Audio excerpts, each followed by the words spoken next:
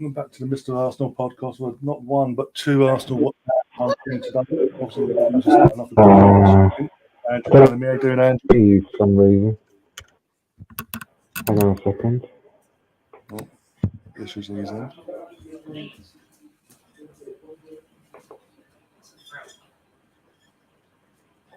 Everything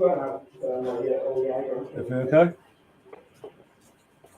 I'll be back in just a second, mate. I can't hear you. Oh, no worries. That's all right.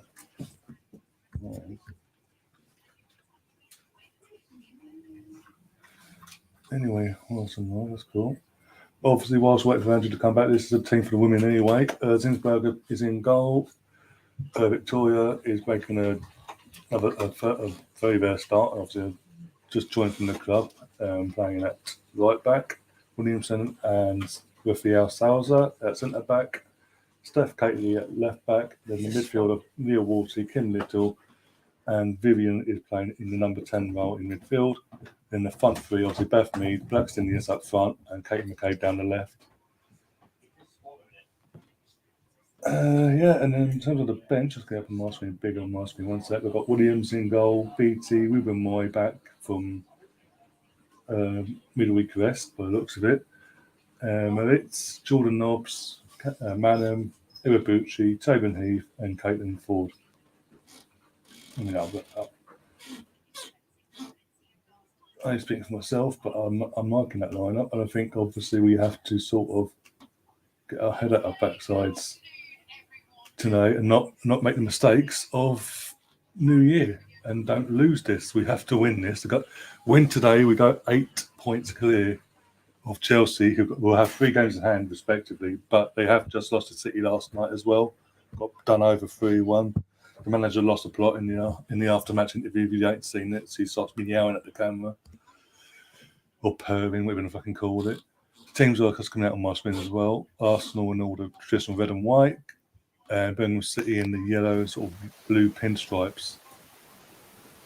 You there, Andrew? Yeah, I can hear you now, mate. I don't know what's going on there. Did all the tests and it was all fine, but when the show started, for some reason I just couldn't hear you. So anyway, it's all sorted now. Yeah, no worries, mate. As I said, our teams are just coming out. Just gone for the team itself on the screen. For us, I'm happy with that. I'm not. There's no one concerning me. Obviously, you want Tobin to start, but yeah, of course. Beth Mead. No, I'm happy with the lineup. Like I say, I'll always stand by not understanding why Tobin doesn't start, but that's I don't know. I've got no reason for that at all. But I'm take that aside. I'm happy with that lineup. Yeah, definitely. Maybe it's a situation of obviously the injury, the length of injury she had while she was out for. Maybe it's an easing her back in and not throwing her into the deep end, risking any more injuries at her age as well. Maybe, I don't know. We're second guessing. Yeah, but everything's always a risk, isn't it? I mean, if she's okay to come on as a sub for the last half hour, 20 minutes or whatever it is, then she's all right. She's all right to start, and you can take her off if needs be. Further down the line. That's what I would do as a manager, rather than there's always that risk in every game, isn't there, that someone can pick up an injury or something. But surely she's fit enough to play if she's on the bench. But anyway, that's the same every single week. I don't, it's good. We can have the discussion with any of our Arsenal teams that we've got that strength in depth that we can sort of say, well, even though we want this person to play, we're not concerned because the player that's playing in that position particularly is just as good, if not at the same level, if that makes sense. Yeah. There's no real concern there. Definitely. We've definitely got a much stronger squad than we had in the previous 2 or 3 seasons, really. So let's just hope we can really, really get our own back on them for that earlier game. And just absolutely smash the life out of them in this game.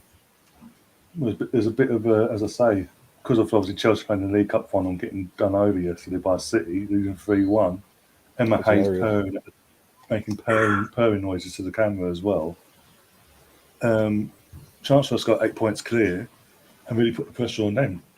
If anything, yesterday's defeat was no matter what the pundits are saying on BBC. I say that actually helps us because their confidence has just been knocked by a team that hasn't been performing well this season. Let's be honest, Man City. Steph Houghton did the John Terry and basically minus the full kit and came out on her crutches and lifted the trophy. And obviously minus the racism as great well. To see, wasn't it? And then losing yesterday. Great to see. Because everywhere you looked, everyone had Chelsea as favourites, like they're going to absolutely wipe before. And you look at the base of the season, you'd say that's more likely going to happen because Man City haven't been performing this season via injuries, this, that, and the other. But I think it's done us a favour because it's probably not Chelsea's confidence, no matter what anyone says. I mean, we're in the running now for the last knockings of the season. If we, as I say, we win, we're 8 points clear. We've got a massive cushion on our hands, no matter what their games. I'd rather have points on the board than games in hand. Yeah, 100%. In this case, I mean, we haven't got the choice with the men. Unfortunately, we have got the completely opposite situation, haven't we? But in this case, yeah, I'd much rather. I mean, that was a really nice positive start with a run down the left wing there as well. The same underway. Yeah, Farrell Williams, one of the ex-Arsenal, as a co-commentator. Yeah. Years ago, Farrell Williams. Yeah, well, shame we can't hear it. I've literally got it on volume of 2 or 3, just so I can hit just about here. Yeah. Russ is in the chat obviously already, saying hi. Nossie Andrew, he's happy to see you. All right, Russ. How you doing, mate? Well, Russ, you'll be happy to know you've got a few hours of us because obviously this is one stream, 2 watch-alongs in one hit. So you've got a few hours of us. Knock yourself out. Going to be interesting to see how Van Roffer gets on today. Right. Yeah. Just on having a throw in now. She's done so far. Again, the opposition hasn't been all that when she has played. She has looked like Raphael Salsers with the ball now. Has looked the part. Has settled it. Does look like she's settling in rather quickly. Yeah, she looks quite slight, doesn't she, to me? That Weinrother, but that's why I'm going to be interested to see how she sort of stands up from the start, really, in regards to sort of just the strength and holding people off and the tackle. But yeah, I agree. Yeah, started her career really positively. But, I mean, Raphael has been outstanding, isn't she? I mean, she's been here for years. It's a shame that she hasn't been, to be honest with you. But, you know, especially for the whole season. I mean, how we could have done with her in the cup final, for example.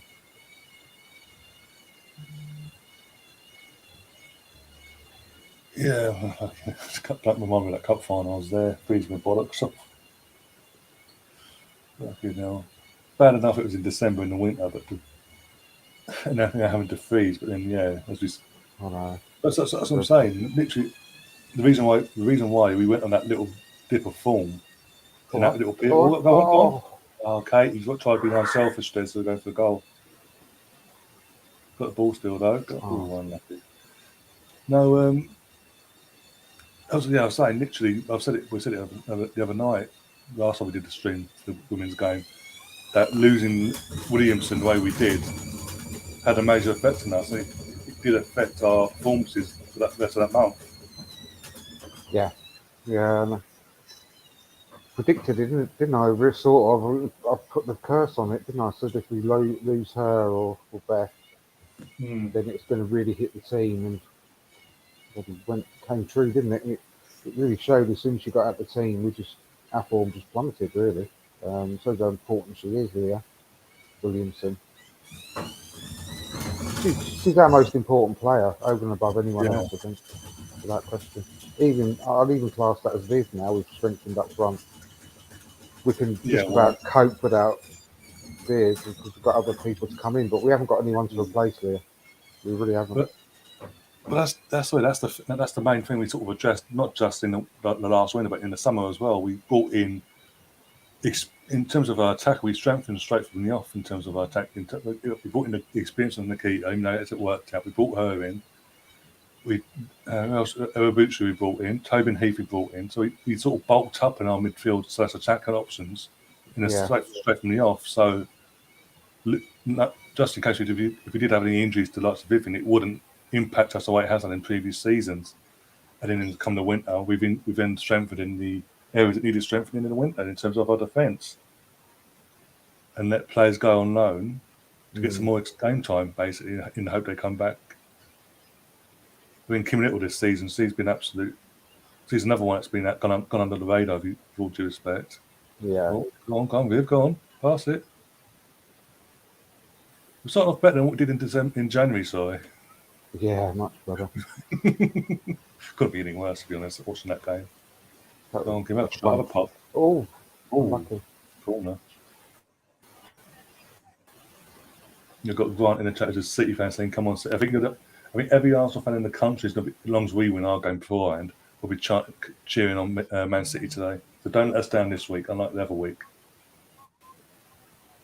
I thought he was saying, "Come on, the City," as in Birmingham. Oh, might be Birmingham City. Might be Birmingham City, maybe. Yeah, that's true. I can't remember now. Remind me, Grant. There's so many neutral fans on this channel in terms of subs. It's hard to keep up sometimes. Yeah, are you cheering on for the blue half of Birmingham today, or from when we were talking about Man City yesterday? Oh, go on. Unlucky. Leaning back when she had the shot off there. Yeah, Williamson.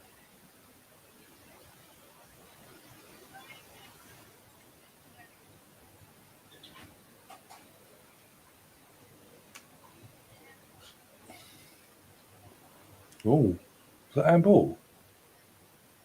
Beforehand. Not sure. Can't tell from that angle, is it? Oh no, it's a chest. It's fine. No, it's fine. Yeah, I don't think so. Yeah, hit a chest. Really. Yeah, so that divisional angle they're showing in the replay is like, hang on. But then they're showing other replays, guys, and it's from better angle. I doubt whether it would have been given anyway because it was such a close. So close as well. Yeah, this ain't be a lot you could have done, really, is there? No, this ain't the men's VAR system, guys. It's literally back to the good old days when you didn't have VAR screwing things over on a consistent basis. Been a good week so far for Arsenal. Obviously, was it Friday night? The under 23s played Tottenham at Bournemouth. Won that 2-1. Had a few, as we were saying, obviously me and yourself were chatting. Yeah, between and all that. There's a few moments. Our luck. Yeah, there's a few scary moments after they got back into it, but can't fault the lads. And was it Hutchinson on that side of the pitch, down the right hand side of their pitch? Every time he got the ball, he looked a threat. Absolutely, it's just outstanding, isn't he? Yeah. Birif as well. The goalkeeper. I think, has he just come in? Because obviously the other goalie we had, and then 23, he left, didn't he, in the January window? Yeah, well, Carl Hines on loan, with Reading. Carl Hines on loan, yeah. He's made his way. The last I heard, he sort of fought his way to the number 1 shirt there, which is brilliant. Yeah, I think he's picked up the knock, and they're between the two clubs are assessing if it needs major surgery, if he needs a little vest, or if he needs actual surgery. If he needs surgery, he has to come back. The season will be done. They're just having because like I said, as you say, he literally worked himself after a few games. He worked himself as the number one there, and from what I was hearing as well, like yourself, getting major again, like the 2 times we sent off Martinez out on loan to Reading, getting rave reviews again back high. Oh, he looks outstanding because I've seen him a lot in the under 23s, and he's always impressed me. And I always thought he was a bit ahead of Okonkwo, to be honest. But obviously the clubs really rate Okonkwo as well, which is great. But I think that with this guy coming in from the States to be sort of technically the number 2 when at Turner, when obviously Bernd Leno's almost certainly going to go in the summer, so he'll come in as number 2. But because he's, I believe, correct me if I'm wrong, I think that Turner's number. He's about 27, something along those lines. Yeah, so he's older than Aaron Ramsdale. Yeah. But I honestly think that he's probably keeping the number 2 slot warm for Carl High long term. I really Possibly, do yeah. think he's got that. I do think he's got that ability to really try and start pressing to be Arsenal's goalkeeper in the long term. He's obviously so young at the moment. So it's looking good. But I mean, Mika Beerith as well. Honestly, I genuinely think he's going to be a real force in the next couple of seasons. He looks utterly outstanding for his age group. I mean, I think he's already got the not only the ability but the strength as well, Yeah. the pace and power. He's built like a proper unit. Just a I tad. honestly think he could the world to his feet. Really, I mean, he looks like he's got everything. So a loan next season would be the best thing for him, I think. Yeah, and you know what? I'd actually probably loan him to the Championship side, if not one of the newly promoted sides, just to get. He's guaranteed at least to be somewhat guaranteed some football in. And so I was having a chat with a few people on Twitter and Andy's WhatsApp groups after that under-23 game, and a conversation with one guy who said that he should come in and be like Arsenal's third striker, replacing Nketiah, and send Balogun out on another loan next year.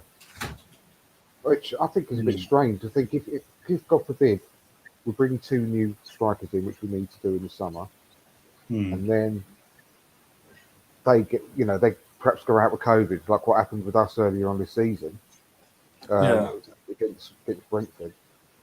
Would you rather have Balogun as the first backup, who's obviously has had this time now at Middlesbrough, rather than Beerith, who has had no first team exposure whatsoever? Yeah. And for me, it's Balogun all day, really, because he's one step ahead of. Yeah. So I'd rather send Mika Beerith off on loan and bring back Balogun to replace Eddie, because at the end of the day, Eddie still gets quite a lot of minutes in the first team. So I think that it'd be good for Balogun to take those minutes next year and work with the squad and be properly brought back in. And as we sort of found out with Balogun, Balogun found out himself, is that we were saying this season, he was too good for the under-23s the first half of the season, but he just wasn't quite good enough for trying to step up. Yeah. So he needed to go, as you say, he needed to go out on loan.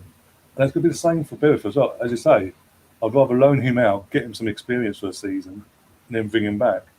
Because otherwise you're risking completely car washing a player's potential career, basically, by just trying to speed him through the system, just for the sake to save a few quid. Yeah, similar. Let's say to a championship side, if not one of the newly promoted sides that come up, where he's going to be guaranteed first team football, or even have a chat with Vieira, Pades, if assuming obviously he's going to still be there. Have a chat with him because he likes working with the young talent. If he's Arsenal, he's got obviously a connection with Arsenal as a player. Send him to Pades. We've got to lose Benteke this summer, don't they? Yeah, exactly. What's the worst that could happen? And it's just so brilliant with our academy at the moment. The amount of quality. Oh, hit the crossbar. Oh. Victoria, the shot there deflected, but it looks like there's a loop in there. Keeper struggled with that. Birmingham City. Yeah. Have a look at this again. Heavy deflection. In fact, it's good save in the end, wasn't it? Yeah, that's what I'm saying. Because he did look like at one brief moment, she did struggle with the deflection there. So he did get a good hand to it. Push it. Did he push it on? Yeah. Yeah, she did. Unlucky. See, that's why you should shoot from the edge of the box more often, because anything can happen, can't it, with deflections and everything. Yeah, go on, Salzer. Yes! Get in, Raphael. Come on. That's the first goal, isn't it? Well, we've been really good for our set pieces this season. Yeah. Really good. Good header. Isn't that a first goal for Arsenal? I think I was about to say that's the first goal for Arsenal, I think. Get in there. Lee Akers is happy, but Del Boy gun in the chat, got Lee Akers. I think she's going to be a good threat from set pieces because she's so tall, isn't she? really big and commanding. Her and Leah going to get their fair share of goals. Good header, straight into the ground and over everyone. Mm. But I mean, marking was hugely suspect, but Yeah, I mean, lack of. she's literally on her own. Oh, dear. Oh, they're all at the other end now, yeah, for the first time.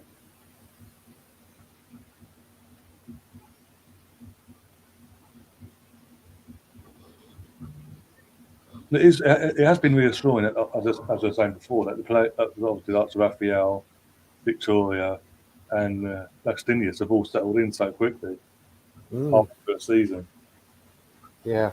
Well, that's what I was going to say as well about Mika Vera. We're all obviously lauded the the 6 signings we made in the summer for they've all turned out to be quality signings and really good scouting that has been done. But that's the one that went under the radar, the Mika Vera, and he's got to be thrown in with that 6 that came in as the 7th one, really, because what a bit of scouting that is for free from Fulham. Exactly. And he looks the business, honestly. So that's another great bit of work from Mertesacker and Edu and everyone to get that deal done ahead of, because he was quite highly sought after. So brilliant again. We managed to get him, especially on a free transfer.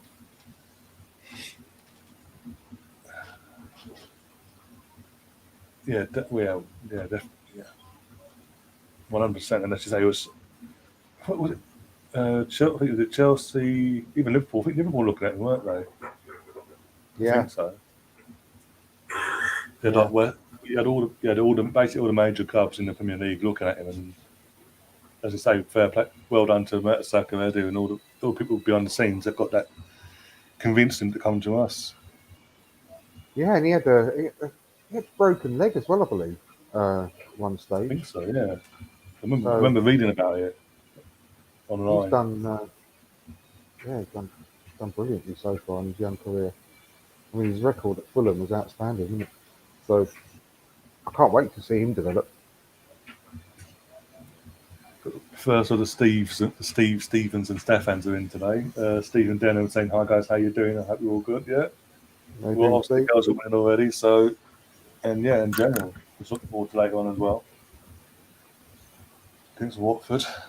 As soon as that team, obviously, when the team comes out, guys, we'll obviously give you the announcement straight away and go for the team, even though this game will still be on. Unless something dramatic happening, we have to sort of divert away for a brief second. Yeah, I'm really interested to see who's going to start ahead. Smith Rowe, Martinelli. I'm almost certain. I'm 75% sure I reckon we'll go for Smith Rowe today, which I think would be the right decision, to be honest with you. I think it's I think Watford, the way they play, if you can call it that, even under Roy Hodgson, it's sort of set up perfectly for either. But I'll say more so Smith Rowe because he just gets the runs of it. I'd say he's more of a small space player, Yeah. and Martinelli's a bit more of a wider space player that he can really run into. And there's no question that Watford are going to be playing like the away side. So we're going to have to break them down. And I think that Smith Rowe is much more likely to be the one to do that today. But it's great to have that choice, isn't it? And have Martinelli and Pepe on the bench to bring on when we need to. So still nervous about the game, even though we should win it. And everything says we should win it, but I'm always, especially this season now, the running, I'm going to be nervous about every single game. Oh, of course, it's like the last 14 games now. Every game, literally, as everyone's saying on social media, the cup final, it's effectively. And again, we're playing, with all due respect, we should, again, on paper, and we should be winning. Based on form, we should win today. But it's away to Watford. They've got something to fight for. It's not like they're in mid-table and safe from relegation. They've got nothing to fight for at the moment. Yeah. Every game is a potential banana skin. I don't want to sound like a big cliche machine, but it's really true. Watford are capable of pulling off something weird. But I did hear, and I don't know how true it is, that Ismail Assar is actually out for this game. I heard that as well last night, yeah. big bonus for us. Yeah, that'd be huge for us because that's apart from him, there's only Emmanuel Dennis that's really a threat. If we're being brutally honest about Watford. Yeah, because I know that he's not been on his top form this season. No, Well, not lately anyway.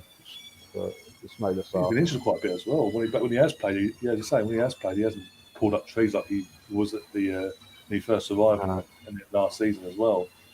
No, because he's got a lot more threat than he's been showing of late. So it's great that he's out. It's one less thing to worry about. Look, that free kick. Taking the caves down. Oh God, don't look good. Let's get Katie, please. Great position for her, this free kick and all. Yeah. Oh, they're coming together, knees coming together basically. Nothing malicious in it basically, in the foul. No. Sorry, bear with me 1 second. I'm just getting a phone call. Yeah, no worries, mate. Yeah, it's fine. So we've got Steph, Kate McCabe, and then after this, devastated over this.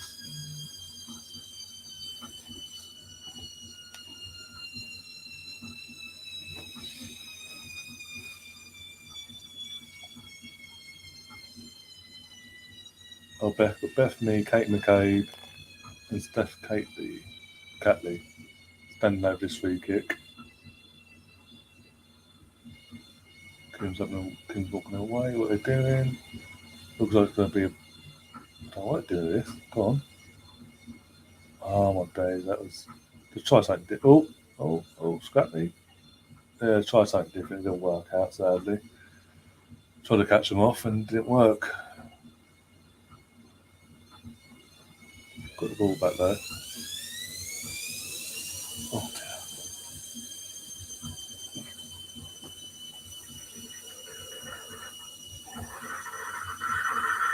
Yeah, by the way, the noise in the background is the washing machine. That will be finished in the next 10-15 minutes, by the way. So I do apologise for that side of things, but can't just stop doing things. I need to do other stuff, otherwise it all piles up and then, yeah, more work for me later on that I don't need.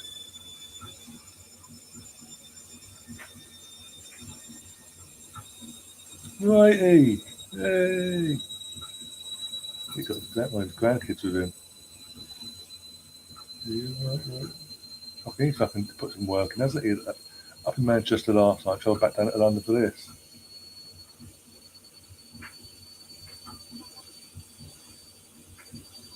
Is it something else?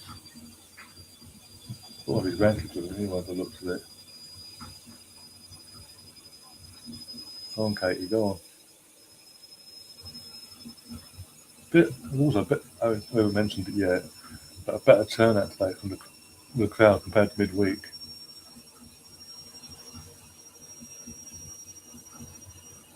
A lot better, especially being on the North Bank.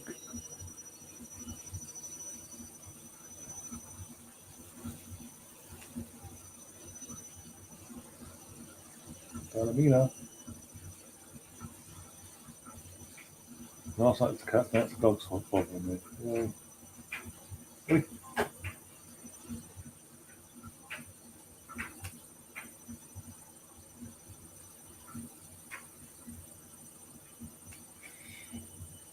Go on, Kim, go on. Oh, okay, again, go on, Steph on the other side. Take the phone, okay, fair enough.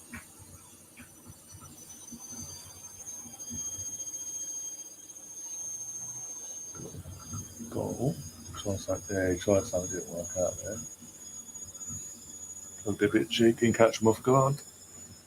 Sadly, though, none of the other attackers were switched on to come out and get over and knock it in there. Or cause a problem at least.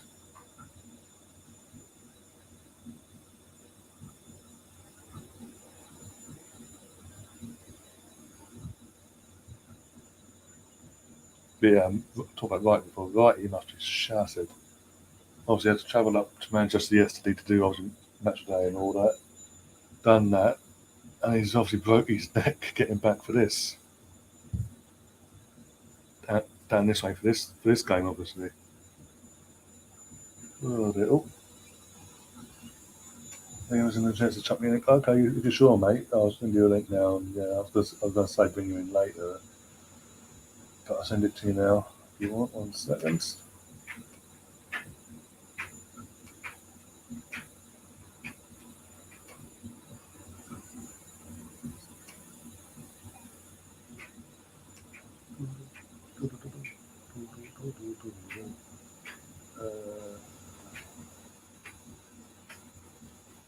Send it to your personal account, not your channel account.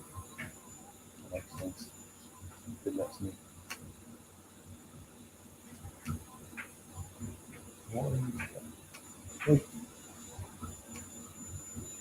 We shall send that. Is now sent. Yeah, Liam's just joining us now to send him the link. But yeah, Oh, cool. I missed much. We had that free kick because I don't know if you saw it. Yeah, I was watching. Yeah. Yeah.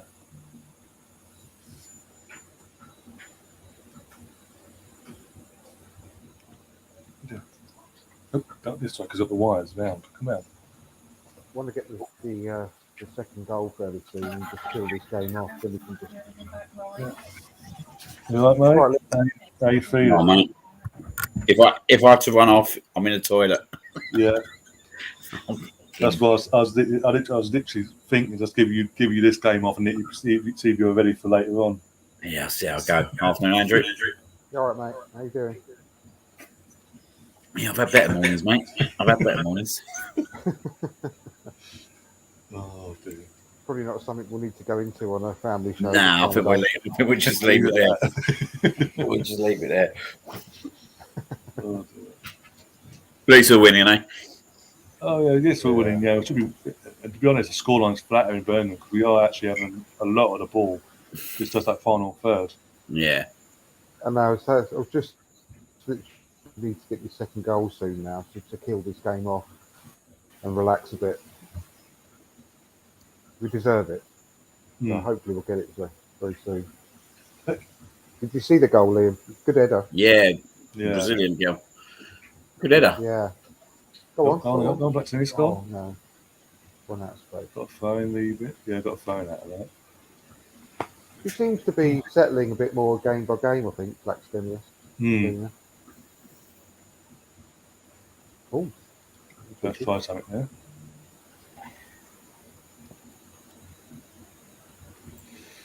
I was just saying as well, while I was off camera, Andrew, obviously they've panned into the stands, and Ian Wright's there, I think, with his other half, and the grandkid. Yeah, I'm saying he must be shattered though, because obviously he travelled up to Manchester yesterday to do match of the day. That doesn't finish live-wise until just before midnight. He's then broke his neck basically overnight to get back down here for this game.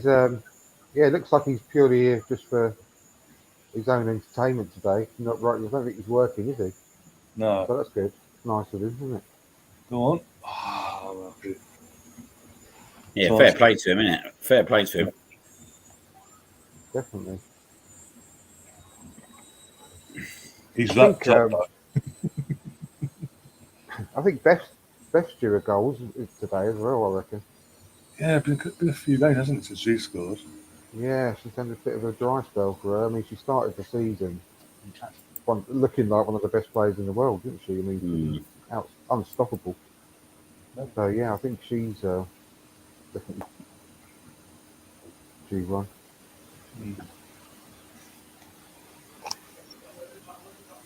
So, Liam, how are you feeling about later on with the Watford game? I'm pretty about Smith and all that. I'm pretty confident about later on. I think we've got too much in like our wing play against these. And I'll be disappointed if we didn't get 3 points. And these are the kind of games, isn't it, where if we can win these games, likes Tottenham and Man United over the last couple of months, ain't been winning all these games, have they? And this could be the difference between getting top four and not getting top four.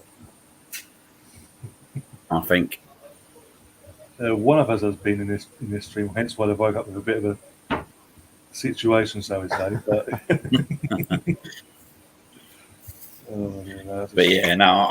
I think we'll win this afternoon. I'm not sure it'll be as comfortable as people are making out, but I think we should at least win about 2-3-1.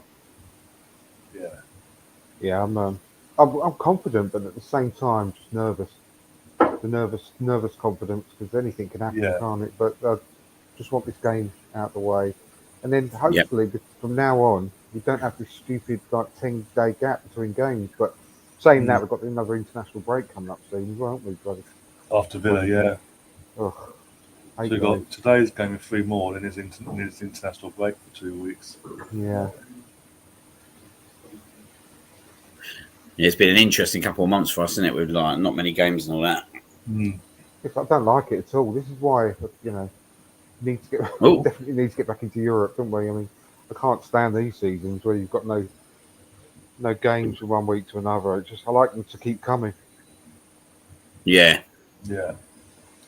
We're so used to, what was it, 26 years, we're so used to having, via either Champions League or near the end, Europa League football, literally a game every other day pretty much. So this season, the withdrawal symptoms this season have been... Come on. Well, go on, what's it? Go on. Good ball. That's got one. That's got me two. Yes. Get in. Eventually winning 3 attempts, but winning. Bit of pinball there. Goal there. It could have been Vivian. It could have been Blackstone. It went to Vivian in the end, though. I'm not being horrible or anything, but she made a great save earlier, the Birmingham goalkeeper. But she looks like someone they've just dragged out a supermarket or something, didn't she? I mean, these are the books of Andrew and no one else on this channel. I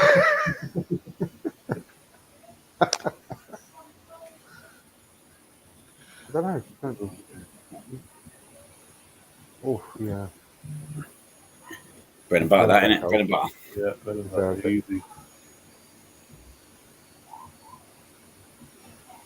You could have said there's a shout for a penalty though, just before, and Kim Nip pass out the way. Yeah.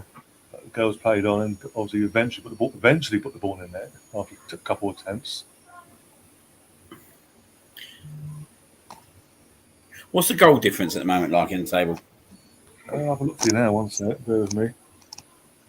I think our goal difference is still the best in the league, like superiority. I mean, Chelsea. I was saying earlier, Chelsea lost last night, didn't they, to City? Yeah.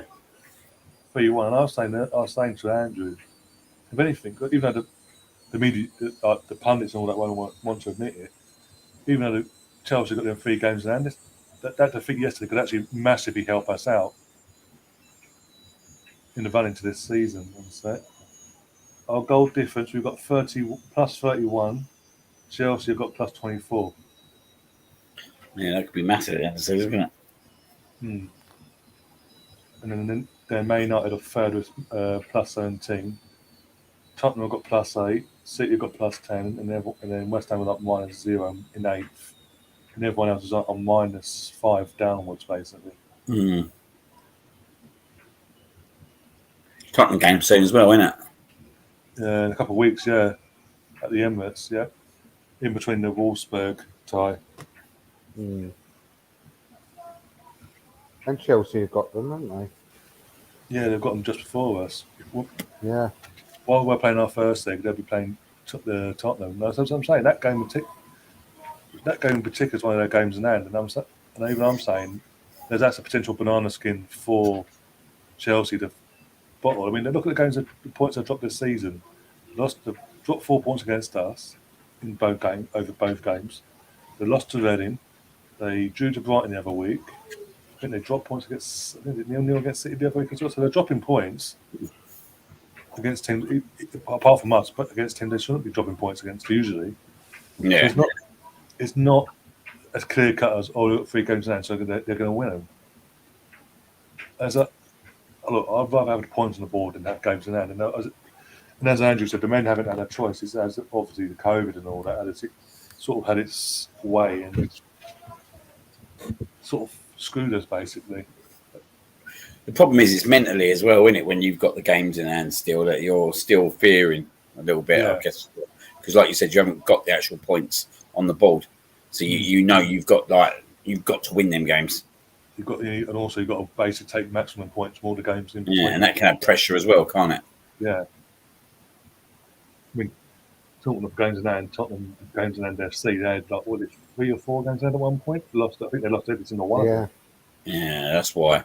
But if we can go above them, if Man United lose today and we obviously win, then we're above them with the 3 games in hand still. And now that is an extremely strong position. It's when you're behind them. It's when you're behind them still, and you've still got games in hand. That's still where you've got a little bit more pressure, haven't you? You've got to win them.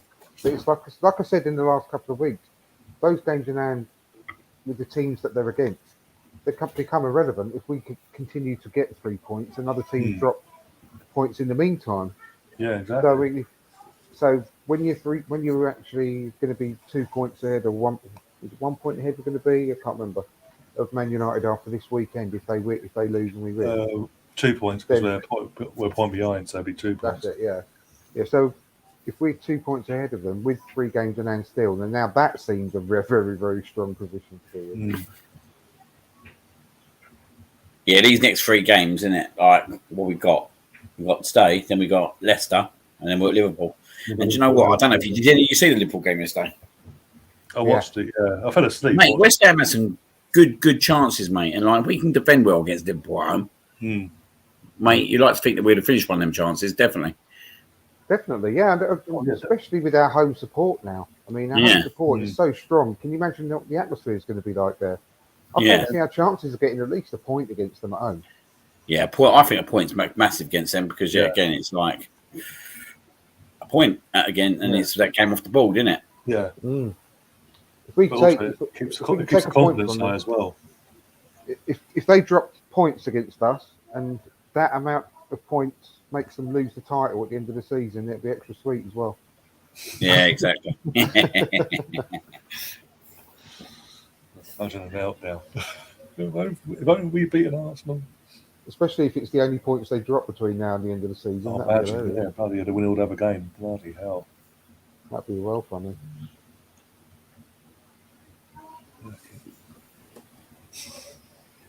Yeah, it's going to be a good game, that is. It will be a good game of football. Just hopefully we can keep our 2 centre midfielders fit for that game. Yeah. And thanks, nice to see you again, Colonel, in the chat. And I know you've put there classifying it as 1 game in hand because Liverpool and Chelsea were lost. I don't see it that way, especially against Chelsea. I fancy our chances against them. I did the match of the day stream last night. So I was watching that was the first game on as well. And all 4 goals were massively avoidable from Burnley's perspective. The defending for every goal was absolutely appalling. They missed out Ben Mee, didn't they? Yeah. Ben Mee was a big loss for them yesterday. That's really, really un-Burnley-like performance that was. They just collapsed. Yeah, I didn't see that. Yeah, after being 1-0 down. It was 0-0 at half time. 0-0 at half time. Yeah, 0-0. And it just fell apart in the first 27 minutes. Yeah, because I was watching Villa, but my screen just cut away, unfortunately. But Villa was winning 2-0 at the time anyway, so I switched it over and watched the rest of the Burnley-Chelsea game. And I just think it was a really un-Burnley-like performance.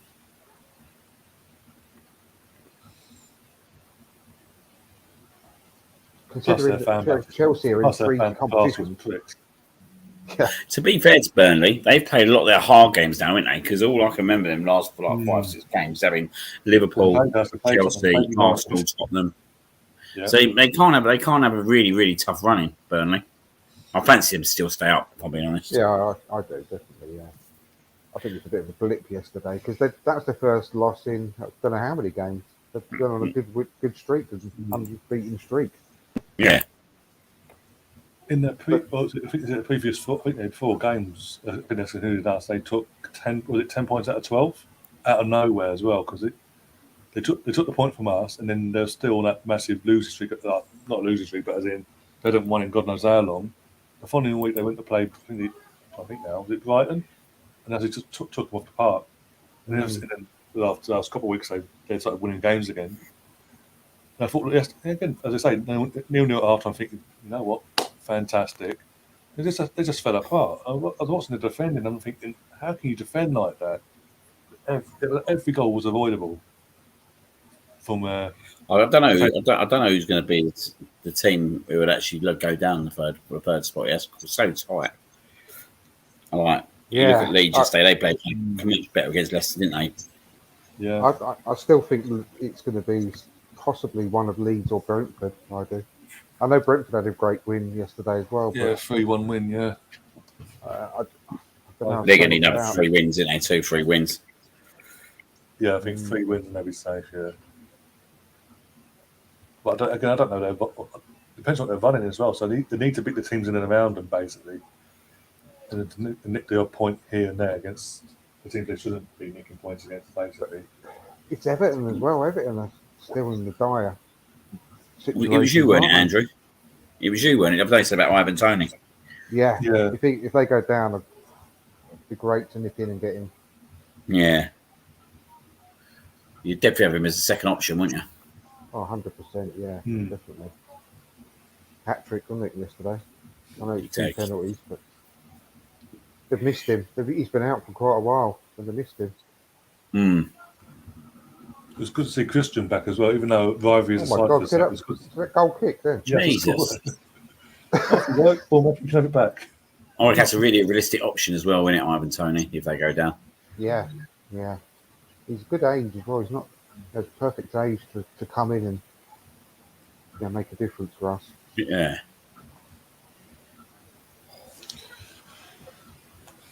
Can also say no reason he says Chelsea because we haven't beaten Chelsea technically in front of away fans or fans in general away from home in 10 years. No, we got that great draw, the Martinelli draw, as it's known. The 2-2, yeah. But then we beat them. We did the double over them last year, and I know it was no fans there, but I mean, you've got to take into account our away fans as well. Our away fans are some of the best in the division. Always have been. So I think we probably outsing them every single time. And you also got to remember Chelsea. There's going to be I think there's going to be a bit of a sudden drop in their form and performances now. Everything that's going off behind the scenes with Roman and all that. Yeah. And what was it? Sky Sports today. I got a notification this morning saying that Roman's had up 10 bids, and the majority of them are from people in America, basically. Yeah, I saw that. Yeah. But it's got to take some effect mentally. Plus, also they're still in 3 competitions as well. Yeah, that's the key thing. Yeah. They can stay in Europe as long as possible. Yeah. Bit like Manchester United. I'll go them all to get as far as they can at the moment. Helps us out, yeah. Less games, more games for them, less for us. More chances of injuries. Yeah, that's like injuries and suspensions and all that.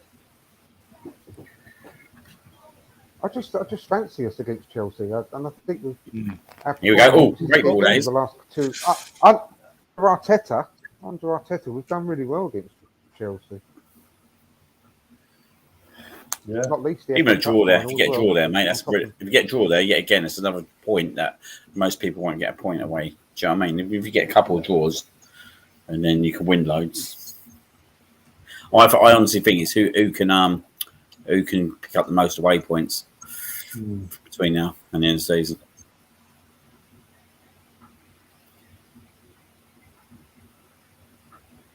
I still think we can afford to lose against Chelsea and Liverpool and still comfortably finish 4th. Anyway, I think if we get 10 wins out of our last 14, like we were saying yesterday, Ryan, I do still fancy our chances. But I don't think it could be 2 losses against those 2, but I'm not so sure. I definitely think we could probably potentially come away 4 points out of Chelsea and Liverpool. Beat Chelsea, get a draw against Liverpool. Yeah, I look at the United Tottenham game next week, and I really think if I want one team to win, it's United, because I look at United games, I look at Tottenham games, and I think United games are much tougher than Tottenham's at the moment. I think obviously on a normal day I'd want United to probably beat Tottenham, but yeah, I think that game, I'd rather Man United win that game, because I think that kind of, and if we can get something out of Tottenham, I think that just kills them. I'd rather have a draw and loads of injuries in that game and sendings off. That would be the draw. Would be a fantastic result as well. Definitely. Yeah. I think United have beat him at Old Trafford though. Yeah, guys, remember what was it last season? They beat 6-1. 6-1. It was 6-1, wasn't it? Yeah, start of the season. No, One mate, of the worst not games I've ever seen. Got to sort of caught everyone off guard because no one was expecting Tottenham to win, let alone win 6-1. Especially when we actually think about it. That was unbelievable. Actually, it's probably the kind of game Tottenham will win. To be fair. It's one of the worst games I've ever seen in my life. That was. Oh yeah, do you remember that? Didn't have a penalty United after about a minute as well. Yeah, literally in the first half. They went 1-0 up, didn't they? Minute and a half, yeah. Yeah. Bruno from But the spot, yeah. Tottenham have had good fortune in Manchester, full stop, haven't they? The last couple of years. Mm. Time for that to end next week. Yeah, no, I'd like just a boring 0-0 draw with injuries and send things off. That'd be nice. It's sort of based on their form as well, like both teams' form in these sort of games. It is kind of set up to be a dull 0-0 draw next week. They also got to remember after that, Man United got to play Liverpool at Anfield the week later. So I'd rather be opposite than fucking United. Colonel's. Well, that's what I'm saying. Like, United could be in quite a big bit of trouble after the next 3 games. If they don't get any results that go their way. I know. And they've got Atletico between it as well, second leg. Then again, United looking at a team that go to City today and win that, though, haven't they? They've done it quite a few times, haven't they? I swear to God. Yeah, I think Solskjaer had one of the best records against Man City, didn't he? Remains to be seen whether it will happen under Ralph. I wouldn't be playing Ronaldo today up there. No. Half time, there we go. 2-0 to the Ghosts. Rafael getting their first goal and Vivian with the second. Oh dear. Colonel's fishing for me to go in on the 2-footed on the old heart thing again there. But... Sorloff. He ain't done that well though, has he, since he left and went? Where'd he go to Leipzig? I'm back in a sec, guys. One sec. No worries. Yeah, everyone. I've been pretty vocal the last couple of weeks about my thoughts on Haaland. Definitely should be going for him 100%. I don't know too much about Sorloff, to be honest with you. I can't really comment too much. I don't know about his current form and how he's been getting on.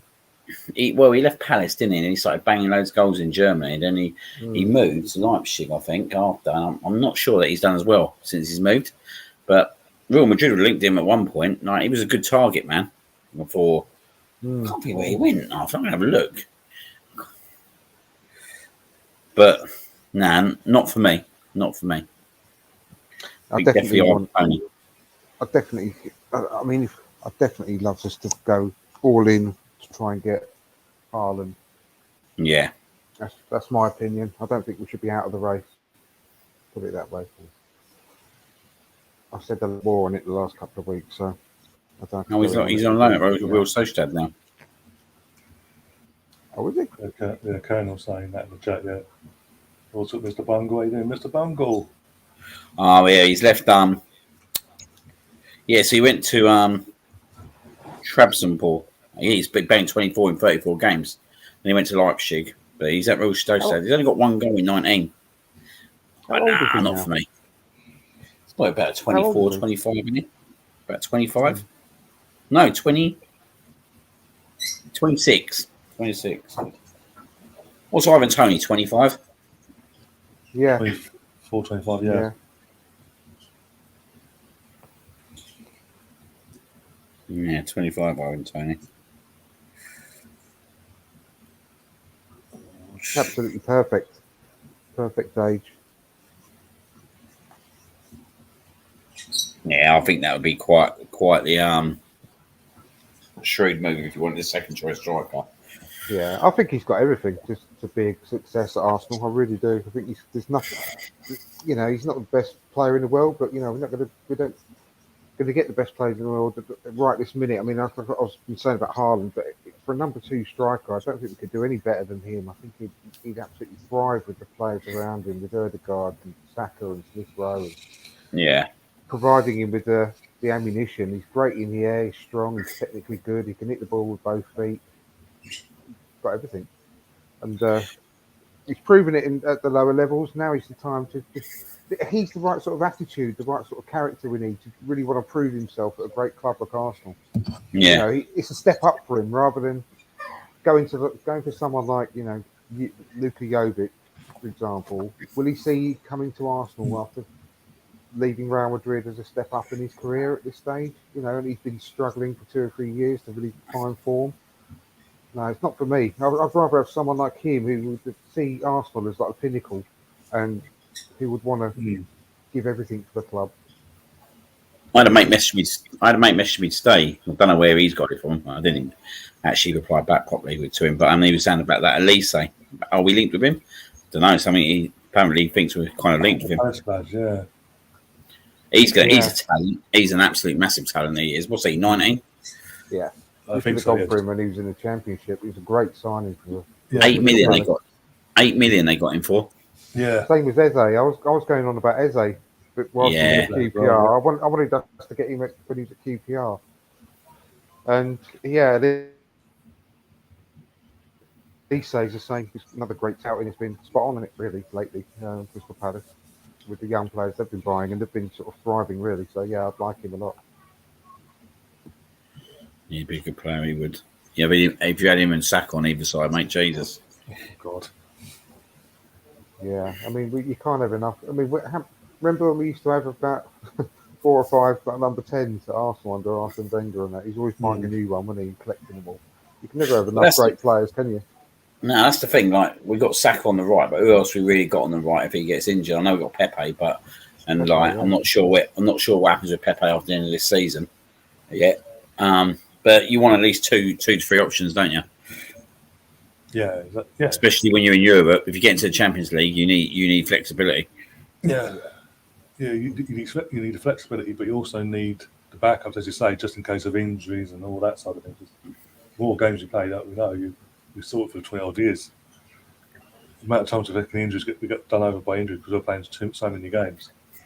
So we need as much depth in every position as possible. Yeah, definitely. Because I mean, look at how many options Man City have got. I mean, the key is keeping them all happy. Yeah. But somehow Pep does. Yeah. And none of them complain. They all come in and they play like they've never been out of the team, don't they? That's the key, managing the squad like that. So if Arteta can do that with a really good tight-knit squad nowadays, that he's managing to get all the players with the right kind of attitude to stick around and fight, which is why I'm interested in Pepe, because Pepe he's survived all this cult, hasn't he?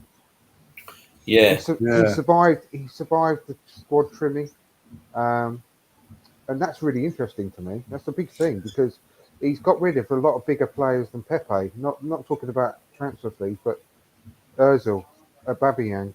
He's got them all out of the club, and he's managed to survive. So there must be something there in the end, because everyone was going on and on about there must be a problem with Pepe and Arteta. Arteta can't rate him, blah blah blah. But he's still there, so I think there's promising personally, because I'd love us to keep Pepe for a bigger challenge ahead in 4 competitions next year. I'd love Pepe to be around because I think he's a really, really good player. So we need as many good players as we can get. It's just consistency of him, isn't it? If he gets that consistency, then he's one heck of a player. I keep saying this until I'm blue in the face. How can you get that consistency if you're not getting consistently picked to start the game? Yeah. He's never had that.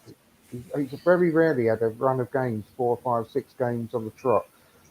And when he does, he invariably at least scores or does an assist. Or, you know... When's he going to get that, though? This is the thing. Yeah, so... That's the problem, isn't it? That's what he's stuck behind. I was talking about how Pep manages his squad to keep them all happy.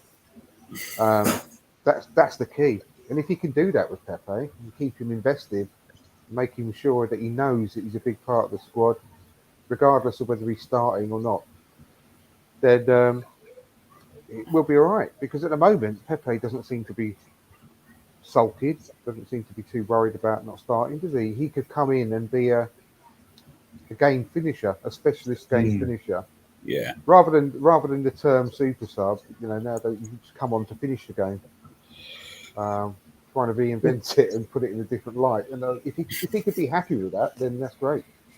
I think he's definitely capable of that. We showed that against Wolves, didn't he? Yeah, definitely. And that goal was unbelievable.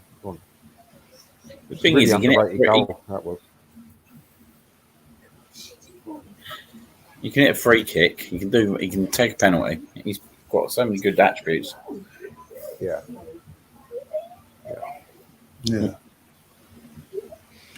Mr. Bungle, we are doing a watch. It's literally this is one vast double watch along. We're doing the women's first, and then I'll do the men's straight afterwards. Yeah. So do stick around. I'll be back in a minute. You know, mate. Yeah, go on. All right, mate. Take your screen for a sec. Yeah, and Colonel's saying there about the Netherlands midfielders. Yeah. I mean, Frankie de Jong, he's got. I mean, especially de Jong. I mean, he'd be absolutely unbelievable signing, wouldn't he? So would Van der Beek in the sort of the role that Xhaka's fulfilling at the moment. But both of them, I wouldn't turn my nose up either of them. To be honest, I think they're both brilliant players. And de Jong is a proper leader as well, isn't he? He's a proper leader on the pitch. But so technically good. But I can't see Barcelona parting with him. Not now, not with Xavi, no.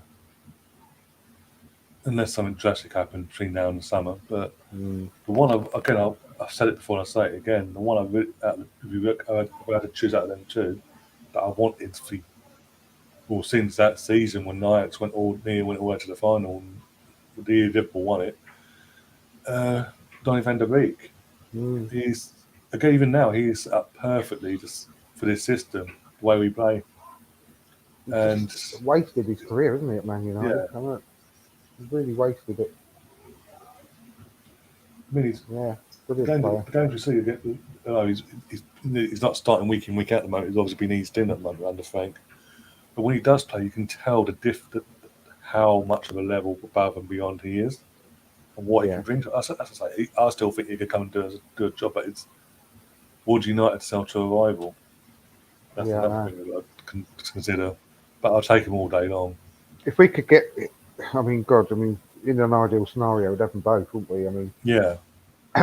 But if we get one of them, I'd say that definitely Van der Beek is the most likely because of the situation he's got at Man United. I really can't see Barcelona parting with de Jong at all now. But he's the sort of player that should be building the team around, really, the midfield around. So it'd be really unlikely. But if he did become available, what a signing both of them could be. And it'd be amazing.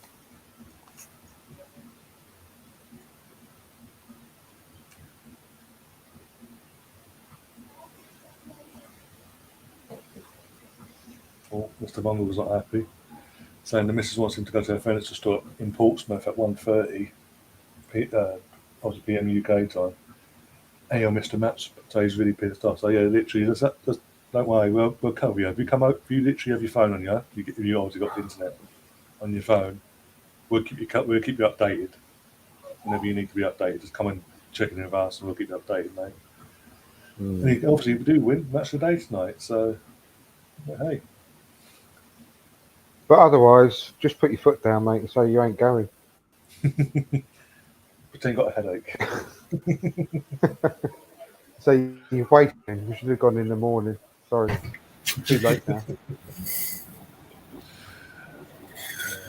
Yeah, Odegaard is playing on the right. Odegaard's very much playing on the right of the front three now. Midfield three, sorry.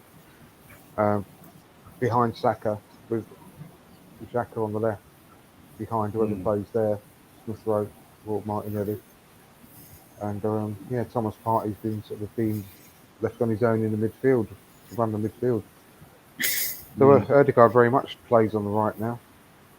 He's not a number 10. He drifts inside, obviously, like both of them do, but It's an upside down triangle. The thing on the right tip.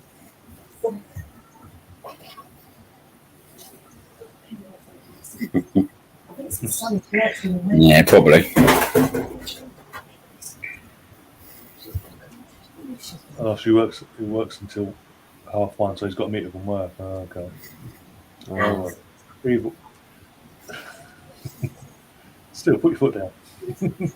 Can't you just buy something at Asda instead?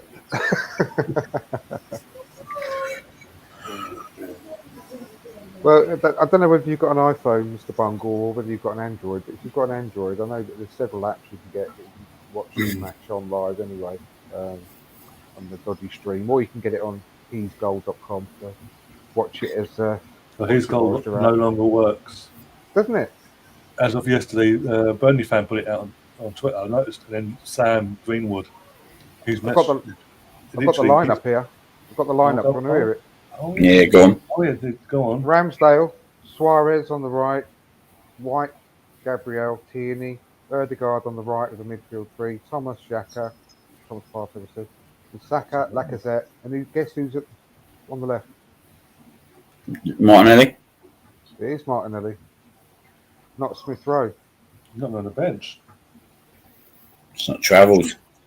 No, not trouble at all. No, Tommy Asu still either. Yeah, No, that's interesting. on the bench, we've got Leno, Holding, Tavares, Swanson, El Neni, Lokonga, Pepe, Hutchinson, and then Eddie. Yeah, Fancy Martinelli scored today. I hope so. He drew a goal, isn't he? Touchwood. Thank you. Yeah, Yeah, that's he's cheated as interesting. well. I wonder what's happened to Smith Rowe again then. He was back Might in be training, difficult, wasn't he? Back Might in be training all week. Yeah, might be Maybe they just don't think he's ready yet. because we've got Leicester, we've got a couple. We've got, after today, we've got obviously Leicester next week, and then Liverpool the following week, like midweek wise. So just a precaution, just to save him for them games possibly. Yeah, So but I've got an not option at least. to not even have him on the bench is a bit strange, isn't it? Hmm. Yeah. Colonel's not happy. He says, I'd rather have Holding playing and Ben White at right back. To be fair to Cedric, though, for all the criticism we do give him, on not just this channel, but in general, the last few games he's come in and played, Played really no well. issues whatsoever for the And you last weak, month. like I've said this point before, haven't I? You weaken two places if you do what Colonel said, in my opinion, because the midfield, the central defensive partnership, him and Gabriel have got now is so strong. Why would you break that up and put a non-right back at right back? So you thus sort of technically weakening the right back slot. And the right back slot is weakened anyway because Tommy's been out. But Cedric is doing a good job there, but he needs a specialist right back. Ben White's not a specialist right back. So why would you weaken the central defensive partnership and the right back situation as well? To me, it makes more sense to just have that one weak in place rather than the two.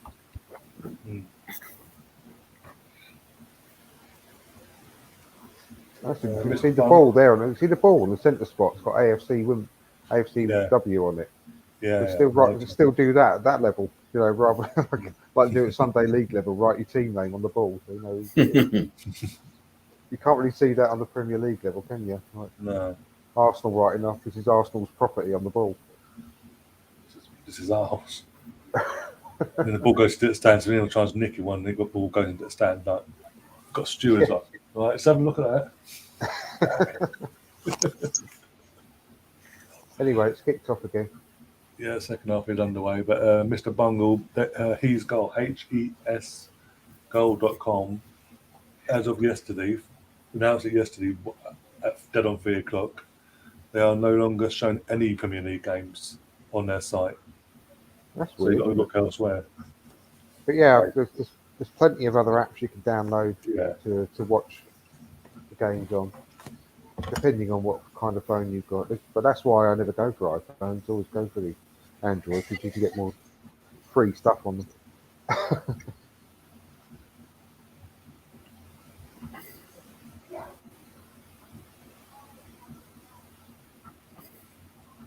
But I do believe that the commentary is on Radio 5 Live, if I'm right, as well. So just take your earphones, Mr. Bumble. Listen to it on your phone as you're going around. Or it'll probably be on the Arsenal.com website as well. I'll see the commentary there.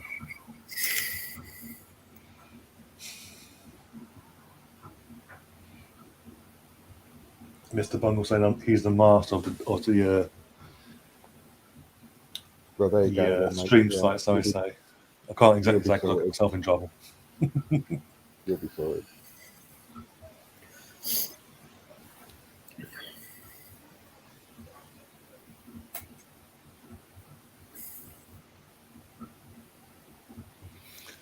Oh, yes.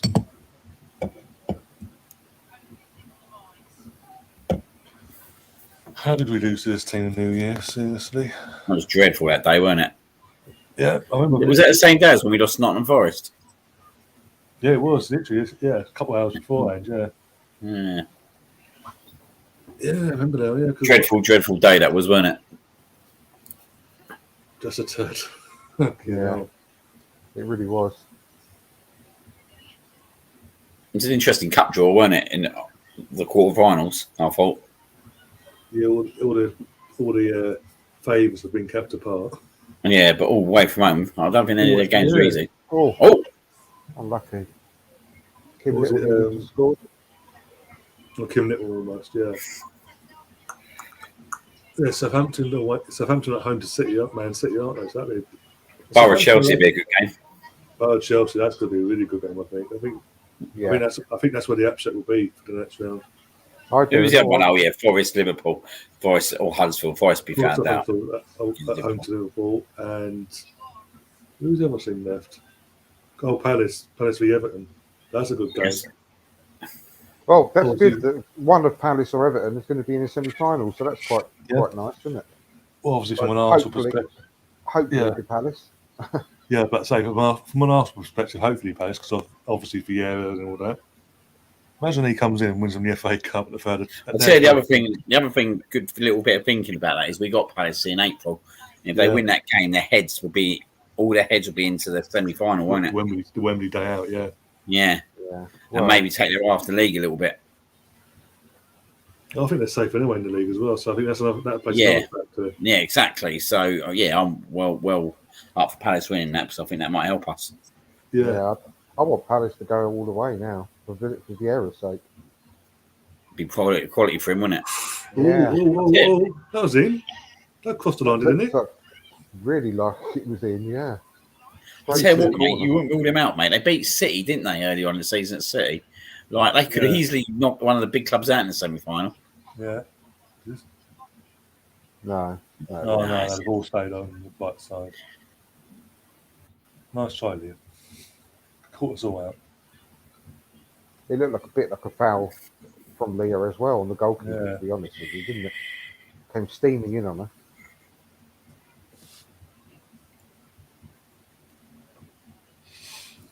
Oh, dear. Oh, God, I don't know how that got right across there. Colonel says he wants Southampton to win the FA Cup. The reason why I was saying Arsenal, Palace, because obviously Patrick Vieira actually has at the club and all that. Yeah. We're not in it, so the next best thing is obviously Vieira won it in his first season in England as a manager. That'll be something. Do the same thing as Arteta, wouldn't he? Yeah. Lived it as a player and a manager. Yeah, they both would have lifted it. Yeah. Amazing, wasn't it? As captain as well. Both as captain. Yeah. He's done all right there, Vieira, I think. I've been really happy for him this year. I really wanted him to do well at Palace. Because that was a risky move for Palace because they were changing their style of play as well. Yeah. Because the last time they took that risk, it was a debut, wasn't it? And it didn't exactly work out. So I really wanted it to work out for Vieira. Obviously, the connections as an Arsenal fan, growing up watching him. You just can't do anything but love the bloke, can you? Mate, he's an absolute legend, isn't he? Well, what was it? Match today last night. Like Brighty and Mikovic was saying, what he's done this season so far is phenomenal. As a neutral, it's pleasing to watch as well. It's not like as you saw previously. It's just like you Palace, Roy Hodgson, you knew what you're getting. in terms of the style of play. You weren't going to get a falling sort of game, like get your bums off your seats. Whereas they're playing some really good football now going forward. I mean, like yesterday against Wolves, away from home, he sets the team up to attack. Yeah. You wouldn't get that under the likes of Roy, with all due respect. So massive plaudit. He's got to take massive plaudits no matter what happens this season. He's checked. The whole squad was changed as well, wasn't it? I mean, how many? Yeah. Wasn't it 14 players that left in the summer? They all left for free as well. Like had all that. He had all that to deal with. Loads of young players. Bringing a whole new squad. Yeah, because they changed their centre backs, didn't they? Yeah. 2 centre backs changed. Done a great job. It'd be interesting with him. I think next season is his big season, isn't it? There because obviously second season, isn't it? Like I don't think he'll struggle personally because the players they've got there. But I think it'd be interesting to see what they buy in the summer as well because I think they'll continue with their philosophy of trying to get young players in. Yeah, which do you know what I mean? They'll pay the likes of Sacco and all that, like 150 or 120k a week back. Like, do you know what I mean? Benteke and all that, and it's. There's no transfer value, is there, on all them kind of signings? Where now they're getting players in that are young, that's going to have massive transfer value. Like Eze, like you said earlier on, Eze, if he can get himself back fit like he was last season, he's another player that could easily sell for big money. Yeah, well, that's the key. I was just about to say that. Who they can actually keep hold of as well. Can they keep hold of Elise and Eze and players like that? I think even Mitchell, innit? Mitchell at left back's good as well. Yeah, he is. He's another one. Like they sold that Wan-Bissaka, didn't they, for like 50 million? If they could, the best position to sell a player is a fullback because it's not going to cripple you, but at the same time, they're quite important nowadays. Yeah. We're going to need both our fullbacks fit against them. I've got a feeling that Nketiah will end up there. Yeah, I think he'll end up there. I think he'll end up. And I think he'll do quite well as well. Do you think he'll do well there?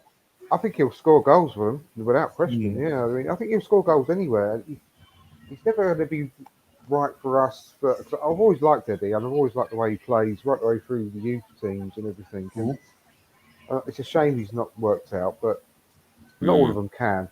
But I still think he'll score goals wherever he goes. He's not the player that we need to take us up to the next level. That's obvious, but. I reckon at a club like Palace, he'll score like 15 goals a season. We have an update, by the way. And Tomiyasu's out for calf. Emma Smith-Rowe's got COVID. Got COVID again? Oh, no, it just says he's out for COVID. When did he last have COVID? When he was out ill, it was COVID.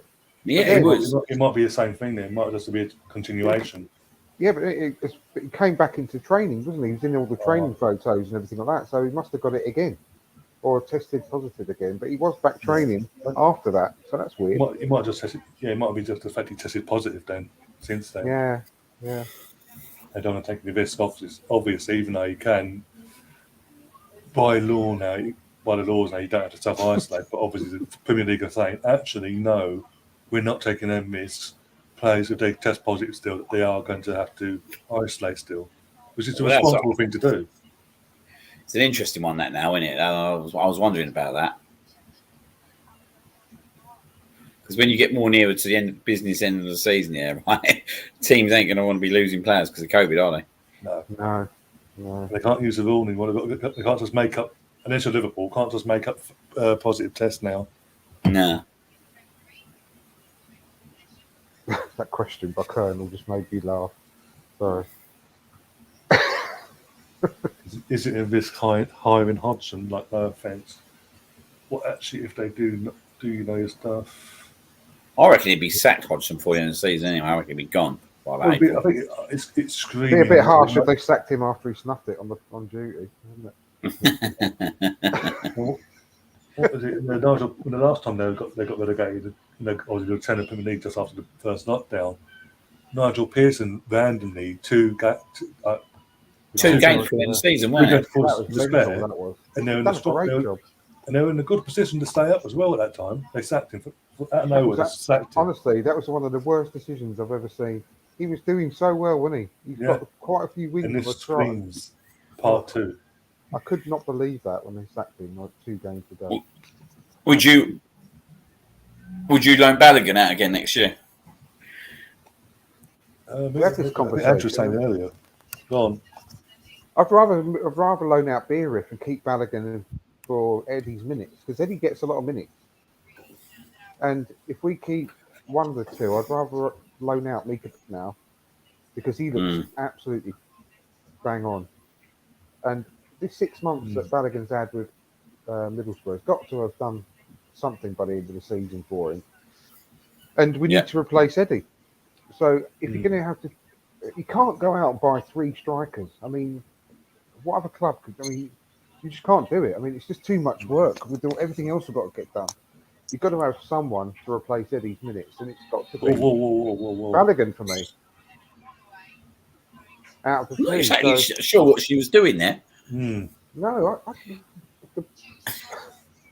Let's have a go right there. There's literally just a vroom. I wasn't quite sure. Yeah, no, I do kind of agree with you. As long as he gets enough minutes, do you know what I mean? If he's not going to get enough minutes, I want him to go on loan again. Even if it is like a lower Premier League club. But yeah, like if he's going to get the minutes, then I like to keep him. I watched a couple of games with Barry, and like you can tell what the class he's got on the ball. But you've got to think logically, right? Because I totally agree with you, but I think there will be plenty of minutes. We've got all the cup games, and it's going to be in Europe as well. Depends what Europe though. It's going to get substitute minutes, because players are going to have to be rotated more with, the more games we've got coming up. And we've got to replace Eddie, and but at the same time we've also got to replace Lacazette and Aubameyang. So you can't physically go and buy 3.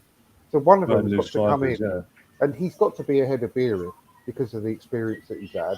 He's had more, not had a lot of first team experience, obviously, but he is getting that now with Middlesbrough.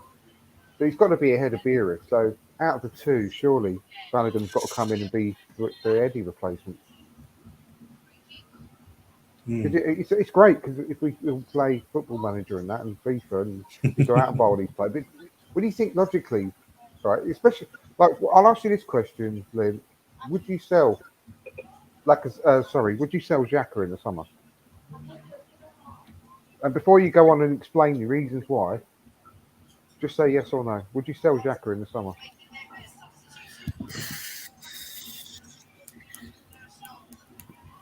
If we sign, but the problem is, right? If we sign someone else, so say we bought Yuri Tillemans in the summer, right? We still haven't got enough cover in centre midfield, have we?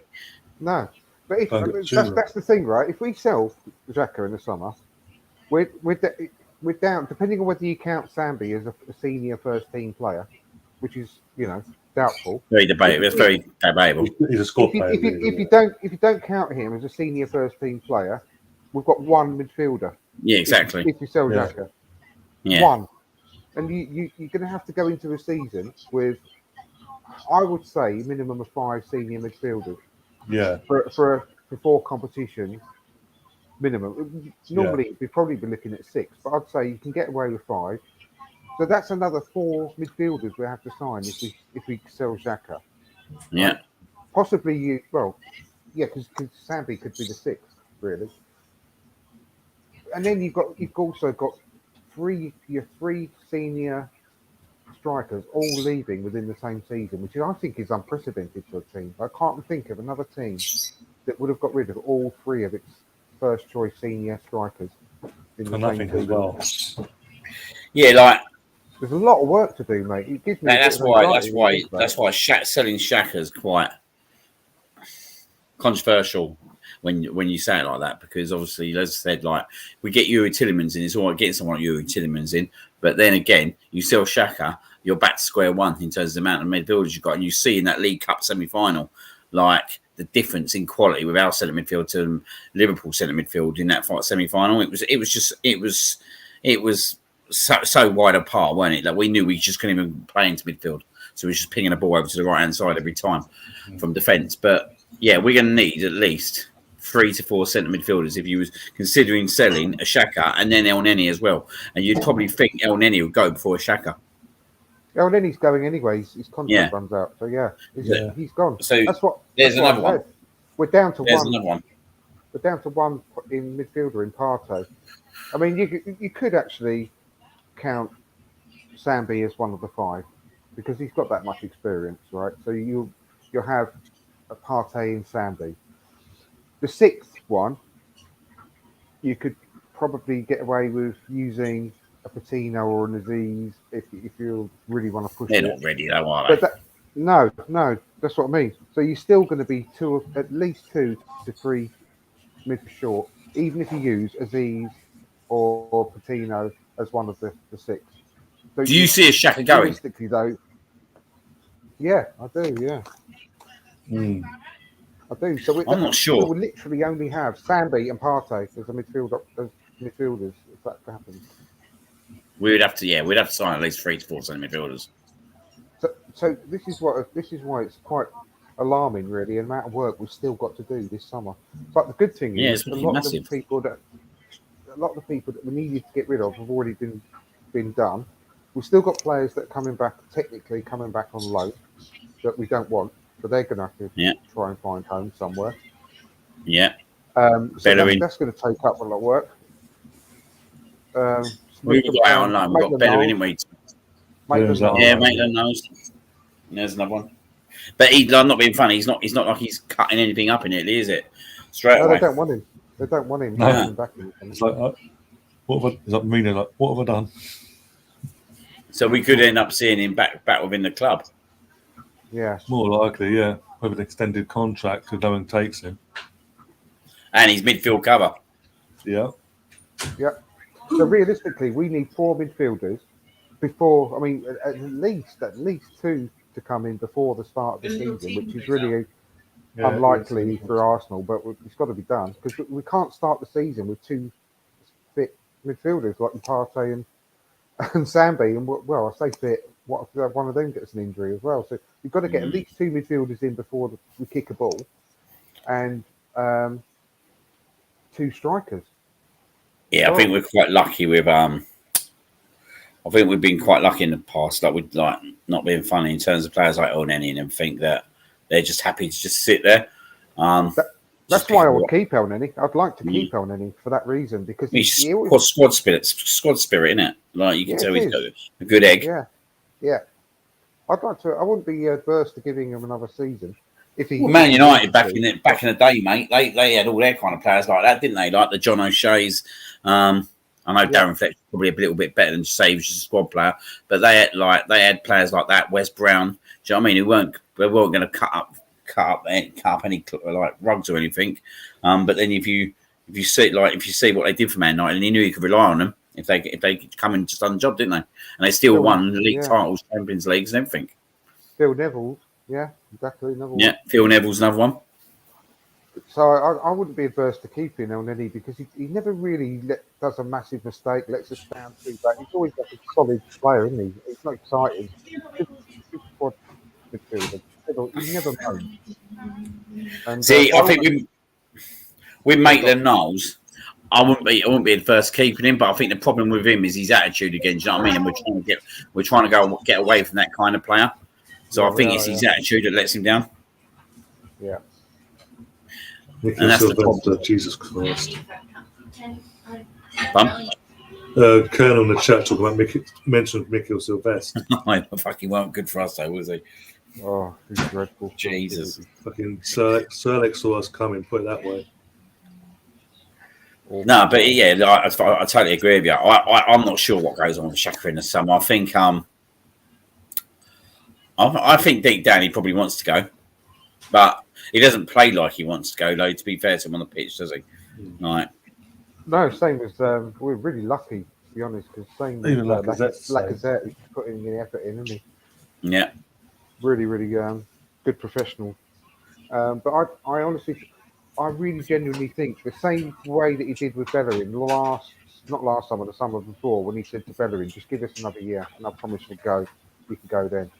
I think the same thing happened last summer when Xhaka had that 1 foot on the plane to Roma last summer. I think that he's, they sort of really had a good heart to heart. Said, look, just give me one more season, and you can have your move the following summer. I just think that's the case. I get that feeling because I really do think Xhaka wants to move.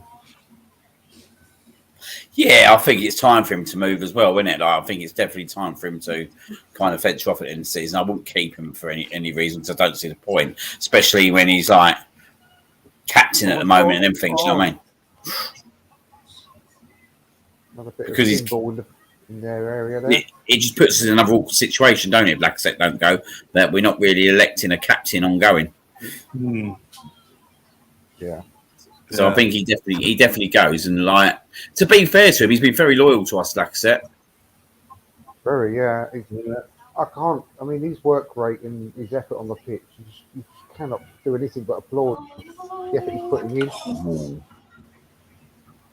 No, he puts it all in, don't he? But he just doesn't get the rewards in terms of goals for the work rate he puts in. No, he don't. Instead of, but yeah, you're right. For whatever. Well, it's Tobin. Thank God. Yeah. There's some bench though, in it. Bringing these two on. Yeah. And you've got Manham coming on as well. Oh, Manham, yeah. You used to get centre midfielders in the summer. What are the kind of players that you'd go for? Tielemans is one of them. And well, we had a conversation earlier before we joined about Van der Beek, didn't we? Van der Beek is there. Frankie de Jong was that one you said, Ryan? But Yuli Tielemans, Van der Beek, and Basuma. Be my three options. Yeah, Basuma's a good shout, isn't it? Basuma's a well good shout. All Premier League proven as well. They won't need time to settle in. And as I say about Donny Van der Beek, he'd be perfect for the system that Arteta wants to play as well in that midfield. I really wouldn't say no to either of them. I mean, Frankie de Jong is the dream one for me, but I don't think Barcelona will let him go. Van der Beek definitely would be outstanding replacement for Xhaka because of the role Xhaka's playing now, or being asked to play now, at the top of that front three, midfield three.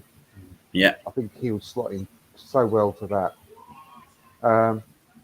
I think it's all gone quiet on Basuma. I think because of the style we're playing now, because we're not playing with a double pivot like in the 4-2-3-1 anymore. I don't know whether we've sort of moved away a bit from that type of player, but I still love. Don't get me wrong, I still love him to come in. He's that type of guy. I think will slot in really nicely. Who was the other one I was thinking of? God, fucking hell. Just thinking of another player that I was going to talk about. Ward-Prowse. Ward-Prowse would be a great one. Ward-Prowse, he'd be a good shout. That's a good shout. Set piece in him as well. I don't think it cost the earth either, and he's obviously seasoned Premier League. What do you reckon? 35 million? 35, I'd say. Yeah. And he's still, what is he, about 27 now, I think? Or something 27, like is he? 26, 27? I'll check now for you one second. He's had so many, he must have several hundred games under his belt already. And his work rate is that Southampton. Oh, yeah! Yeah! Come on, it's Bethmead. Come on. Game set match. Even though it was game set match already. That's good. We've still got Tobin to come on with Iwabuchi and Marnham. Still haven't come on yet as well. So fucking ridiculous, isn't it, mate? Brilliant. Nice goal this was as well. From Born in 94. Oh, 28 then. Yeah, 1st of November. He's 27 now. He'll be 28 in November. Yeah, you said about, I'll tell you who else you said about. Loftus-Cheek. Yes. Ruben, yeah. He would be a great player to come in as part of the squad. Physique as well. He was one of the. He played brilliantly the other day as well. Did you watch the game? He had an outstanding game for Chelsea the other day. Who against? Was that West Brom? Luton. No, the Luton game. Oh, Luton one. I know it was only Luton, but he ran the game completely. He's still got to go and do it, ain't you? Katie, Little, and who else is going off? English player as well. Yeah. Quite an English core. Oh, Vivian's going off for Tobin. Yeah, to be fair to Cedric, he's been doing pretty well for us, isn't he, at right back the last few games? So I'm not really that fussed about the right back at the moment. He's obviously Like, as long as we planning get to ahead him, for next season, that's all. Yeah. Colonel put a really good point in. I sorry to, but I honestly think Lucas Torreira would really sort of be an Arteta's type player. But I don't know what's going on there. Whether because he would be, I mean, he's right age. The attributes that he's got as a footballer are the types of attributes that we would actually look for now in a new signing. I mean, he must be still about 24 years old, 25 maybe. do you remember when Everything seems when set for him Arteta to be first come in? successful. Yeah, He was like the best player for the first 3 games of Arteta's reign, weren't he? yeah. What I'd love to know what's going on there because I mean I agree with you, Colonel. I think that if we could somehow manage to repair the bridges there, it'd be great. We'll have to Because play. I can He wouldn't have you to can play a only fee, think would that you? he doesn't want to play in the Premier League. He doesn't want to be in England.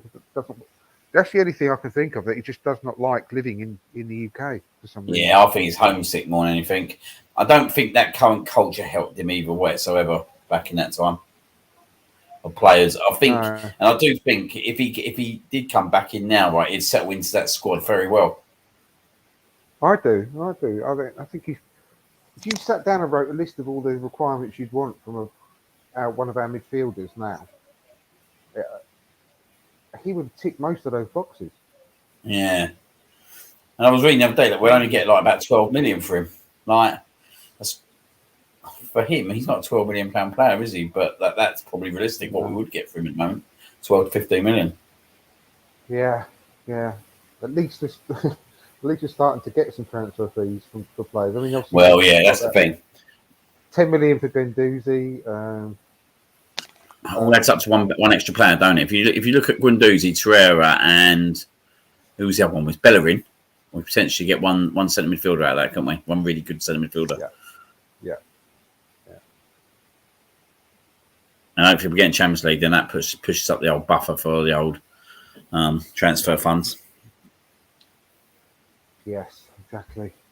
That's why I'm so nervous about every game. I think it's only going to get worse as the season. Yeah, mate. Every game's hard, though, mate. It's not a game that's easy. It's not a game that you sit there and think, that's a gimme. That's a 3-pointer.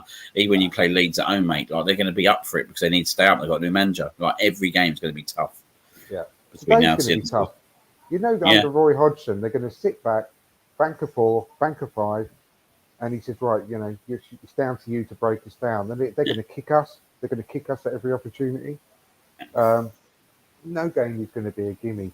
No game at all. If we can get an early goal up here today, then I think it could be something we could kind of win the game comfortably. But like you said, if we're in a game and it's 0-0 for a long old while, they're just going to get more and more confident, aren't they? Yeah, exactly. And it's typical Hodgson football. We know what to expect.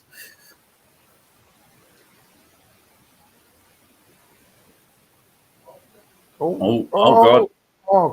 Goal! It's a shocking goal, isn't it? That's a terrible goal to concede. Yeah, that was dreadful defended. We went to sleep completely there. That's really bad. We should be keeping a clean sheet in a game like this. Yeah, that's an extra goal gone down the drain. The goal difference now. Yeah, we need to go and get another 2 or 3 now to make up for it. Look at this again. Oh, shocking. In fact, that was Tobin Heath's poor header.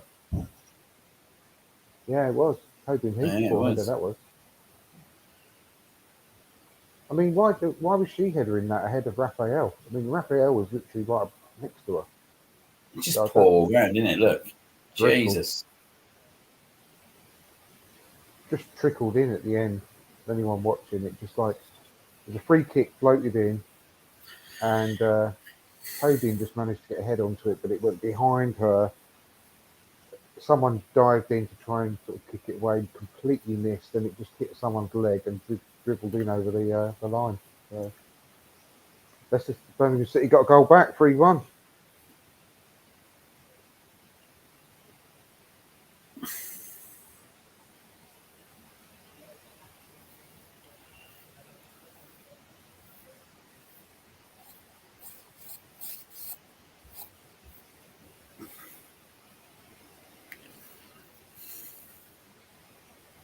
Yeah, I agree, Colonel. We've been really poor at setting up these deals in the past and getting transfer fees, but we can only hope that we're going in the right direction now because we're buying players that will have very good sell-on value in the future if needs be. Because you can pretty much say that everyone we bought in the summer is worth a lot more than we paid for them now, and I include even like Ben White in that, who cost us 50 million quid.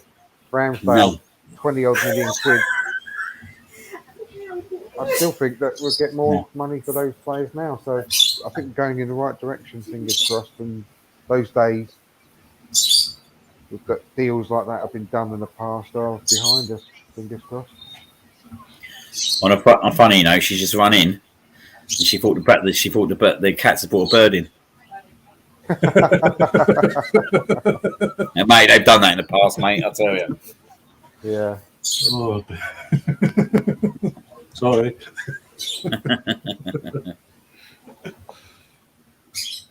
Oh dear. Did you miss that goal that the Birmingham scored, Ryan? Were you here then? Yeah, I was just in the background, so a drink. But yeah, I saw. Weren't impressed. Terrible goal to concede. Yeah. I mean, it doesn't really, it's not really going to amount to much, but yeah, the points on the board, that's the main thing. Yeah, I bet probably defenders will be getting a clean sheet bonus, wouldn't they? The goalkeeper, wouldn't be very happy about that.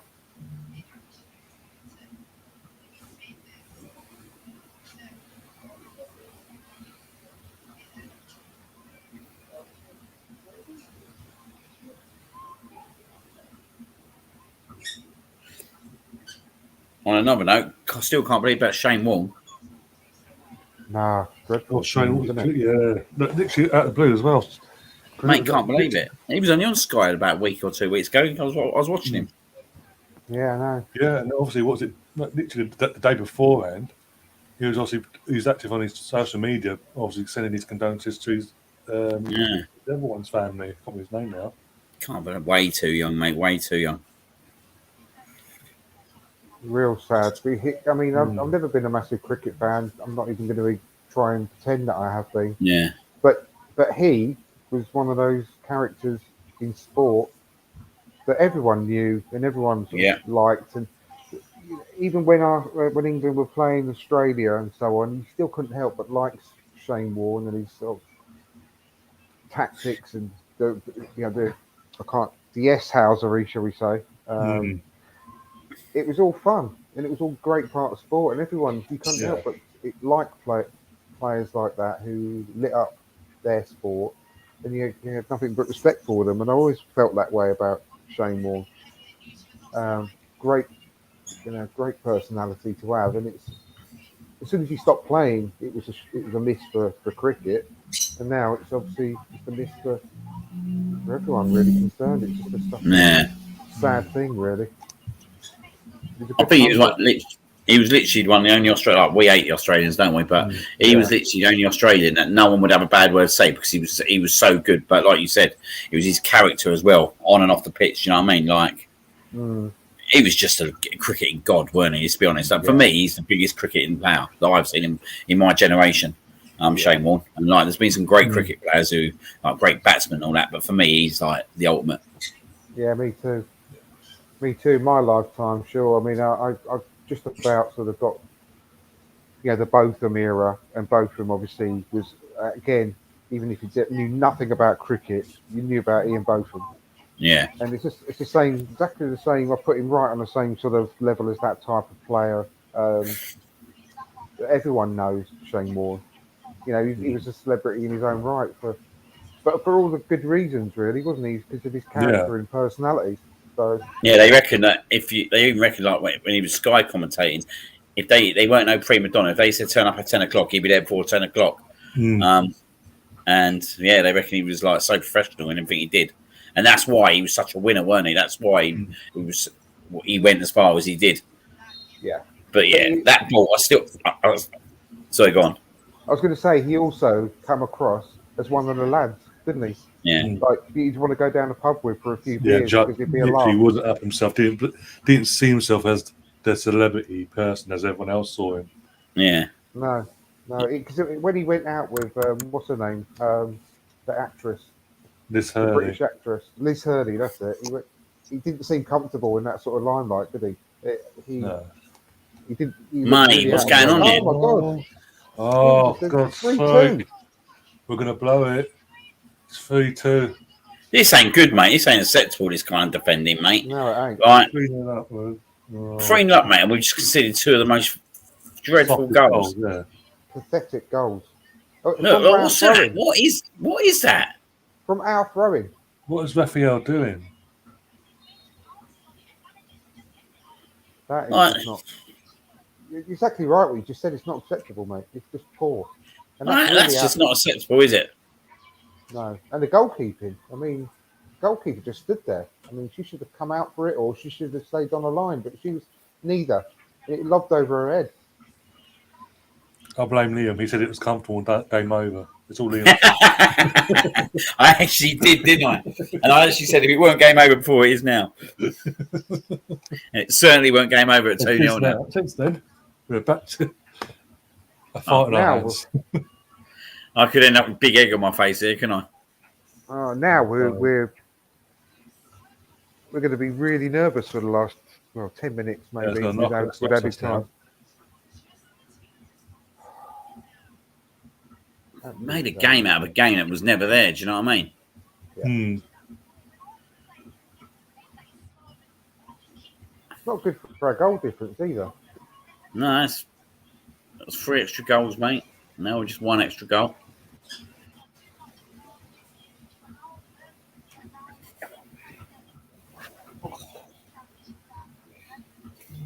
Chelsea now they were the last 10 minutes of this game, haven't they? If we end up throwing it away.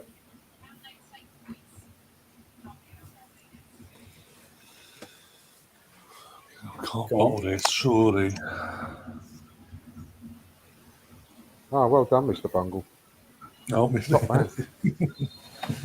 Bit of an update from Mr. Bungle saying he's talked his other half out of going to furniture shopping. Yeah, just for the Spotify listeners out there, just a bit of an update on the Mr. Bungle situation, which you're all following, I'm sure. He talked about it going, that's fantastic. Go in the week instead, yeah.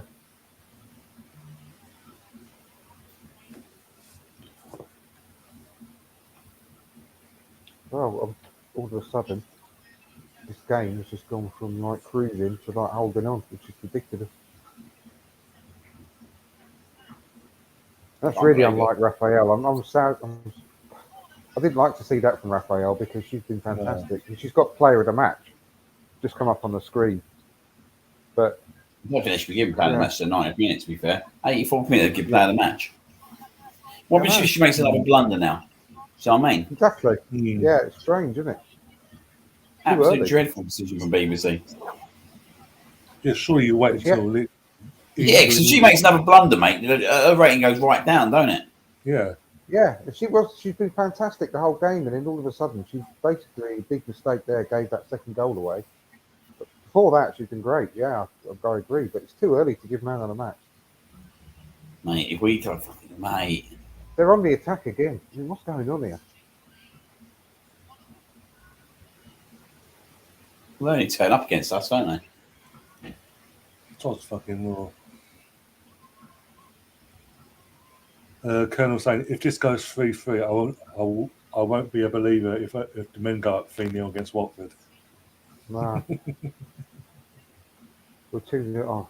That worst game with my Arsenal support in life, and we were 2-0 up against them under Unai Emery and ended up drawing 2-2. I've never felt so low after an Arsenal game, I don't think, in my life. Well, we kept passing the ball around it from the goalkeeper and then absolutely blundered one. Yeah. Dreadful game. And they had 30 shots in the second half, remember? Yeah, mate, we was holding on in the end, weren't we?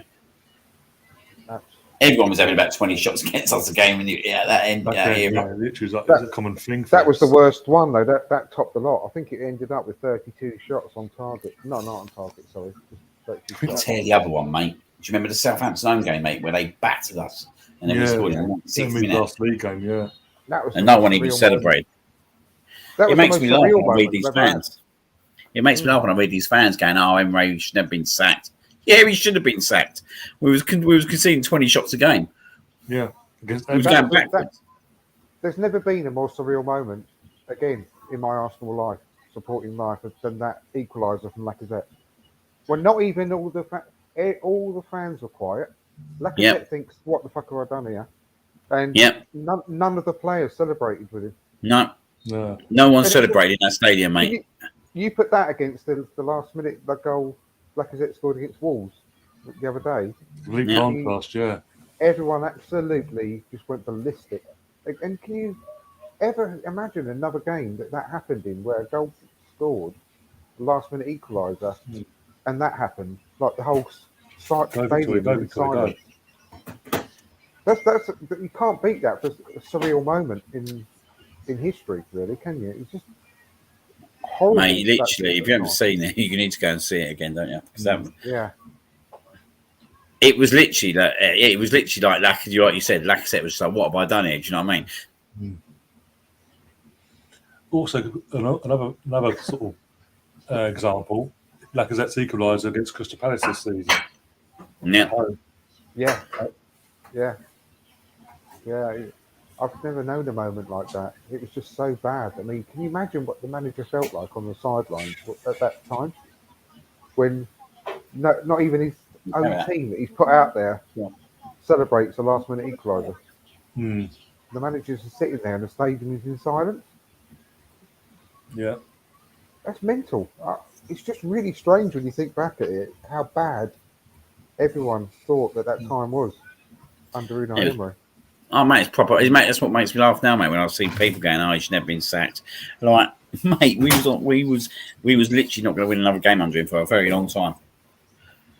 No, literally, his last game in charge, we lost to Frankfurt from winning possession.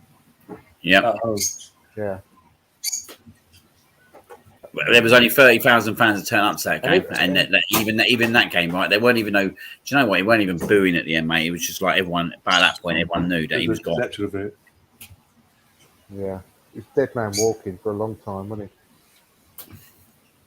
he? I always say, mate, he started these downfalls when he picked that team against Palace at home with Mavropanos and Jenkinson and El Neni, and they'd already beaten like Man United and Man City away from home that season. It was like we totally disrespected them and we got beaten 3-2.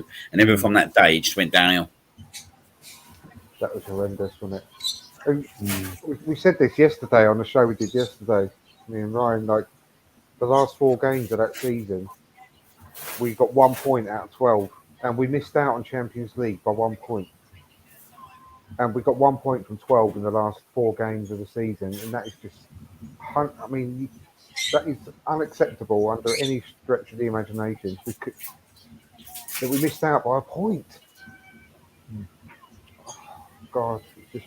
Brighton was another one, weren't it? Do you remember? Yeah, I was at that game as well, the 1-1. Yeah. Genuinely interesting. I felt a bit bad after that game because I stormed out. I was fuming, mate. At full time, and I forgot it was Aaron Ramsey's last game, and I just stormed out because I was so angry, like literally. I didn't even stay. Yeah, I don't think you were alone though, were you? Nah, I don't think I was. There was hardly everyone felt bad for Aaron Ramsey because there was hardly anyone stayed to see him off.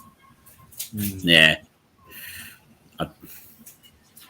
it was just how badly we threw that away. Oh my God! Oh, what? This should not feel like this now at this stage, should it? I mean, like this game here. Yeah, well, it shouldn't be a game, should it? I was 3-0 up. I did Arsenal to win 3-0. With Watford, okay. Oh my God! Come on, that was poor. Must go straight into the other game, innit? 10 minutes for Arsenal. Yeah, literally as this finishes, it'll be literally like a few minutes of build up for the men's game, and off you go. On the pitch you go. Go on, Caitlin. Yeah. Go on. On goal, this could be it. Dragged it to Yes! Scored it. What a goal. What a finish that was. Can I say now, Ryan? That's No, game no, set no. match. Now it's done. That's game set No, match. Done. there's still 2.5 minutes left yet. Yeah, we'll get to the goal every minute now. Oh, looks like Jordan. He ain't happy though, is he? You wouldn't be happy if you was him. Jordan nodded. I thought she'd missed her chance here, to be honest. Yeah, I with you. thought she'd The way that like she went through the poor goalkeeper's leg. goalkeeping, wasn't it? Yeah. Poor goalkeeping. It was going in anyway, I think. Just went She further nuts, along the didn't line. she? Nuts. Yeah. Yeah. Decent finish though in the end. Fair play to her. 'Cause she, Still well, I don't- still good, well taken Yeah. from Caitlin anyway. So That's a good finish. we top of the league.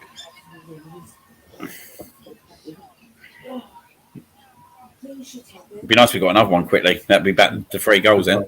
Thank you. yeah, yeah. How dare you score against us? I mean, I have to say that they didn't really show the offside decision or possibility of offside again, did they? She looked miles offside to me, I have to say. Mm. Well, that's why the defence sort of didn't move when the ball went Exactly, through yeah. to her. Yeah. But they haven't really shown that part of it. They're just showing the finish again. But I'd like to see whether she was offside or not. It's that saying of play to the whistle, and even Caitlin thought maybe the ref, the linesman, going to wave the flag and all that. Nothing. So you're like, okay, then boom. Just continue the ref, but the defenders even then the defenders are stood there. Who's the next game against? But, sorry, Mr. Bungle. I mean, see what Mr. Bungle put about the reason that he gave that they haven't gone shopping. Yeah, I know. I saw that earlier. Mate, I can vouch for that one. I'm not going to. I'm not going to give the Spotify listeners. I'm not going to read that one. Yeah, out, don't but give them it's the quite funny. nightmares. I was just going to check now. Actually, the women. I think let's pick women. Oh, no. Champions, the Europa League final, Colonel. Oh, We've got Brighton away just so poor. next Sunday. Well, that'd be a tricky game, won't it? That won't be easy. Away, yeah, they're going. They're one of them teams. I mean, we beat them in the season at our place, but they're again they took a point away from Chelsea a few weeks ago. Exactly. So, That was 0-0, wasn't it? Was it 0-0? 0-0, yeah. Yeah. It'll be on Sky next Sunday. It's 7:15 kickoff, that one, on Sunday. I'll be on And for the that one. following week, on the 20th, we've got the FA Cup fixture at home to Coventry United, LFC. Yeah. And then we've got the That's gotta be a Wolfsburg good first win. leg on the 23rd, 26th Tottenham, 31st Wolfsburg, and then Leicester, possible semi-final in the FA Cup, and then obviously if we get past Wolfsburg semi-finals of the Go on.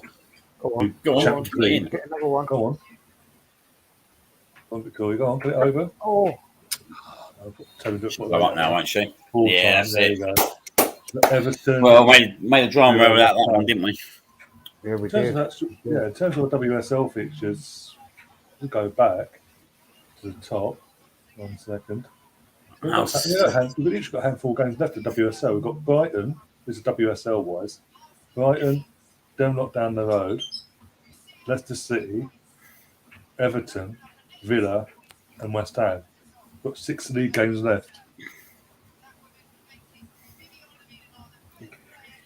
And obviously you've got all the cup competition in between. But yeah.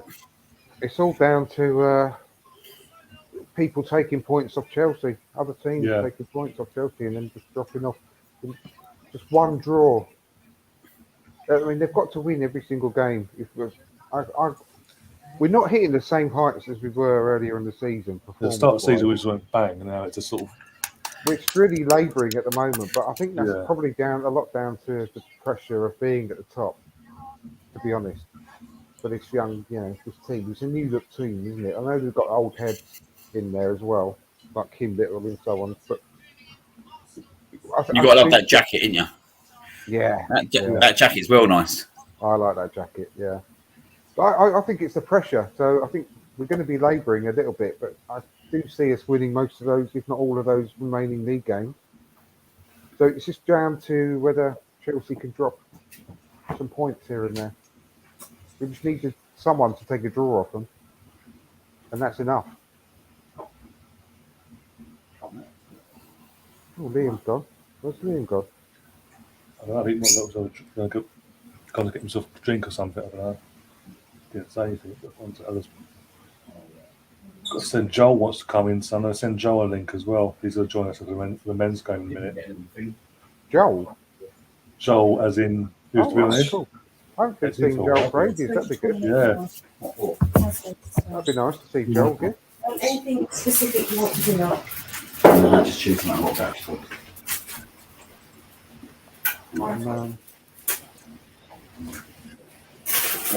I'll be back myself in a couple of minutes, mate, right? Yeah, no worries, mate.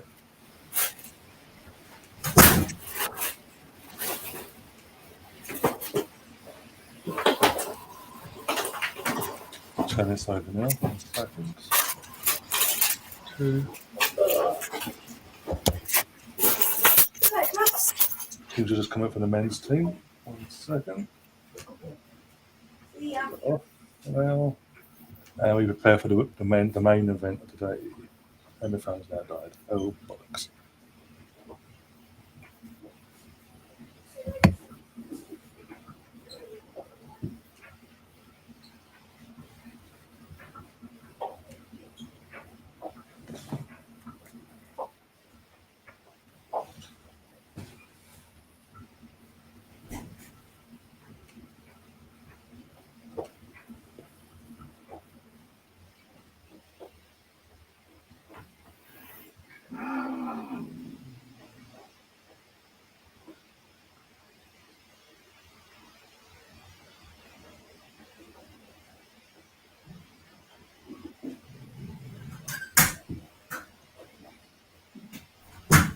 You go alone. Right.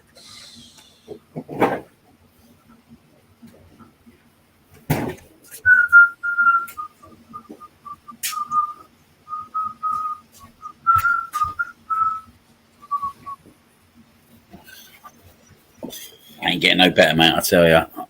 Mm. Teams obviously, I was asked to switch game over, by the way. The teams are out on the pitch for the Watford game. Didn't Ryan have his son's thing today? What's that? Not Ryan. Didn't Andrew have his son's thing today? Or is it not happening now? Oh, his son's got injured. Ah, what? Yeah, I'll tell you. He'll come back and tell you in a sec. Hmm. So yeah, hence why Andrew's here instead. So he couldn't play today. Oh dear, come on, man of red and white as well. Come on, let's not fuck about today. Don't do United on us, please. Why am I strangely confident? I'm not sure this is a good thing. No, I'm concerned that you're too confident. Who? I'm concerned that you're too confident. So am I, to be fair, though. So am I. 1 second. Hello. Seriously.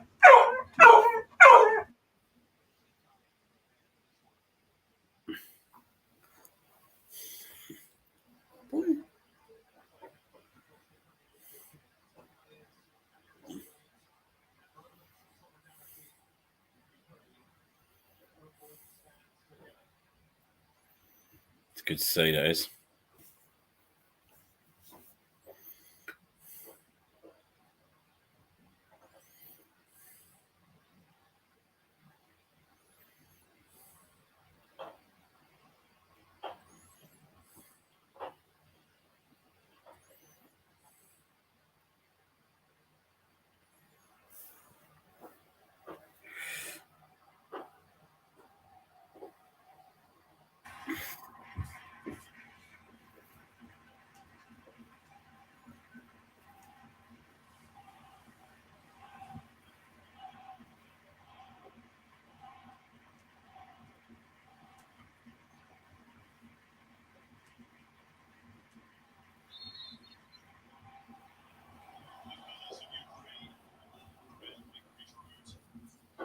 Oh, we're in all vet as well.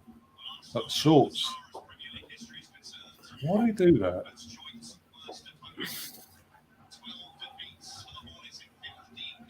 I don't like us wearing red shorts.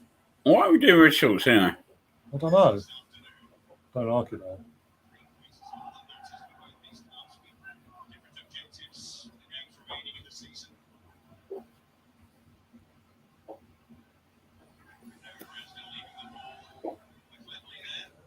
Just gonna go get the charger 1 sec.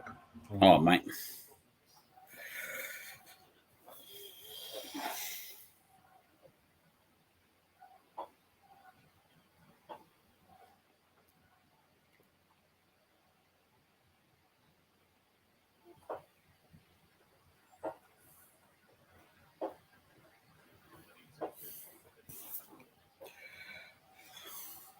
Come on, the Arsenal. It's a big game, this one.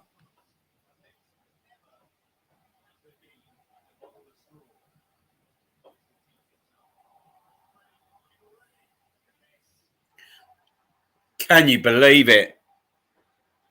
Can you believe this? Oh, wait, the flag's up. Mate. Here we go. VAR's going to come here, isn't it? What have I just He's off. said?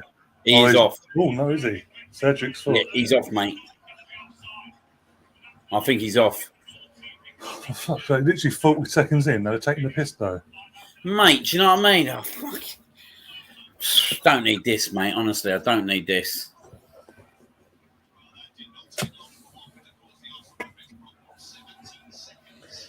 And that's why I don't like us wearing red shorts.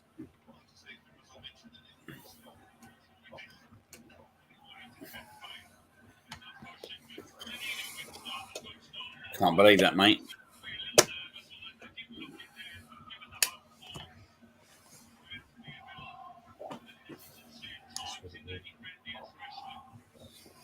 Come on. Well, we've had a bit of a let off there. Yeah. Great start.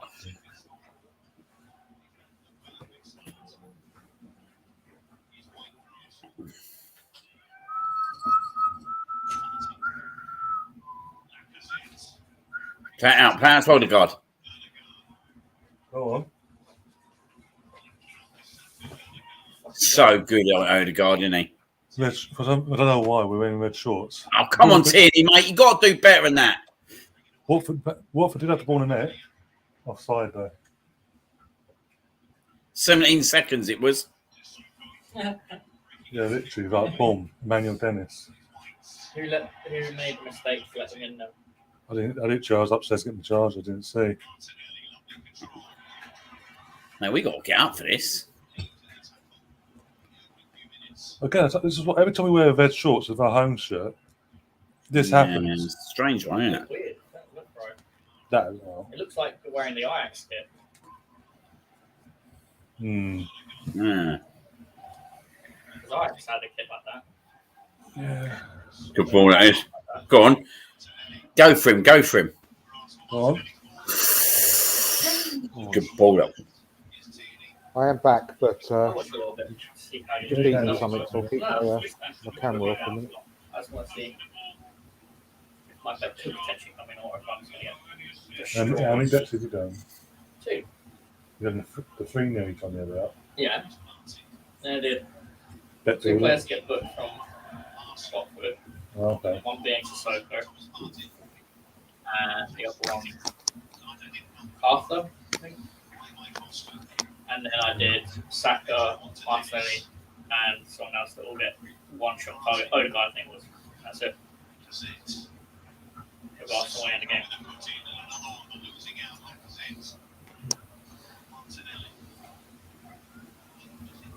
If that one comes in, that's over 700. But I doubt that one. Tierney needs to wake up. Yeah, he does, mate. This looks like you're wearing a new kit now. Don't get why, because our normal shorts are white. Why aren't we wearing our white shorts? That clash with Watford. I don't get why this is. Maybe you didn't bring enough white shorts, or maybe the person that washes the shorts or gives the shorts dyed them with a red sock or something. I don't know. It's really weird. That pink, that's nice.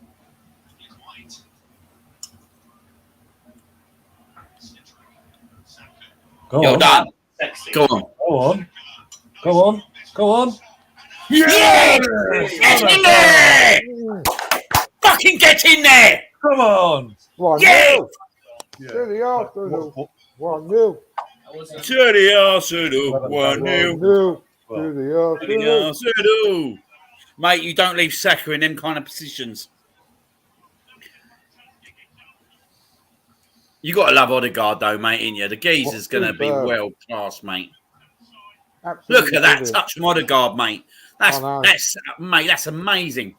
oh, Oh, mate, that's all Odegaard. Look at this. No, that was Yeah. Cedric. Martin No, he Odegaard. doesn't. Martin That's Odegaard. Swiss, Martin Odegaard. Martin Odegaard. Andrew's happy. He got better here. He's very happy.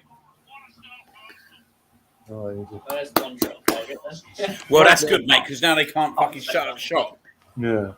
Great little ball from Saka. Really good little ball. But Don't lovely leave them goal. in them positions, mate. Absolutely lovely goal. All right. Cool. What a first 5 minutes, eh?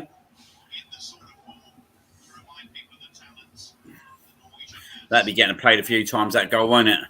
Yeah. Hopefully, yeah.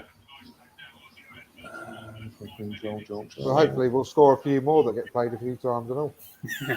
Hopefully, mate. Fingers crossed, eh? It might get lost amongst the deluge of other goals that we're going to score. To the Arsenal. 1-0. To the Arsenal. 1-0. To the Arsenal. 1-0. McBoy's like, why are we here? Why are we here, Ray? I know. I'll tell you one thing Shaka is good at is winning free kicks, isn't he? Mm. There's one thing he is good at.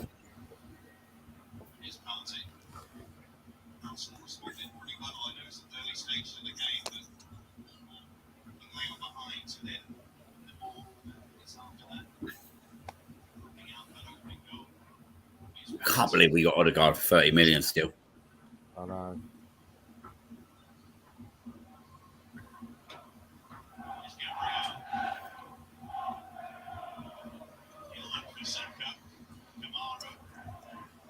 Oh, geez, got out of that well, didn't he?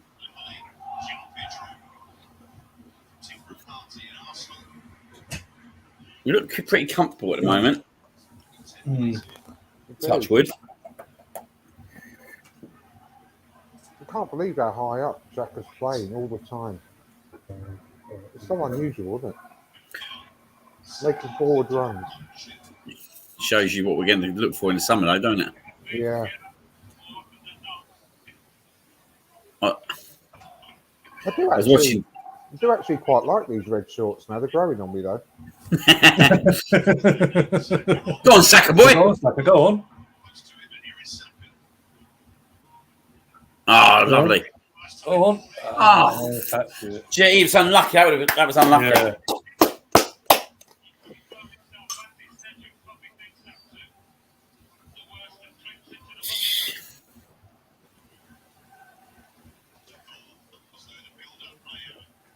Brilliant touch from Saka.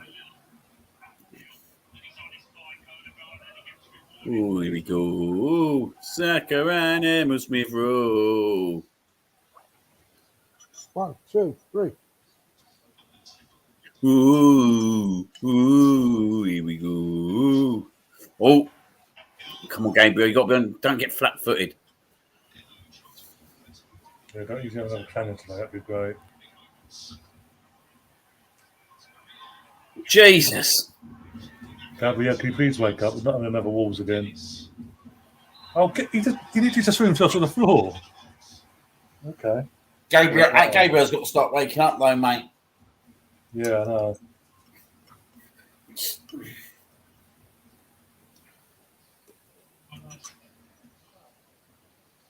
Mate, he just drops like anything, though, don't he? Yeah, that's what I'm saying. Oh, yeah, he just hit. Oh, God. He'll attempt to play on and he just goes boom. How's that given as a free kick? Honestly.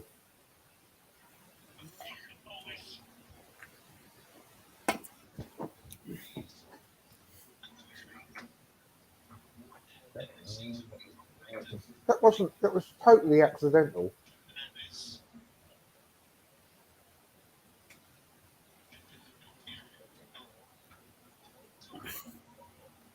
Mate, it's a dangerous territory, this is, isn't it?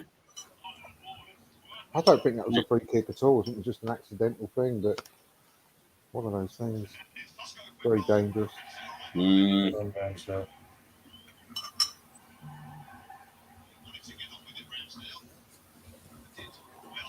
Fucking hell! See that pass? Go on. I tell you what, mate, he's got something in his locker with distribution, isn't he? This is just end to end at the moment. That's handball, ref.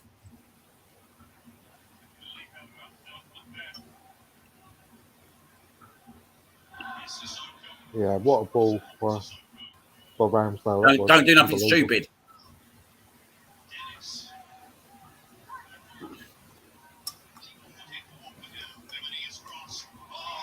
Oh, here we go. Like,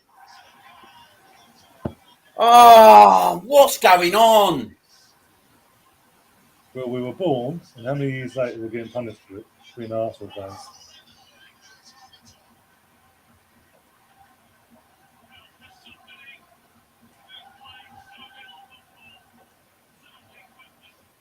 Oh my God.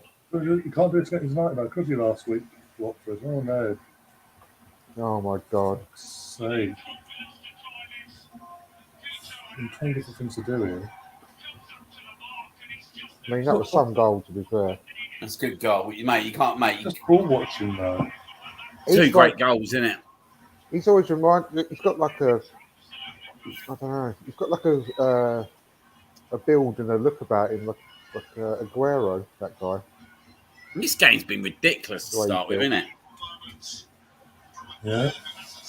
I don't like these red shorts.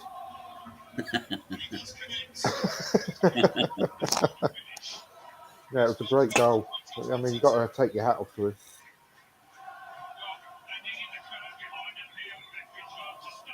There's nothing you can do about that.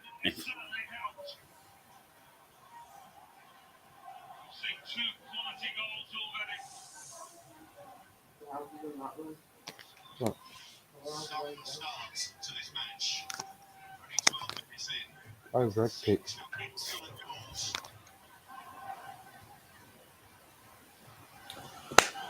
Pissed off now. Ref, bloody hell. Problem is, right, we've got our own punishment in this first 10 minutes in terms of defensively.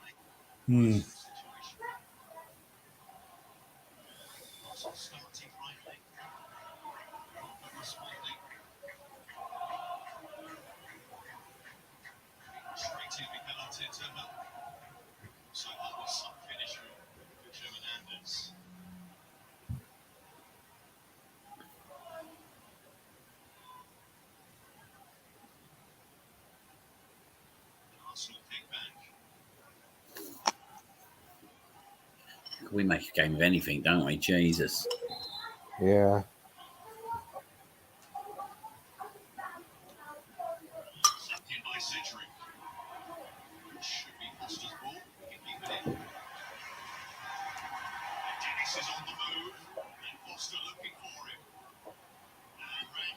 Wake up, man.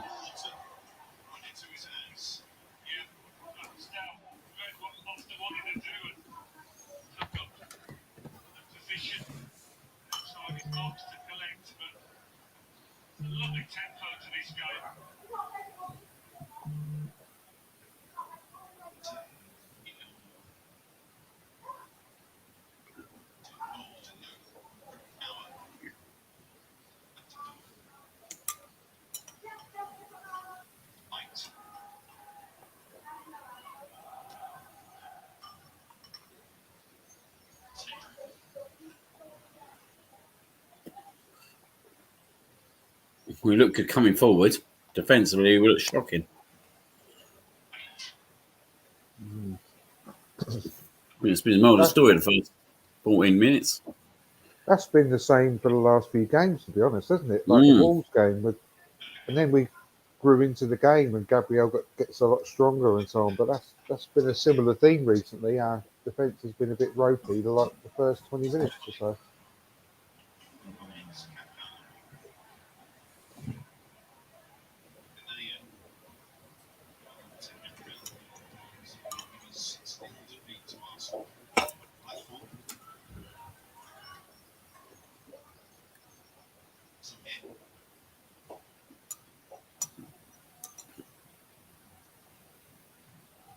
Done right.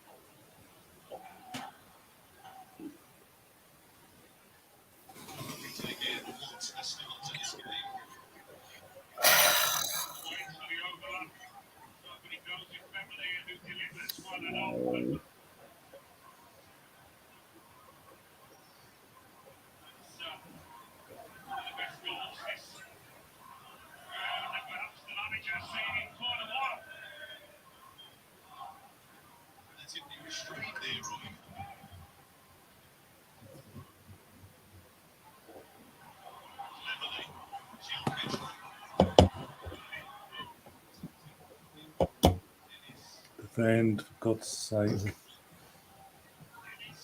Jesus, mate. Go, Saka, go. Come on.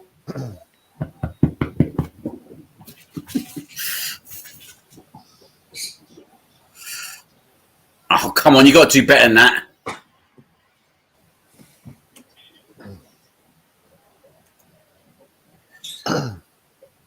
We did think that they would score, though, didn't we?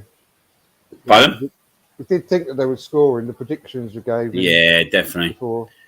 We just need to get a win by hook or by crook. I don't care how we get it. We just got to get another goal.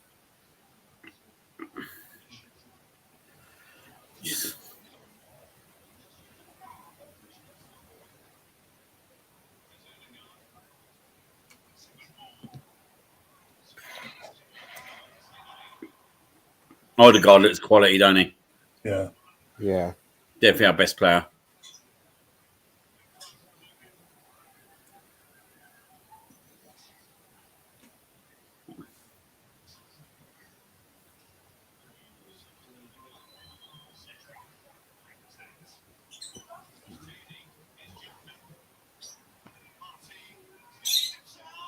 Oh, fucking hell. the one time it's not in the fucking row Z.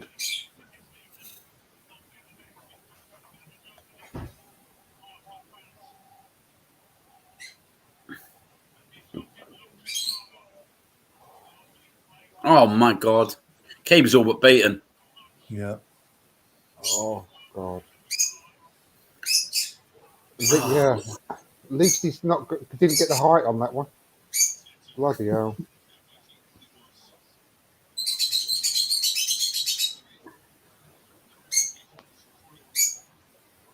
I think he's going to score an absolute banger against Spurs, personally. It'd be nice, wouldn't it?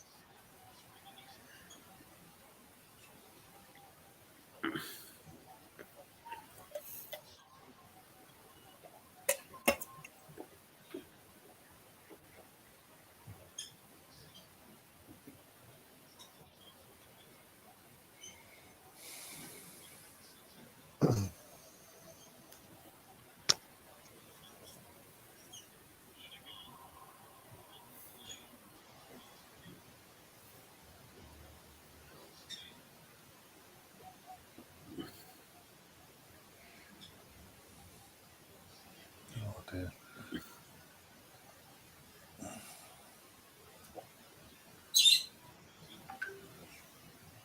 Yeah, Colonel's put there. That's when Lacazette will score. Robert, wouldn't be surprised. Yeah, Lacazette against Spurs. That's a good shout as well. You know, it's gone against Spurs, don't he? Yeah, scored a couple of bangers against Spurs in Yeah. the recent years. But yeah, that'd be good. Lacazette. Oh, well done, Gabriel. And a screamer by Thomas Partey in the 2-0 win. Oh. I'll take that every day of the week.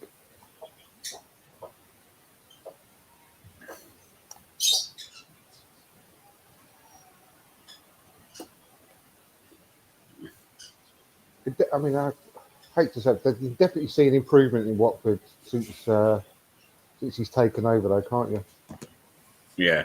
Since Roy's taken over, they're a lot more organised. He's always going to get that instilled into him, won't he? Yeah, that's why we've been saying all week, it's never going to be an easy game, this. They're scrapping for their lives at the bottom of the league. Under him, they're going to definitely have improved. So I never expected an easy ride today. Nah.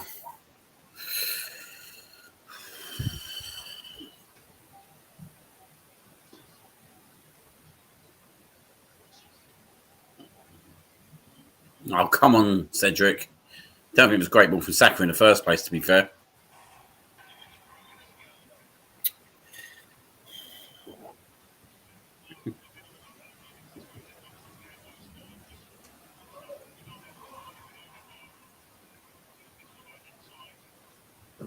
A decent game so far. Yeah. Push it down with your legs.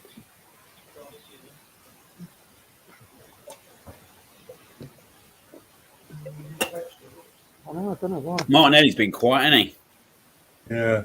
Yeah, so far. Saka's side, isn't it? Yeah, it's all come down this side. He had one little snapshot that was blocked from pretty central, just on the edge of the box, not too long ago. But apart from that, not really got into the game much.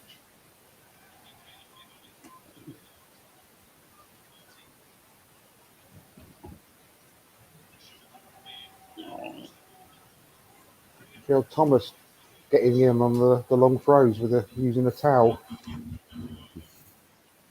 Been training his muscles up, same as Tierney. Oh. That's gone. Fuck's sake, Dino.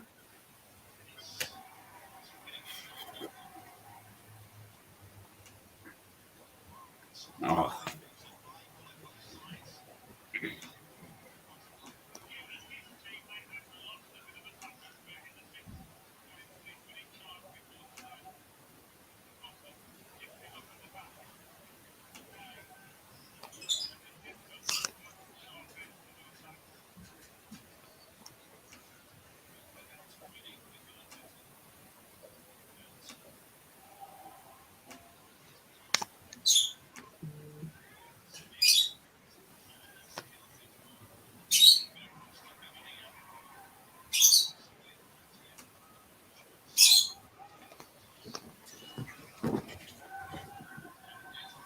Oh, mate, we're just giving away cheap free kicks all the time. Yeah, the shaky. Fuck's sake.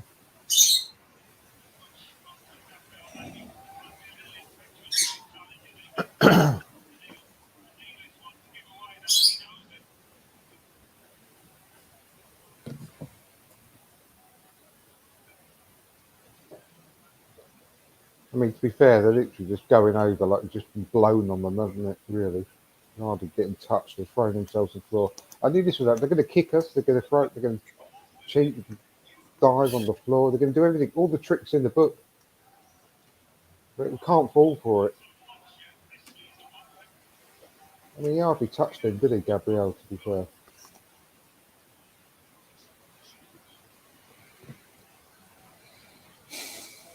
I'm getting pissed off now.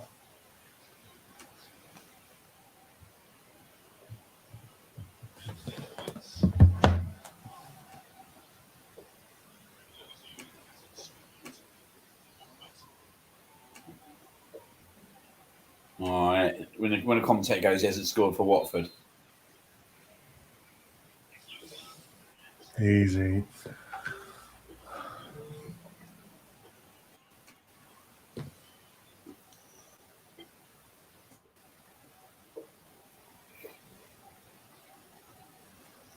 Come on, Gabriel.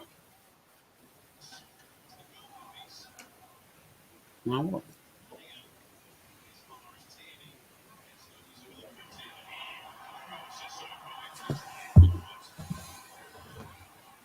Where's Teeny? For fuck's sake, come on. Oh my Mate, I god. tell you, this is defensively, mate. I think Gabriel's all over the place, mate. In his first 15, 20 minutes.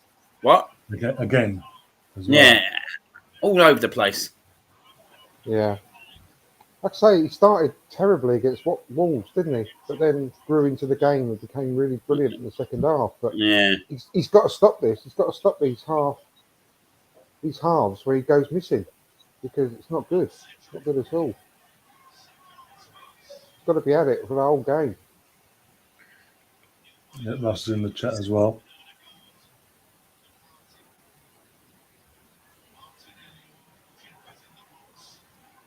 Come on, Martinelli. Oh. Oh, come on, a Shaka, man. Fucking hell. I do think we're missing Smith Rowe now. He's not in the team, don't you? Yeah. With his drive and his positivity, his running at their defenders and quick 1-2s and so on.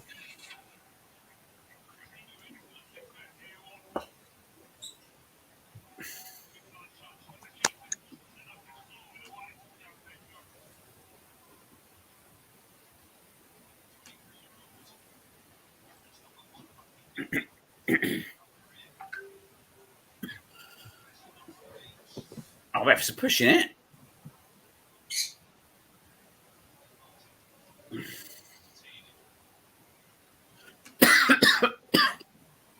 Go on, Tierney.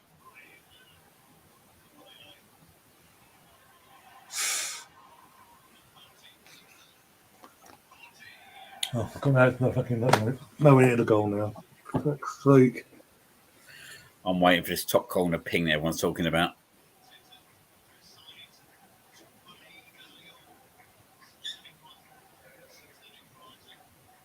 You've seen that. All their shots are on target. We've had one shot on target. Just kind of shows. I think it's going to be another game where Pepe comes on. Yeah. I think you'd quite enjoy it out there, to be fair.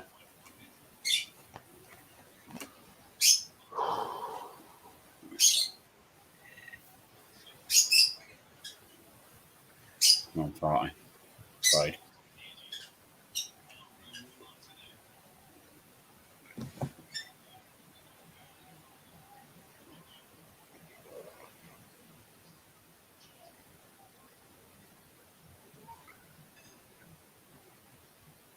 Oh, it's an awful ball. Awful ball. We're on our own downfall here.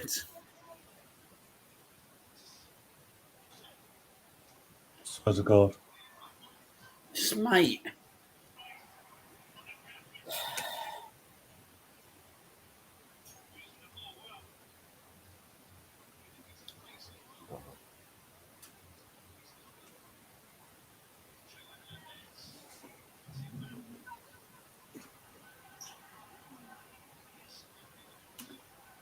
Partey just let the player go then as well. Jesus.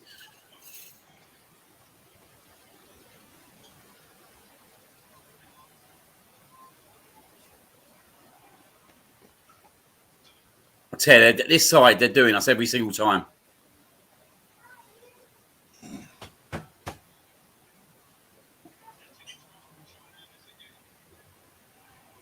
Oh, come on. How much space does it want to give fucking Watford?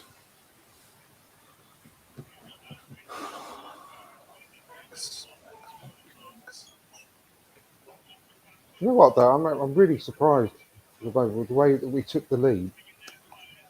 That it's got like this. I really thought that would have had a calming effect on us, but it's not. It's almost had like a more of a galvanising effect on them than on us. Our goal.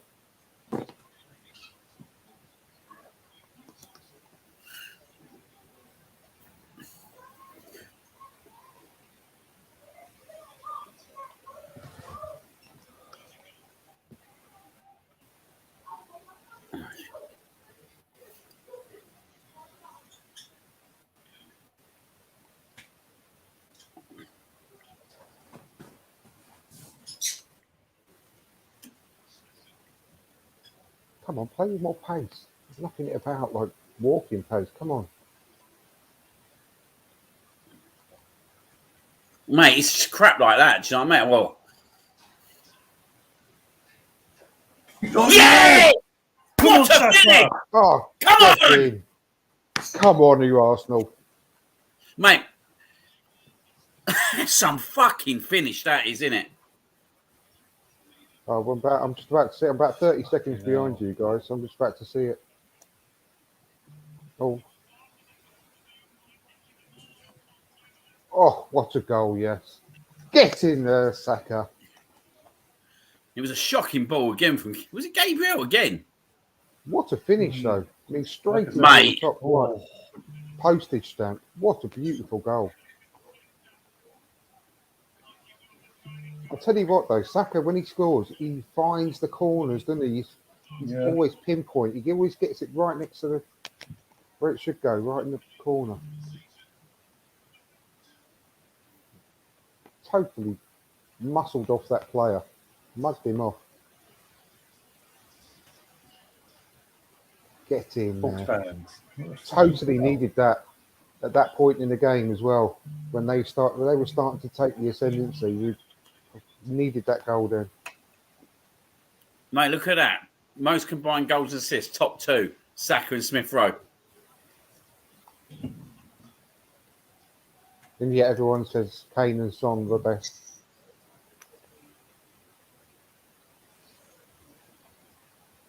God's sake, this is pissing me off now.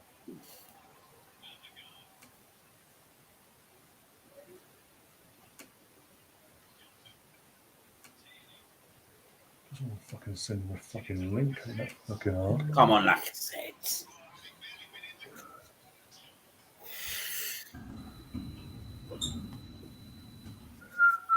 Well,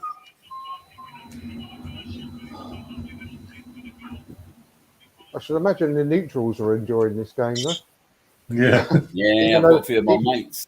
Even though we're on the edge, I mean, it's pretty good game for the neutrals, isn't it? Yeah, Russ is in the chat saying Lacker's integral there, but I guess he just works hard. Yeah. He definitely works hard, mate. He definitely does, yeah. Definitely fucking works hard. It'd be great Give if he him gets a goal, though. It'd be great if he can get a goal. Yeah, I just don't trust us at the moment to defend this out. We need to get another one or two. Definitely. Not, not just for Arsenal to win, but it'd be great for him to get a goal. He must be weighing on his mind a bit. Yeah, I'd say so.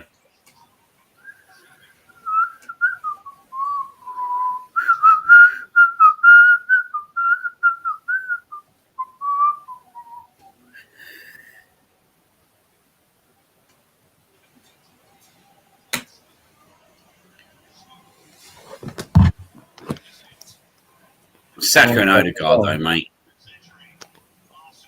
Oh! If Ben Foster doesn't come off of his line there, that's 3-1. Yeah, that is. Was that Xhaka running in? Couldn't see. Couldn't see the number.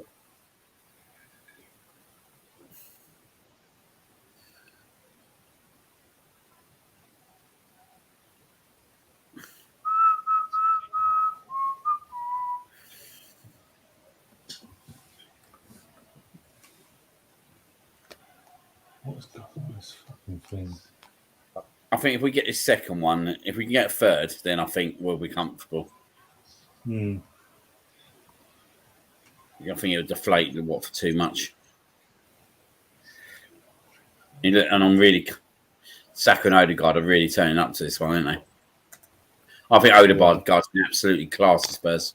35 minutes. Yeah, he has. Mate, he's just... I can't believe how good he is, honestly. Oh, look at that. Go on, Leopard, go on.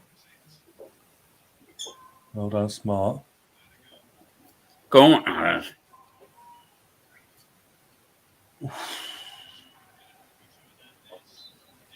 Oh, that, oh whatever. We'll not have found it anyway.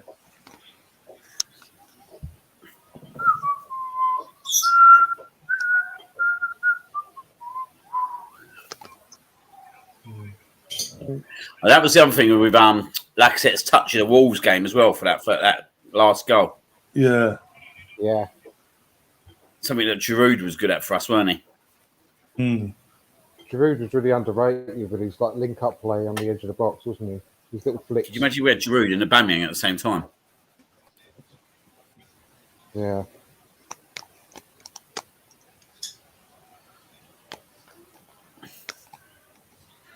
Finally. Fucking hell. It took me fucking half hour for the email to go through, but I've been able to do it. Joel should be on his way soon, hopefully.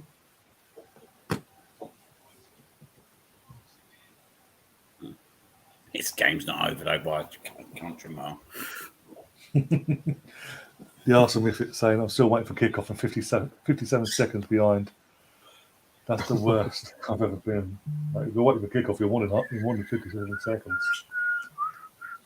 As long as we don't get vexed, change from third, that's the main.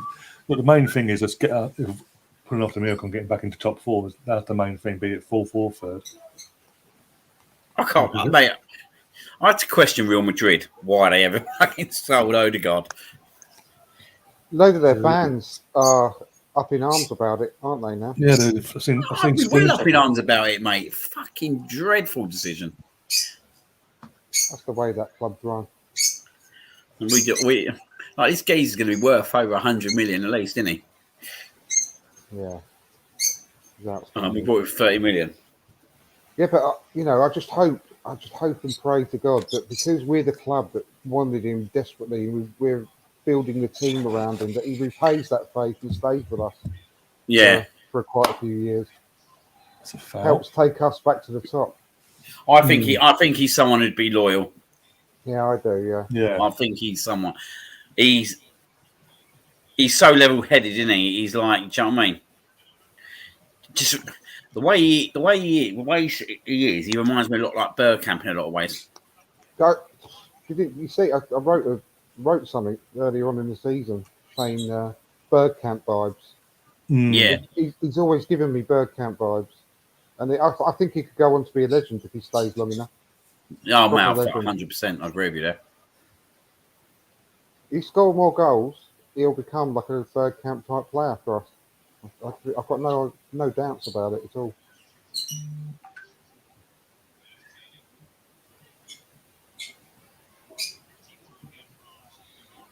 Oh, too much this way.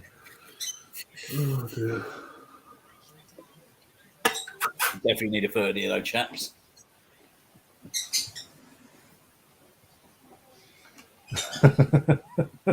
Ross, I've never had a bad word to say about Odegaard about. I have footage. I'm taking that's fiction, not facts. That one.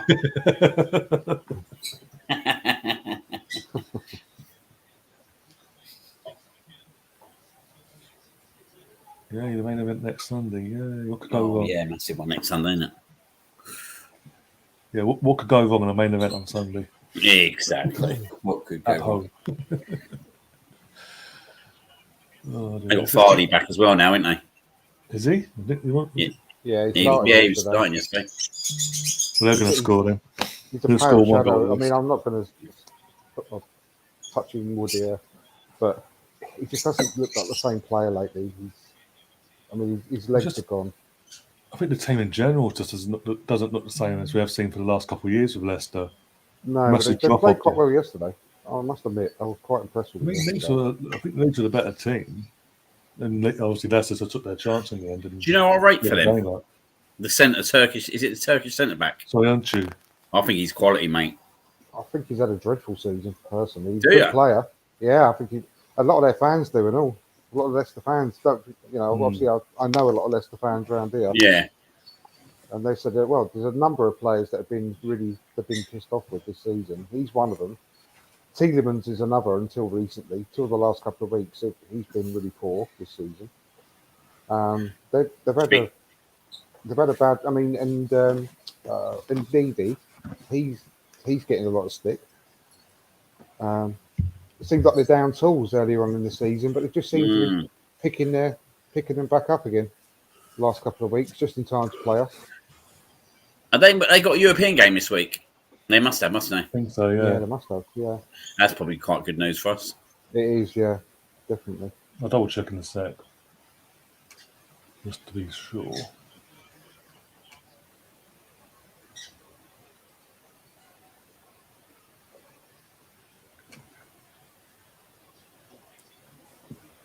Right, let's have a look. So the last 10 minutes, we've had 70% of the ball.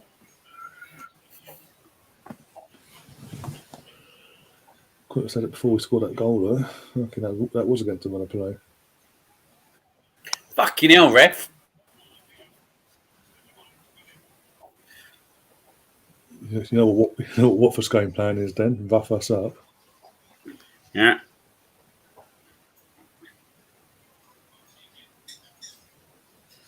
Oh, Jesus.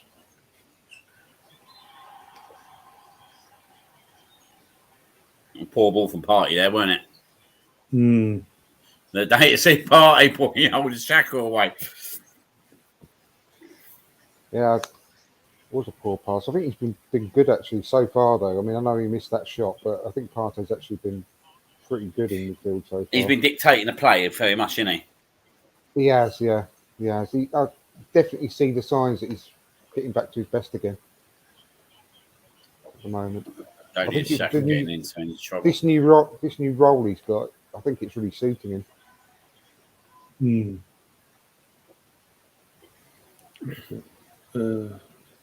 Thursday night, have a look.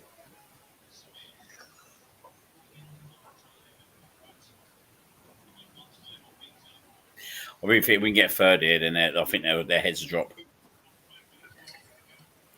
It's a Milo. Yeah, they're playing at home to Rennes on Thursday, Leicester. Well, that's a big game then. That's not an easy game, is it? Oh no. No. That's a game where they've got to put out a good team. We didn't. We only kind of scraped through against Rennes when we played them in Europa a few years ago, didn't we? I remember that year. Well, they beat us 3-1 at their place, didn't they? Come on, Martinelli. Yeah. We had to win by 2 clear goals at Argos. Yeah, that's it. Well, as usual, we had a player sent off in that first game, didn't we? Yeah, sort of sods all that was all. No, we ain't filled it. Ball went out there, but okay. Well, because they think the VAR saving it. Well, obviously, Arsenal forget VAR. It doesn't work for us. We'll never get a VAR decision. Let's have a look. No, he's got the ball. He got the ball. It's fine. To follow through afterwards, but no, he got the ball. I think he was just where the camera was at the time. You just couldn't see it. Yeah, it's a good tackle. He's been pretty busy down that right hand side, though, Cedric, isn't he, in the first half? Yeah, having another good game. Yeah, but say even though he conceded that poor goal, wasn't from his side. I can't fault him. And him and Saka have been manic down that right hand side.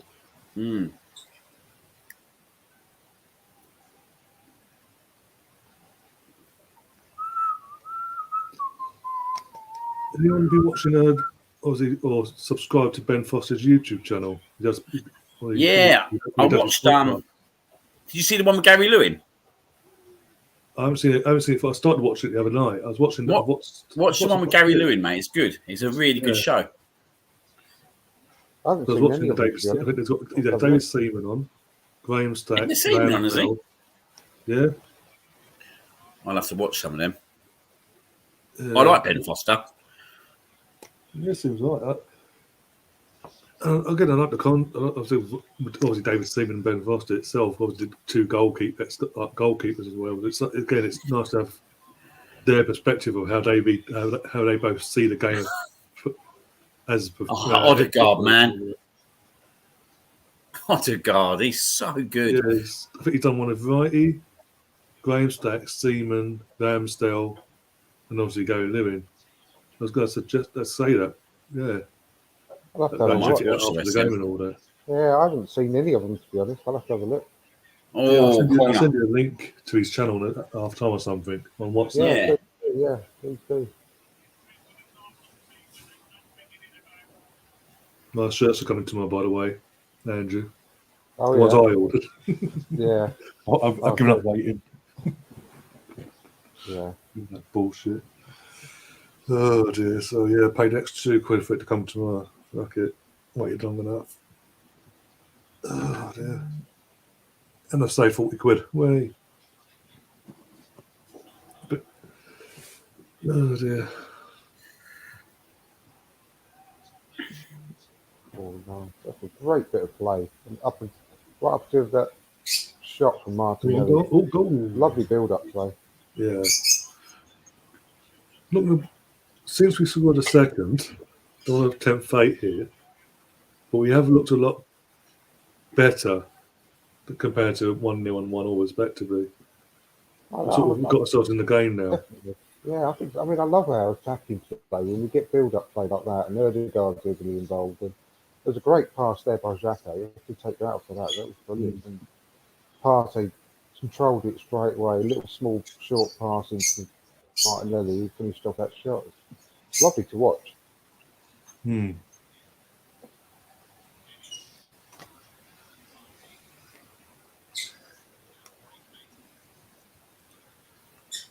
By the way, any Arsenal fans that obviously in the chat and all that, Arsenal got a 20% is ending today.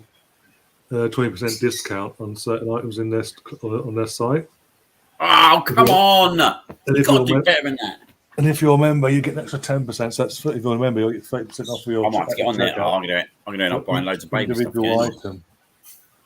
So you go and check that if you want to. Go and check it out. And right, so you do what I've done today and save yourself £40 odd. Do you know what I did? I've seen, you know, that red top that we were saying about before the game started. Oh yeah. £43 it'll be if you use that. Use the membership stuff. Yeah. Or just say 20%. Yeah.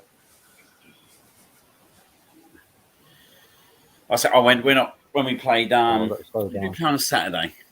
Oh, Brentford. I ended up spending about 200 quid in there. Unlucky. Yeah, I saw you all the stuff you was looking at. You were posting on your Twitter. Mate, honestly, it was ridiculous. Spent about 270 quid to come down to about 220. There we go, half time. 2-1 up. Bit of a shaky start, no, but we're there. We're halfway there. Yeah.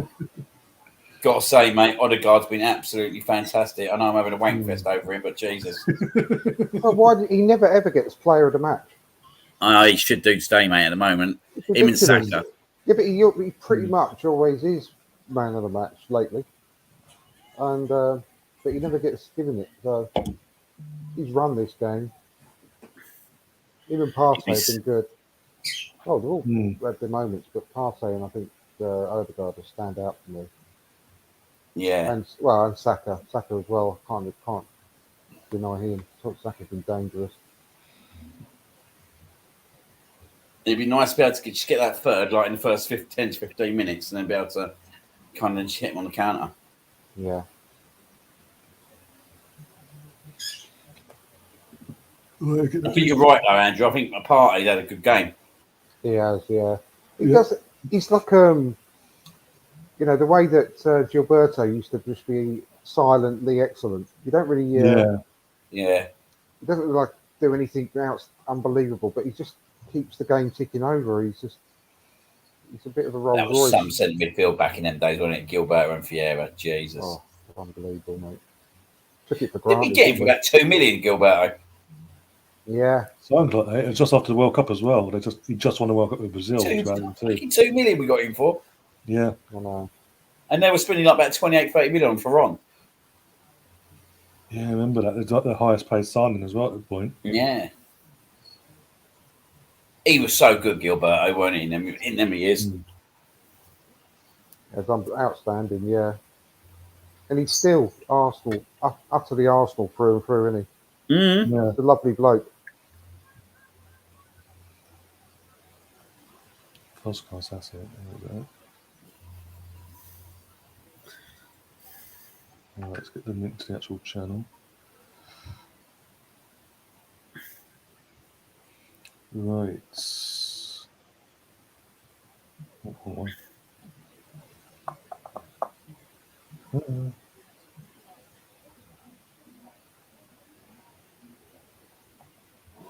I was sending you the links over for Ben Foster's podcast channel. Oh, nice one. 1 second. No, we'll put it in the chat, guys. Don't worry. 1 sec. Oh, yeah. Cheers, that, mate. Otherwise, I'll forget to do it and then be like, oh, bollocks.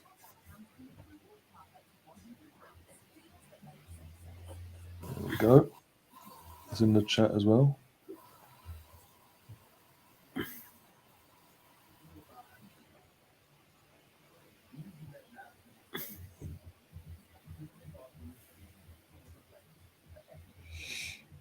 Joel. There's Joel.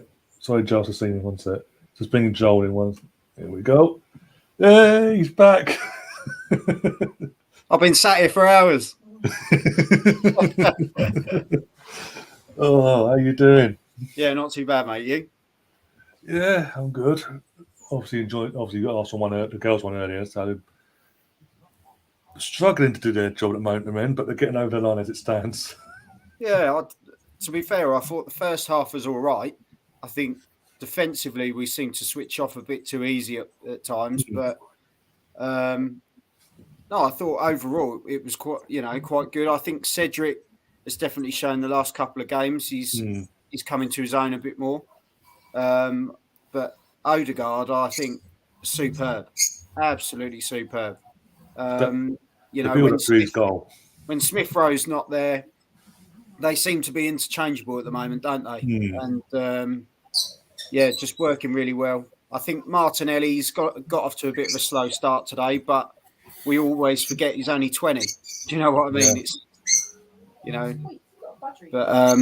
Yeah. It's it's all good. I think 2-1, especially when you think Watford was always a bit of our pain in the neck team, weren't they, Watford? But I think we're doing all right. Is that your girlfriend in the background, Ryan? I'm saying nothing because I'll get in trouble. Oh dear! I've never seen you out of your room. There you are. I thought you only lived in like the attic. I can find space. Yeah. Oh dear God! What about yourself? Obviously, you moved recently. Yeah, that's his bird. Quite literally. That is his bird. He's got a bird. Yes, he's got a bird. It's not his wife. But no, Hello, Rachel. no, it's all good. It's all good. Obviously we've changed a job, change a house. It's all been happening this end, but back up and running now. The channel's back up and running. I feel a bit more back up and running. Well, back up and walking. But no, all is good. But as I say, well done to the girls earlier. Seemed like they a bit close in the end, wasn't it? Yeah, made it a bit hard for themselves at the end, but still got over the line. 8 points clear in the league there. Yeah. Both the goals, quality. I thought Odegaard's, what a team move. And Saka's, well, what a finish. Just put your foot through it. Yeah. I just think it shows the value of Laka though as well. I think, do we tie him down to another 2 years? I don't know how you feel, lads, but he's a different sort of player to Aubameyang, isn't he? He's a utility guy. He likes to be in with the youngsters. He's taught them a lot. And I don't think he seems the sort of guy that if you did give him, say, even the same money or a bit more, I think he does play for the badge. Yeah, well, it's obviously shown it. You compare him to Aubameyang. Aubameyang had 2.5 years left in his contract, something like that, or a year and a half. And it was like you could tell from the second time he didn't want to really be here. Yeah. And Lacazette literally got months left in his contract. And he's playing out of his tree. Yeah. It's a difficult one. I totally get it. We don't want to be tying down to play, older players. We don't want to do it. But at the same time, I don't know, he just seems a different type of player, doesn't he? And again, the experience he lends to us, unless we can get an upgrade with experience, I'd give him a year, an option of another year. Yeah, like just sort of a rolling contract. Yeah. I think there's still an option there. He will stay. Yeah. If he's doing what he did there, I've seen that assist for Saka's goal. Do you know what I mean? It's class. Yeah, it's class. We know like we're going to go out and buy a main striker next year, but I guess it all depends whether he wants to whether he wants to stay at the club or whether he wants to play first team football week in, week out. Who do you think we'll go for in the summer out of interest? I know it's kind of the up in the air. Yeah, it's a bit of put your hand in a bag and see what name comes out. But Calvert-Lewin, maybe. I'm not sure about. I'm still not 100% sure with Calvert-Lewin yet, though. But yeah, a lot of people, they're worried about the injuries. Yeah. And his dress sense. Haaland would obviously be the dream, but there you go. I personally, a lot of people go on about that Martinez, but you've got both Manchester clubs sniffing around him. I think that's going to be hard to get that done.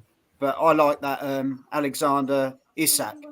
I think he looks quite special. So who's that? That is it, Alexander Isak? Isaac, yeah. That's the other guy's former teammate, yeah. Yeah, I think he looks something special. And 22? He's going to slot. It fits our build, don't it? It fits our build, absolutely. Yeah. Good height. I think he's 6'2", 6'3". And his best season was with Odegaard as he's number 10, basically. Yeah. Well, it'll be interesting. For me, it's exciting times. Get the Champions League space is obviously what we really want.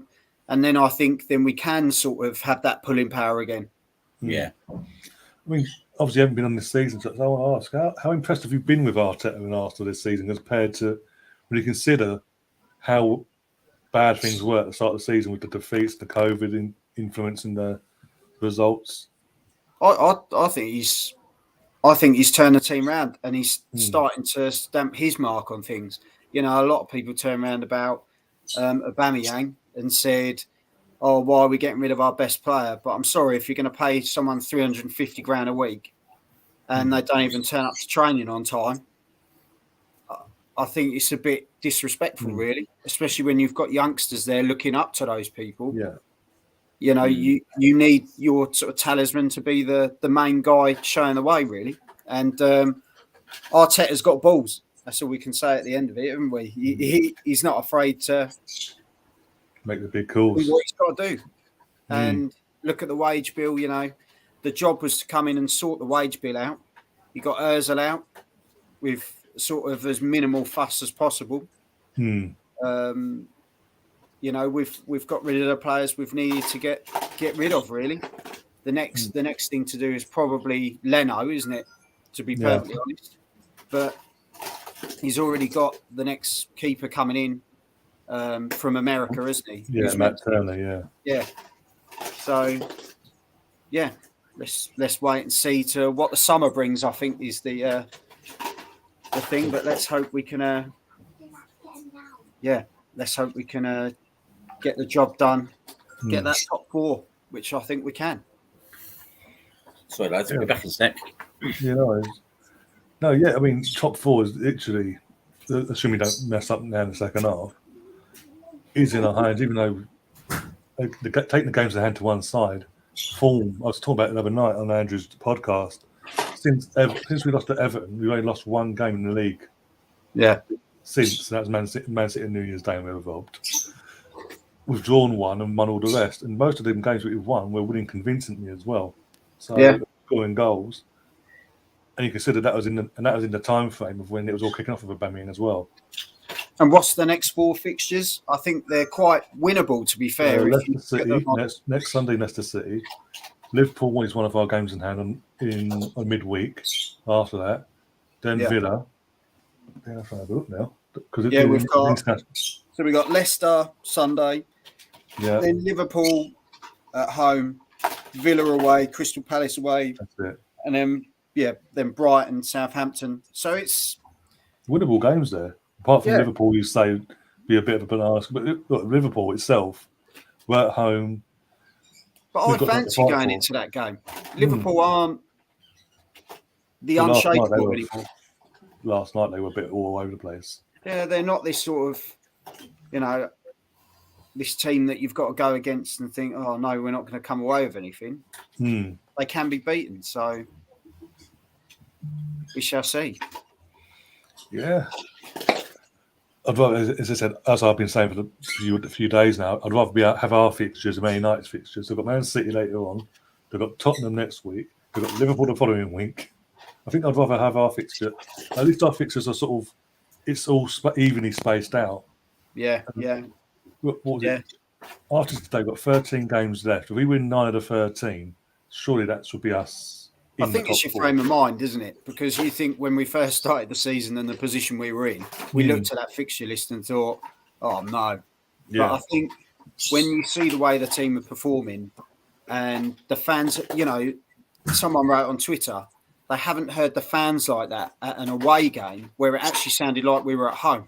They genuinely have really been going for it. And it's so nice to see again because we lost that spark. So yeah. And even what was it, the last game at home against Wolves, that last minute winner, the way that place was rocking, even the commentary from Peter Drury, it never felt like it is a Champions League night. Look at Lacazette at the end of that Wolves, Wolves game. How much they said that was almost like they'd won the league. Yeah. And that's the passion you want in every game, isn't it? And that's the thing. With all this transition we've been going through for the last few years, all we've asked for is for players to give everything give and leave everything on the pitch, and just give them basically care. Show us you care, really. I think we're starting to get it now. Yeah, I think there's a good balance in that team of youth and experience, and there's a few tweaks I'd still do. I think Gabriel, he really switches off, doesn't he? Yeah, but there's still a great partnership. Yeah, we've got to remember we've got Saliba coming back as well in the summer as well. Yeah, well, I just hope we play him. Yeah, it'd be great to see him in an opposite at some point. He's been back every summer, but but then he's off again. So, yeah, we'll see after. It's nice to watch the team and not sort of hide behind the sofa, really. Yeah. Well, in your case, strip off and you hit your wife. Still got that clip somewhere. Yes, I can imagine. Who's the other person that's gone hiding? That's Andrew. Is it Andrew? Yeah. He just disappeared. He's like, oh, I've got to go somewhere. One sec. We'll be back. We are back underway second half. I'll tell you, him and Tinder, he's got to calm down on there. Oh, but no, it's all good. I'll probably shoot off now and then I'll come on at the end, tell you what I think of Andrew. Yeah, exactly. This is how bad you. Yeah, give me a chance to write a list. Oh dear. I'll see you at full time, mate. Cheers. Yeah, nice to see you, lads. Take care. Mate. Take care, mate. See you in a bit. Bye.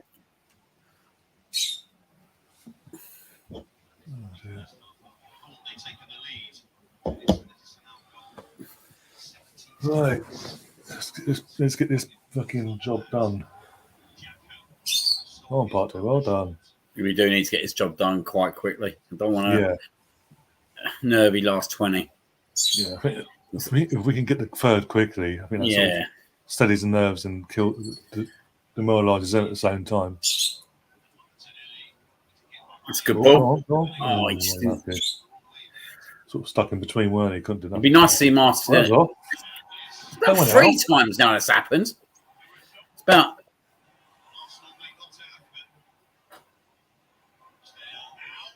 Oh, shit. Getting goal. Shit. Can people please wake up? That'd be great today. Oh, sorry there, Gabriel. Sorry about that. I've been on the phone. Yeah, no worries, mate. You missed Joel. He'll be back at full time. Oh, Oh dear. You okay? yeah. I might have to. Some stuff. Might be adopted, like fostering a dog that's for a little while. Poor thing. Oh, It's okay. It's been badly mistreated. It looks awful. So I'll find out a bit more later. There might be an emergency foster carer.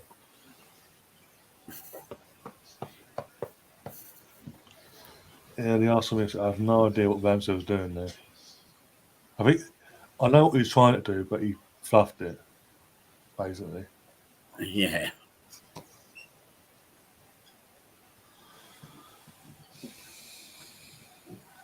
Oh, come on. Wake up.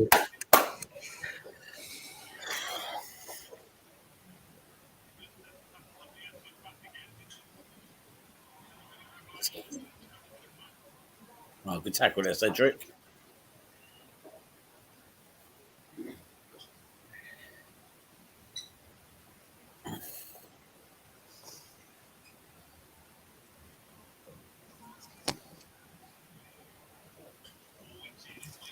Well done, Ramsdale. I do like that goalie top, actually, the colour of it.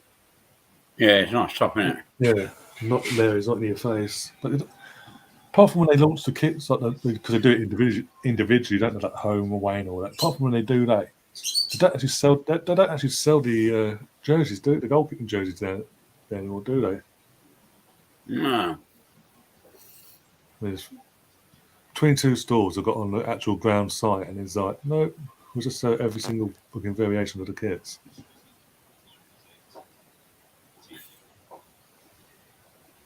Odegaard. Oh, almost. Go on. Cedric. Oh, Come on. Martinelli did it the way we wanted it to.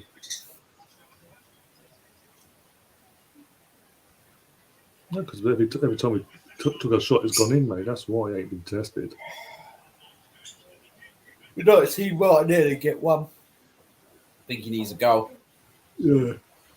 He just needs that one goal to sort of give him a kick up the backside, baby. Oh, get up. Hernandez is now fucking complaining like you know what. Claiming injury. And because he's gone down holding his head, it'll be checked by VAR. You watch. Right, look at the ball. No, there's nothing wrong there. No, if anything, it's accidental. He walked into Ben White. Yeah, he walked into his arm. Look. Yeah.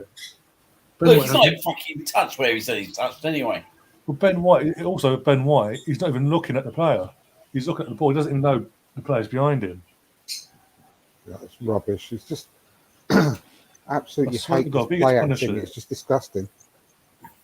Absolutely. Mate, this geezer's a prick, right? Because he should realise, right? If he's been elbowed in the face, then Ben White's getting sent off with PAR. Yeah. He literally should be booked for that. This player. Amazing how he's up now looking great. Look He at should be him. booked. Why is that not booking for that player? Simulation.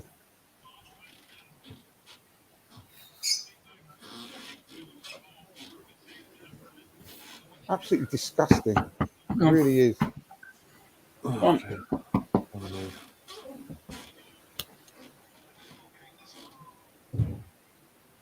He's still like putting his elbow out like to the ref as if Ben White's elbowed him.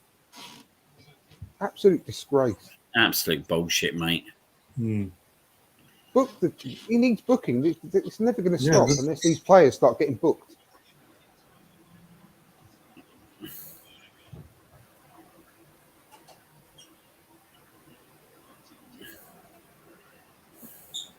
Thing is, they do have that rule in place, but it's like if and when it suits the referee, they'll use that rule. There's no consistency. There's no consistency. Come on, Martinelli. I think we'll see Pepe on at some point. Yeah, I reckon so. Martinelli. Come on. Cedric. Go on, Odegaard. Laka. Yeah! Yes! Oh, what a goal that is! Come on! Maybe we won't be seeing him come on. Mate. What a goal. Oh! Let's see that touch from Odegaard again. What's the touch from Odegaard? Another assist from Lacazette as well. But the touch from Odegaard, the build-up. It's just... Come on! Get in there! So good. Arsenal.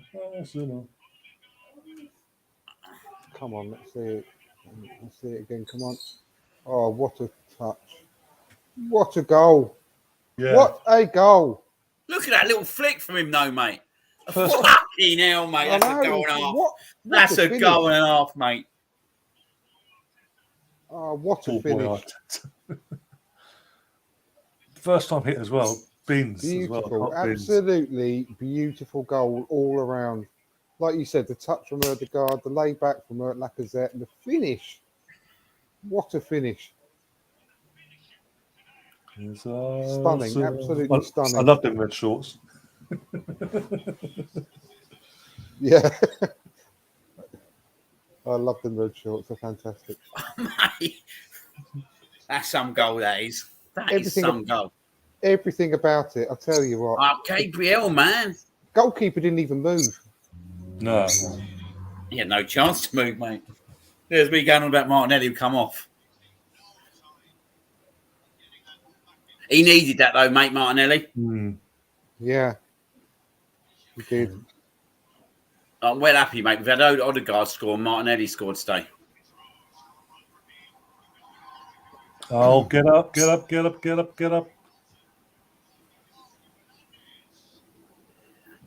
I need to see a replay of that. I don't think that's a bit. Yeah, that's fucking shitting me up, mate. That is. You realise a VAR will be given probably now. Go on. Go. And a counter. What?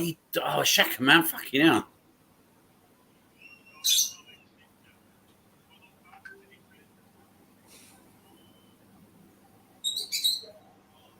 All of our goals, though, all three of them have been beautiful goals, haven't they? Yeah, VAR said no penalty. Oh, come on! Fucking hell, just stop giving shit away like that.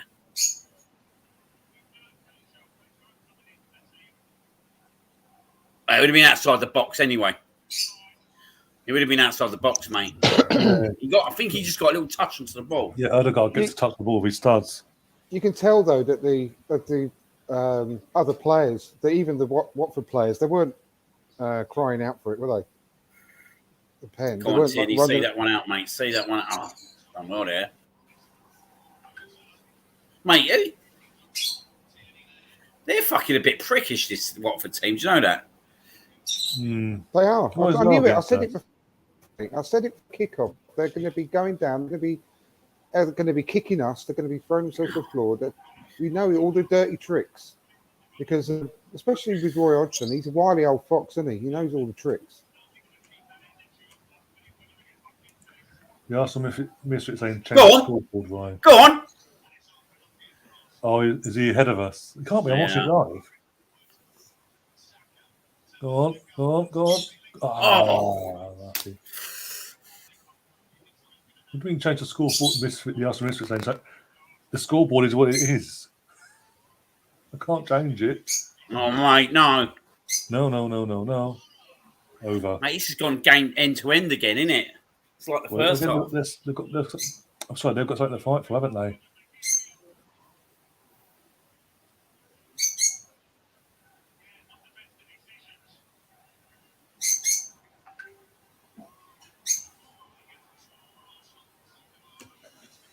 Yeah, Fury saying arguably the best goal of the fucking match so far.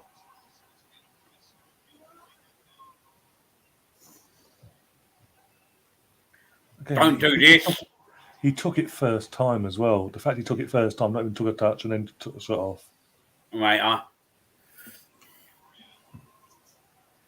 Oh, mate, this fucking why scares the shit out of me, all this kind of football. Mate, this is why.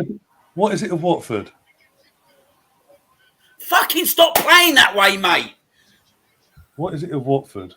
And we always do It's this. just complacency, isn't it?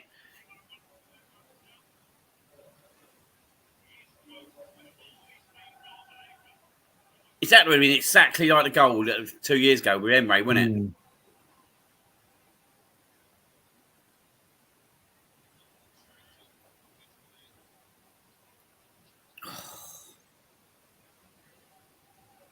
Go on, bring it down, Sack.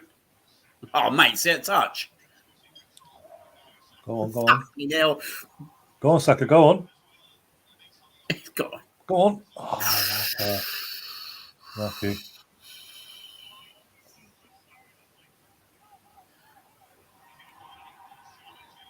No, you might get a book in there, Cedric. I reckon you get booked for that. Cards out, so yeah.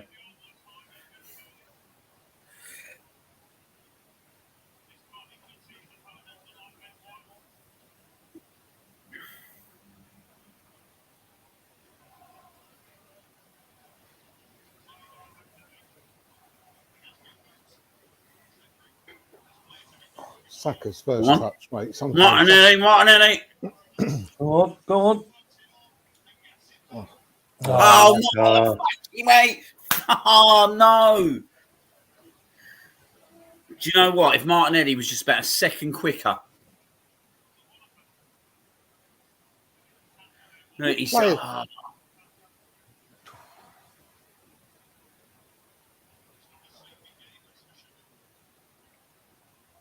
that's the Cedric tackle when he got a yellow card. The player got gone down, clutching his face again. What's going on with these players? It's just absolutely disgraceful. I really wish the referee would just book players when they do that all the time. Just cut it out of the game.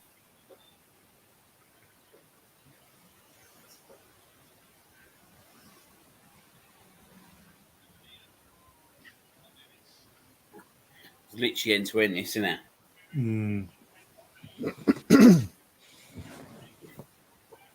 If you're a neutral, mate, you're enjoying this one, aren't you? Yeah, definitely.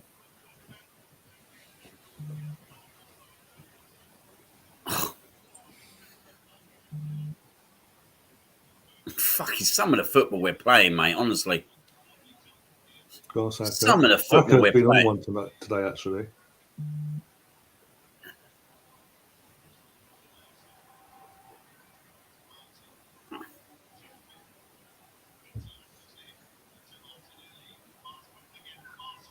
Oh, mate, some of the fucking football, mate. This is probably the best I've seen us play. For a while. Away from home as well. Yeah. They've been certainly trying their best to shithouse their way through this game as well, Watford. So yeah. Honestly, some of Saka's first touches as well is just unbelievably outstanding. I know. Oh, just beautiful on the ball.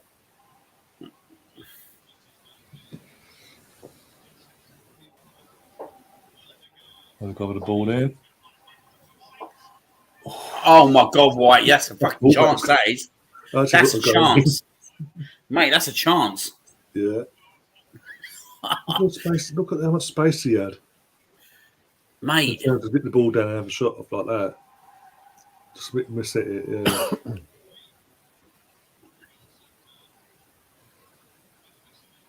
That's a good ball from them. Oh, well done, Ben White. Well done, well done. High foot. You're right, Misfit. We have literally seen the best and worst of Arsenal. This match put us through the middle. It wouldn't be an Arsenal game if we wasn't getting put emotionally through the middle like this. Even at 3-1, we're nervous. Yeah. Yeah, oh yeah. I'm proper nervous, mate. Need to get that fucking fourth. We've got to get 7 goals clear before we can relax. Yeah. Because even if we go 4-1 up, mate, I'll be telling you we need a fifth. That Newcastle game, mate, scarred me all them years ago. That scarred me for fucking life. That was before the cup final, wasn't it, as well? The week before the cup final. Oh, Oh, Dreadful, my God. wasn't it? And we were flying that season up to that point. Absolutely flying it. Oh, what a We ball were from Tierney to Saka. absolutely majestic first half, weren't we? 4-0 up. Unlucky. They didn't lay a glove on us in that first half, that Newcastle game. Second half, come out. Diallo gets it. I think it all goes to shit. Oh, fucking hell. No. Well, no. Benjamin got over. Oh, well blocked. Well done. Problem is, I mean, this is what Tierney gets top caught too far up the pitch there.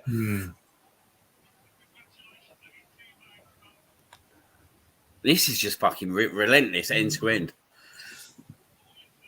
That's a great block from Ben White again. He's had a solid second half so far, apart from that shot.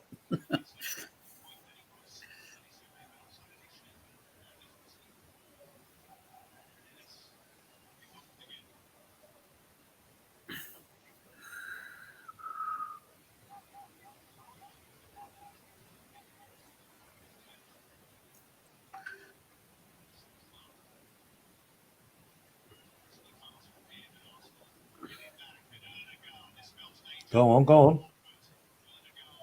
Oh, shit. Now they go down the other end. Look, it's literally end to end. It's a great game.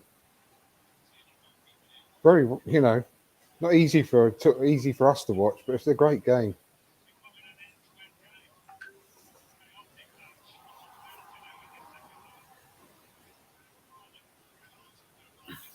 Oh, Watford kicking off. Fans. Who the suck off? For them to go boo. Lauza has gone off for Edu Kambay.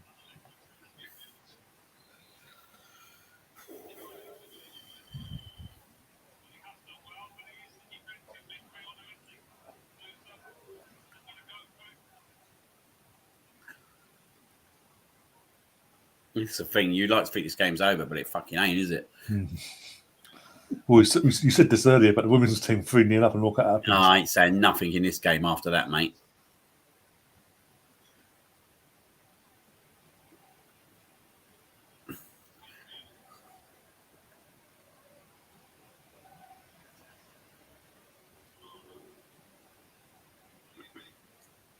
He needs to get Odegaard on the ball more.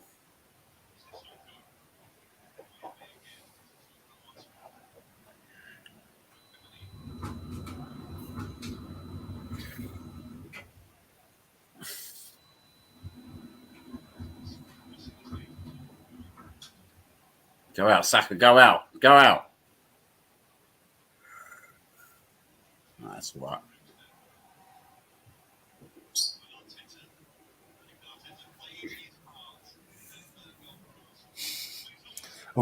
Are the commentators giving Arteta a pre-assist or something? Yeah, Arteta got a bit of an assist on that one, mate.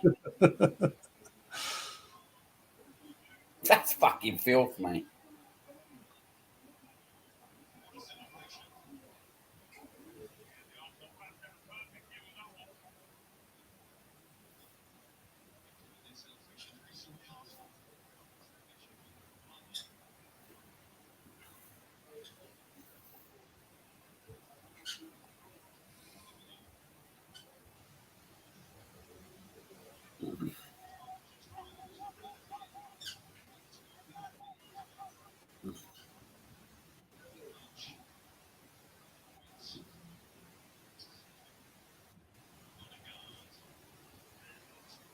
Fucking hell. We got to start keeping the ball. We're not keeping the ball as well. Yeah, get away way too easily. Not saying that. Attack. Come on. No. Go on. Oh, Ben Foster made the book. Fucking hell. Ben Foster doesn't come out. That's 4-1, I'm telling you.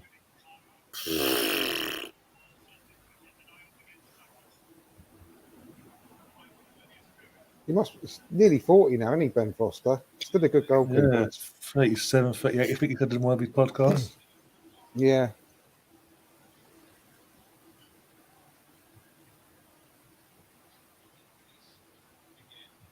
Good tackle, mate.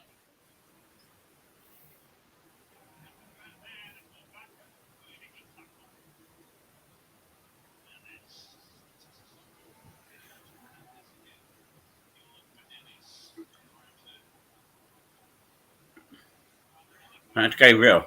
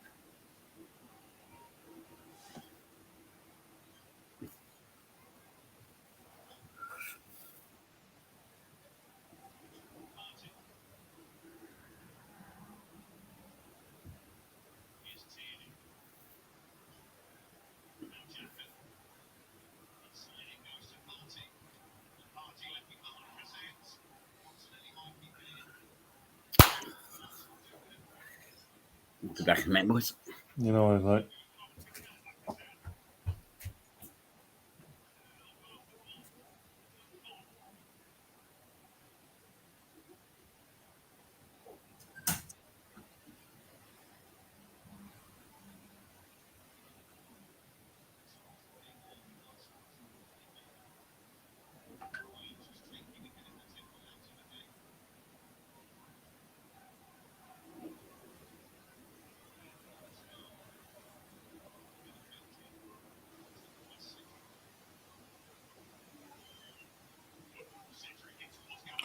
Oh, another corner. Come on.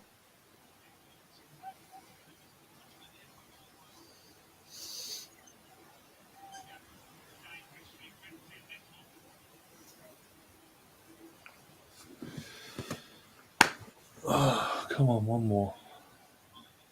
Did another. And it'd be nice to get a fourth. Real good convincing win will do us the world of good as well, scoreline wise. Oh, go on. Oh, Cedric got a shot there. Oh no. Oh, what a lob there. Went for the cheeky lob. Cheeky.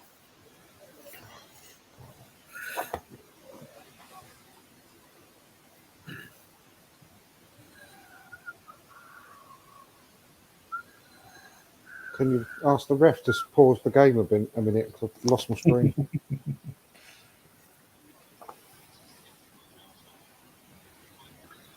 14 shots to their 9.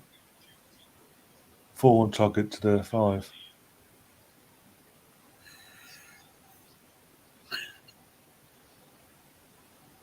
The only good thing is, touch wood, and I'll say again, is that that was literally after 20 minutes. They had 4 shots on target.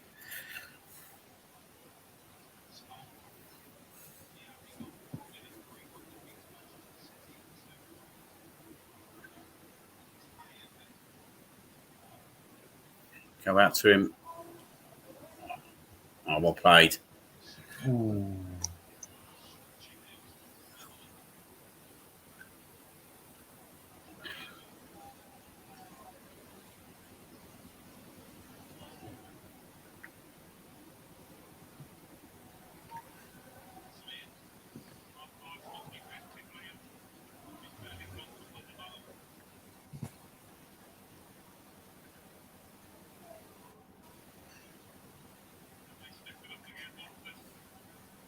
Oh, that's a good ball.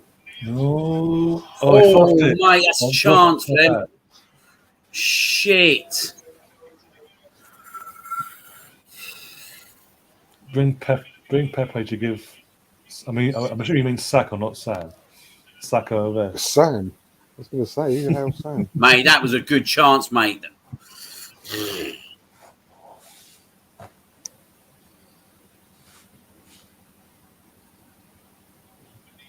That's a proper fucking chance. Oh, well done, Ramsdale.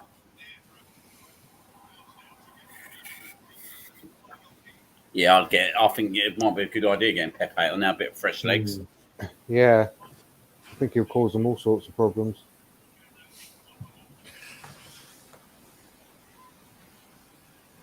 I love the way he just pushes Hernandez in. There he is, old Pep. Yeah, they're hoping at the Manchester derby. Need a big old favour off them later, mate. They actually do need to turn up today, unlike the other week. Yeah, exactly. They fucking owe us one after that. Oh, Here he is. Martinelli. Martinelli going off. What a goal by Martinelli. No, I'm really glad that he scored. Really glad. Yeah, me too. Did the world of good. Doing the world of good, wasn't it? I finally found another stream. But what minute are you on, you guys? 72, 34, 35. Yeah, same. God, that's absolute bollocks. Oh, there we are. I'm a minute behind you. That's the best one I can get. It's a bit annoying, but never mind.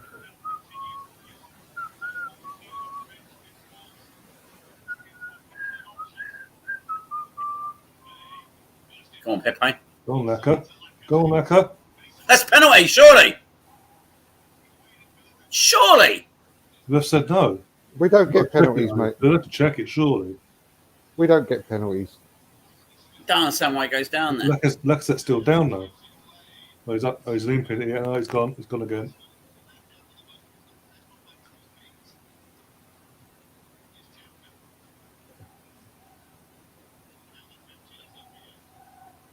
I don't know if they're checking or not.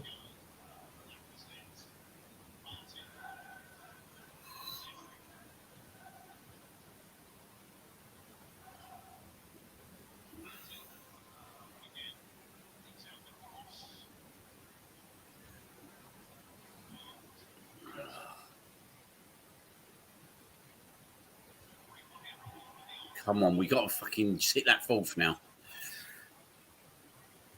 Well, Russ is saying that's a pen, but the commentators ain't even saying if they've been checked. Is it? Have they said it's a check? No, they haven't said anything. Just don't see why it goes down there. No, it's literally through the middle for on goal.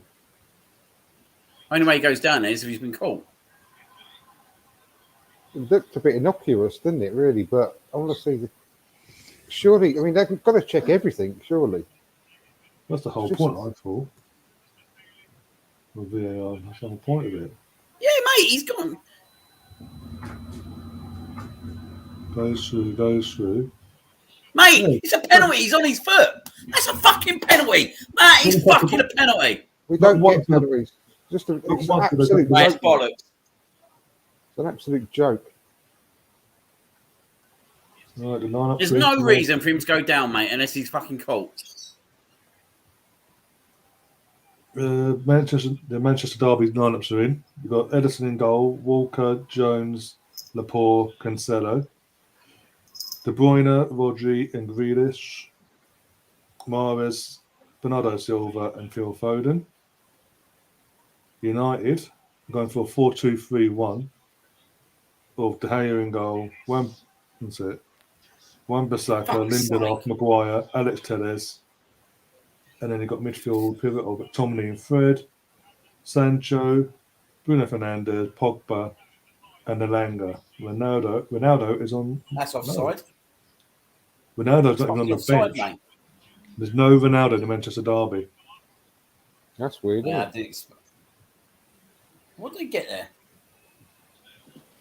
No. I had to go offside. Okay. Yeah, that don't surprise me, mate. I wouldn't be playing him today.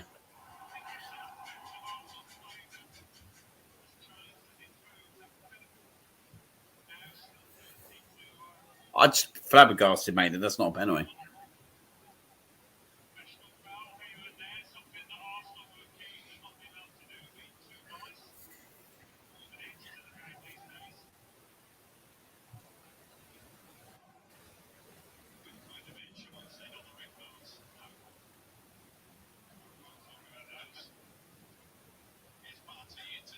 Other goal has been on number. He's got to be man of the match, surely. Yeah, definitely. You don't think so, yeah? Everything, Go on. every touch. Unlucky. Oh, shit. I would love to get this 4th goal. Oh no, fucking just need it, mate, just to put the ease in us. Good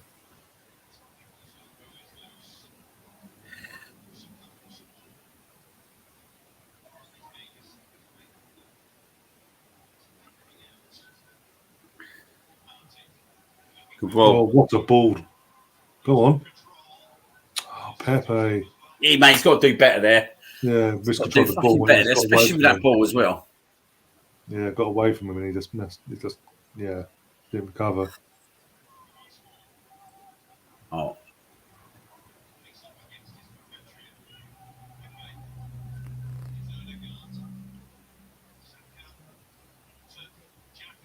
Oh, for Ah, good. It's wrong great. player to be having that ball there. Yeah.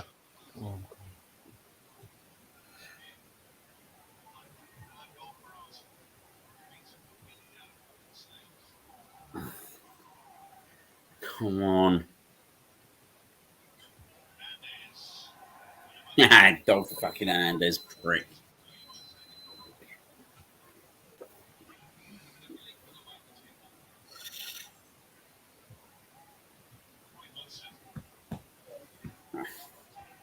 I still don't get why Void came back out of retirement. He's on to a bit of a harding for nothing, wasn't he? I bet it's just his missus wanted him out of the house. Possibly. Oh, go on. Go on, Pepe. Oh, okay. Got to stop.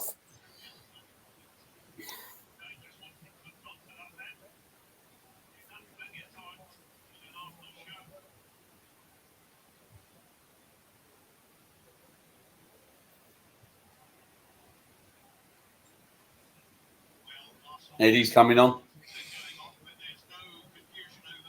Lacker's coming off. Do you know what? I think Lacker's done really well. Yeah. I'm not sure.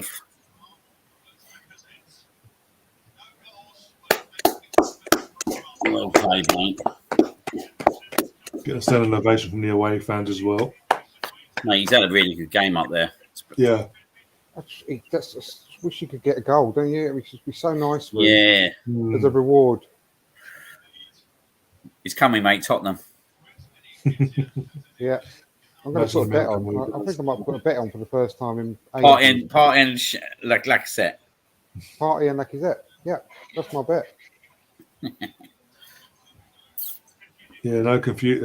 As commentators, there's no confusion who's getting the armband this week. It's gone to Tierney straight away. No messing about. Unlike the other week. Was it Brentford? Was it the Brentford game that was, wasn't it? Yeah. Yeah. Oh, come on, Pepe. He's got to fucking be stronger there. That is the main thing. He's the main and only sort of thing he is lacking. Well done. He's upper body strength. I know. The thing is, No! Oh no! Oh, well done, Ben White. Well done, but was that Cedric? What is it with us, mate? We're just literally our own enemies, isn't we? Oh, fucking hell. Try to be clever there. He almost backfired, but Ben, yeah, good defending there from Benjamin.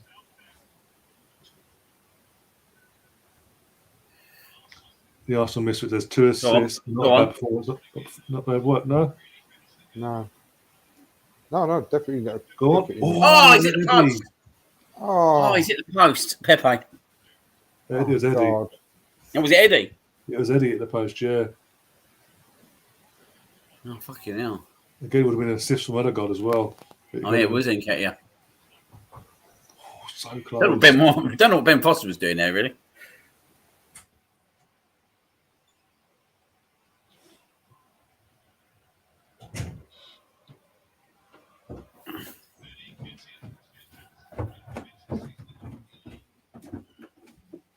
Good or bad? I just need the bookings, and none of the bookings come in. Oh, okay. Has anyone been booked in this fucking game? Yeah. Who? Get it back up. Cedric. Cedric got booked. Is that fucking it? Like, what the hell is this? What's the point of this game anymore? Like, no one gets booked anymore. They might just fucking crunch everyone. Oh dear. What's your cash out as it I stands? don't know, cash out. Oh, okay. I needed 2 bookings from Sissoko. I thought he would probably go in for a challenge because he's the next Tottenham player, but didn't, clearly. And Yeah, Cedric's the only one who's booked. Craig Carter or whatever. Half-light, yeah. And that's it. Russ is throwing a few rods. Yeah. Ain't working. Old Fisherman Morgan. Was unlucky though, wasn't he? Really? Shot. Yeah. Keith would be seriously asking questions if he'd gone in now, wouldn't he? Oh yeah, but it's a decent effort though, isn't it? Go on, Martin, go on.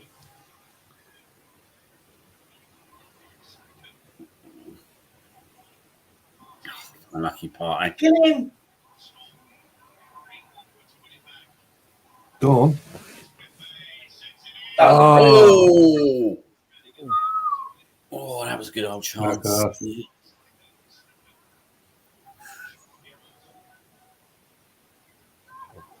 Oh, what a beautiful ball by Odegaard that was.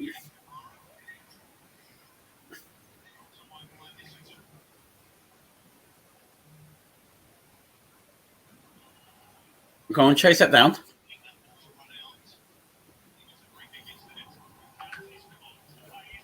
He's fucked, mate. Look at him, mate. He's absolutely on his legs. Well, yeah, he is on his legs. I mean, No, as in he's on his knees, literally like gassed out.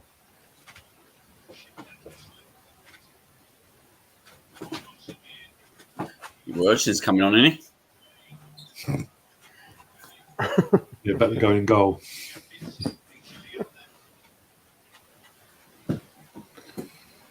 Send Ben Foster up top. Do what was it? Stuart Pearce years ago, Man City. Oh, beautiful. David James. Can you remember that? David James. Oh,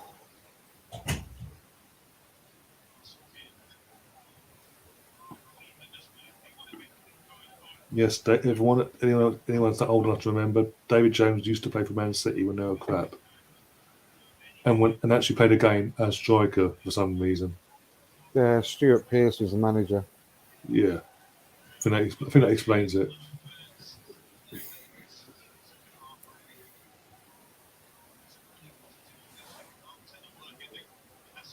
Was it because they needed a goal, didn't they, to get into Europe or something? Europa League or whatever. And he thought David James would be the answer for some reason.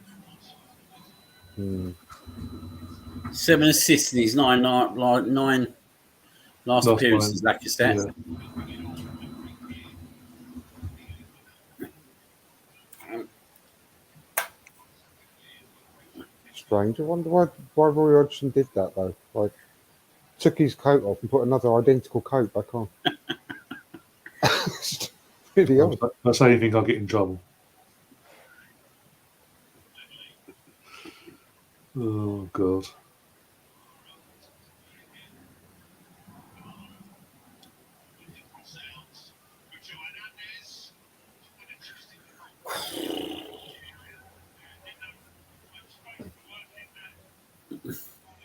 If Ranieri is still in charge, they'll be game over by now.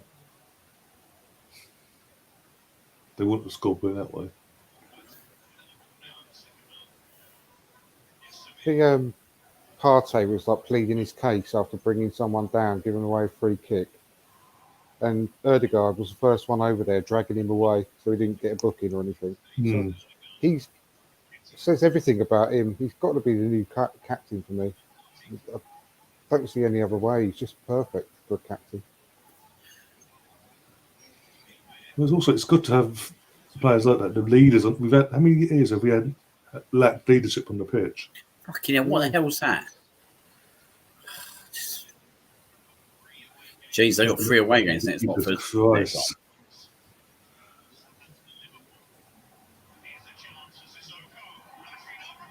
Oh, they made a fucking game of this, didn't they? Fucking hell, we made a game of this. Oh, it would be him as well. Oh, this is just fucking frustrating, mate. Have they scored? Yeah, they scored, mate. It's Sissoko. It's just fucking shit. Oh, for God's sake.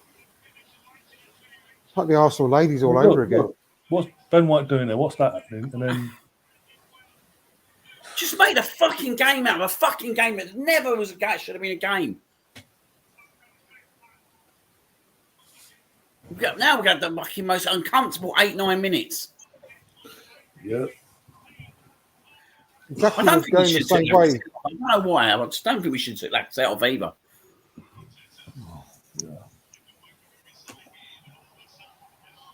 Just fucking made a game all over again. It was never a game. Oh, Jesus, mate. It's hard support watching us, isn't it, at times? Like I said about United last week, if we can't beat Watford, we don't deserve European football, let alone Champions League.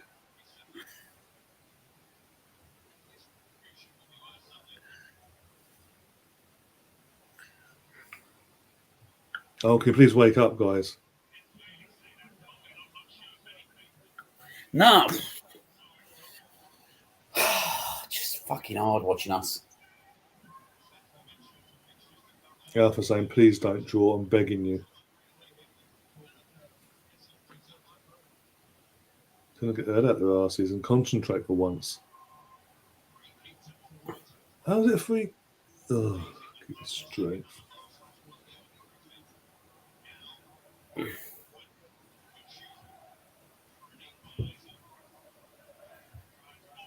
I just don't believe it, mate. Knew we needed that fourth.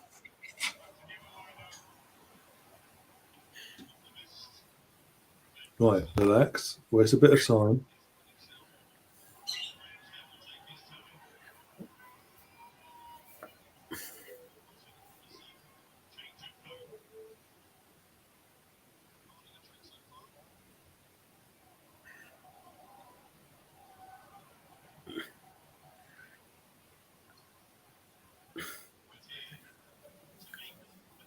Do you know what? I don't think we need to take Lacazette off. No. It's not like we've got fucking games running out of our heads. Well, literally, our next game's next Sunday, so it's not like we've got to go midweek on our thing. I don't get why we're taking him off. No.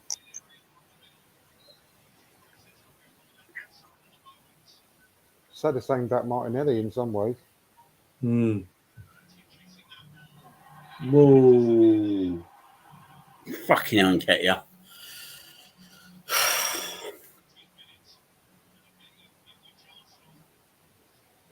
We just made a fucking game really hard for ourselves, didn't we?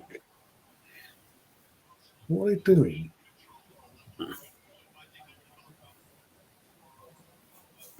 Well, Holding's coming on. Yeah. Odegaard's going off. Okay, cool. So you know what we're doing now then? Try to get out there what we've got. Swear to God.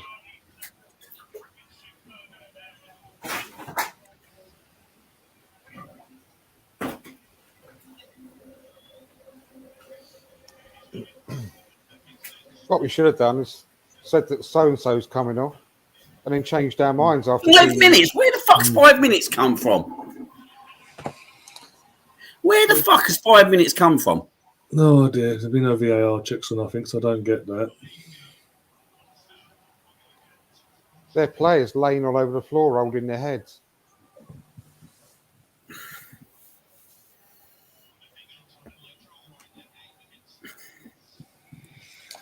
Stephen saying, have a guess what song just came on. Same old story. Skepta fits perfectly with Arsenal.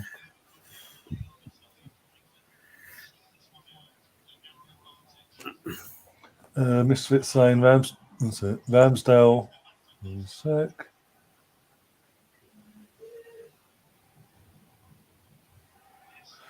Ramsdale, Gabriel and White have all been guilty of sloppy play today. Gabriel back-to-back games, that's scary. Squeaky bum time says Russ. We should have finished these lot off earlier. Yeah. Well, now we can't get the ball. Look, now box them in. Box them fucking in over there, down there. Don't make it easy for them. I swear to God. After Wolves, don't give us the other end of what Cedric's exactly. Holding his calf. Yeah, it wastes a bit of time.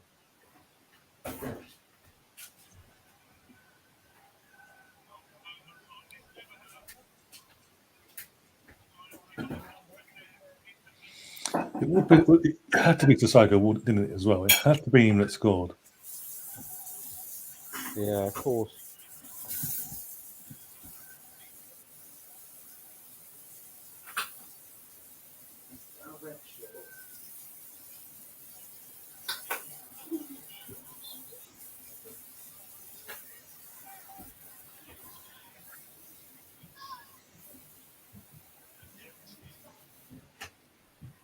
Hold it, just hold it there. Hold it there. Go on.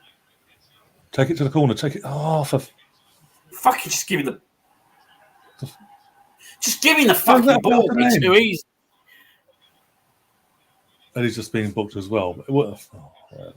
Come on, go out.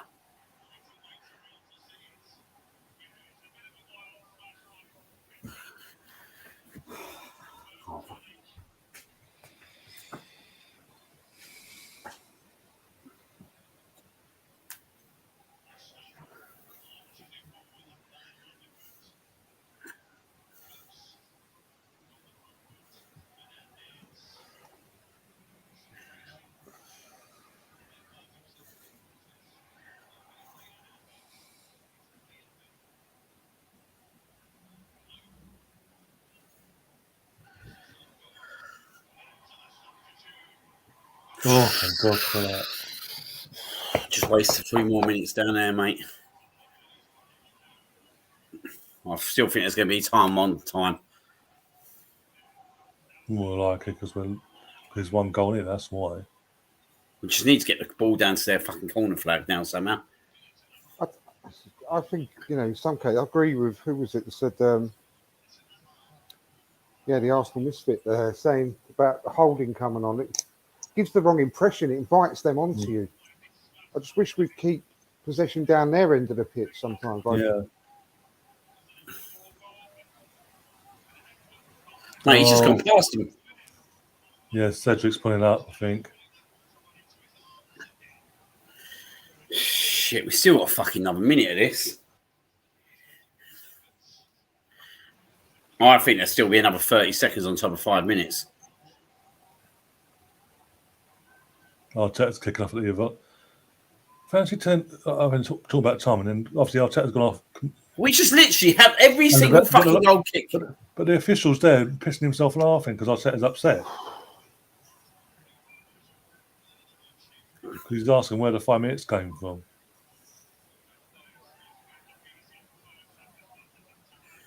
No, that was the wrong thing to do, Partey. Was it Partey? I think it was Eddie's. I don't know. If it goes wrong, we'll find out. Get rid of it, Gabriel. Mate, he has got fucking lucky there, mate. He has been fucking shocking today, I think. He got lucky there. Blow that bloody whistle.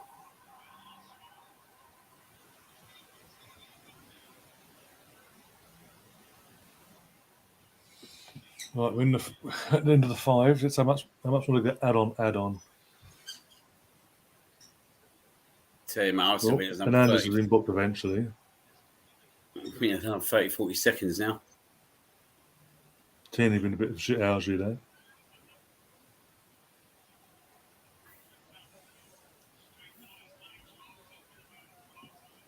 Just got to...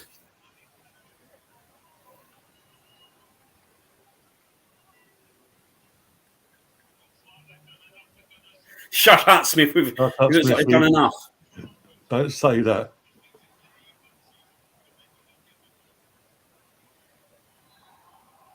That should be it, mate. That should be it. Come on, blow that whistle. Blow up, ref. Come on. Fucking blow up. Gabriel's now down.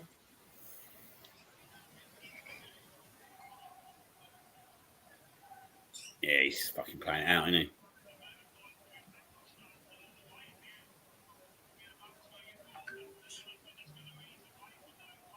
Didn't make this fucking easy, did we, in the end?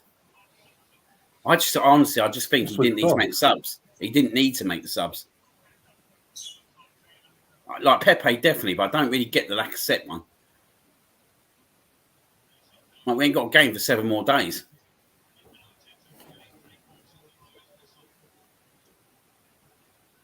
It's got to be blown whistle after this, No, isn't it? come on, Surely. hurry up. was literally over them on their throat. Take Lacazette off. We took the foot off the gas and yes. Yes. Get in there. That's Getting fucking 3 points is the most important thing. Yeah. Thank God. 3 points in the top 4 with 3 games in hand, and Man United now know they have to win their game Oh, at half 4 I'm today. so happy with that 3 points. I don't care how we get there. We just needed those 3 points today. mate. That's all it's about now, isn't it? Like, let's be honest. That game should have been 4-5-1, really. Yeah. Definitely. Yeah. I'm gonna have to love you and leave you guys. I've got loads to do now, so I'm gonna have to shoot off. Yeah, no worries, mate. Thanks for Good coming seeing you along. again, Andrew, mate. Yeah, and you guys. Been an absolute pleasure. Thanks Yeah, for having me nice. on, Gore. Yeah, cool. See you soon. Both. See you Thanks soon, for mate. everyone in the Cheers. chat. See you later, mate. See you later. Nothing easy for this club, no, Derby City. Arsenal, easy, never. Why do we make ourselves sweat through it?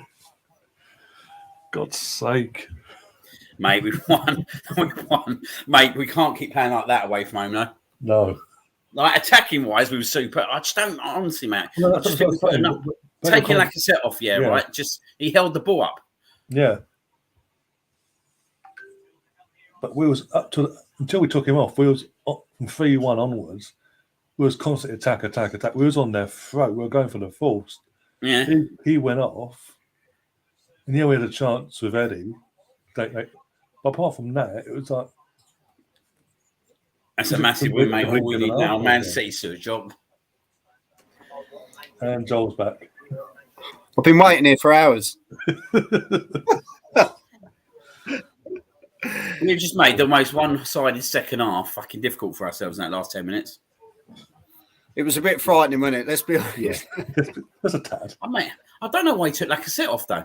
Like, I get it if we got games in a week, but we ain't got a game in a week. And, like, I know Ketty hit the post, but I just felt that we lost that bit up top to hold the ball up. Do you know what I mean?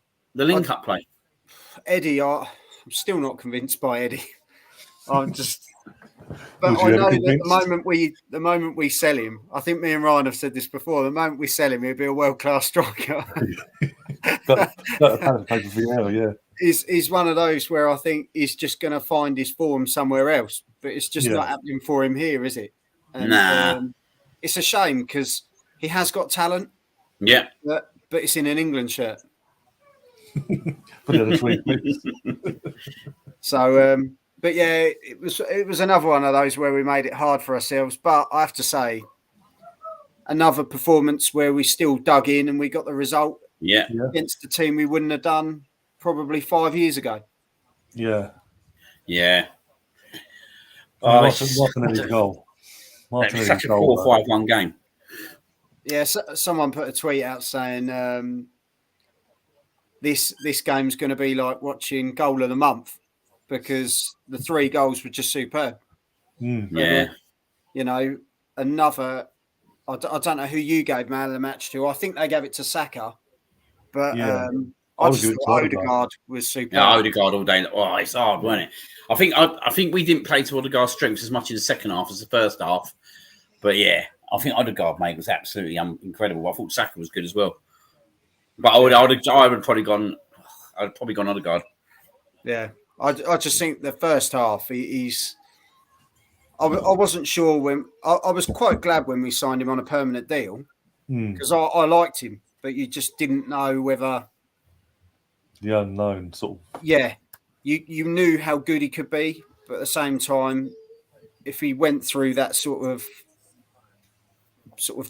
time again where he wasn't sure whether he wanted to be there or not, because he kind of wanted to be at Real Madrid, but they didn't want him, and was it another person we just kind of got an off cut?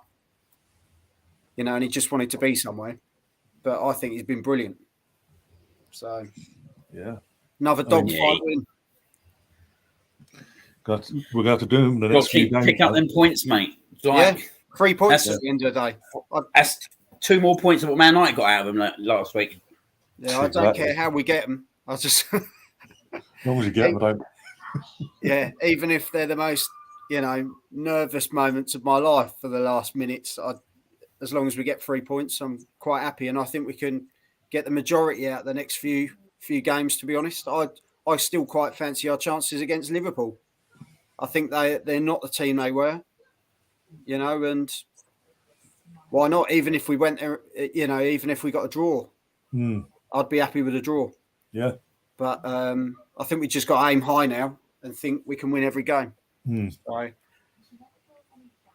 yeah. Well, it's in our hands, and obviously depending on Manchester, it's in our hands respectively anyway, going forward, unless we start noising that. But we've got Leicester City next week, so we've got a week to prepare for the next game. Yeah.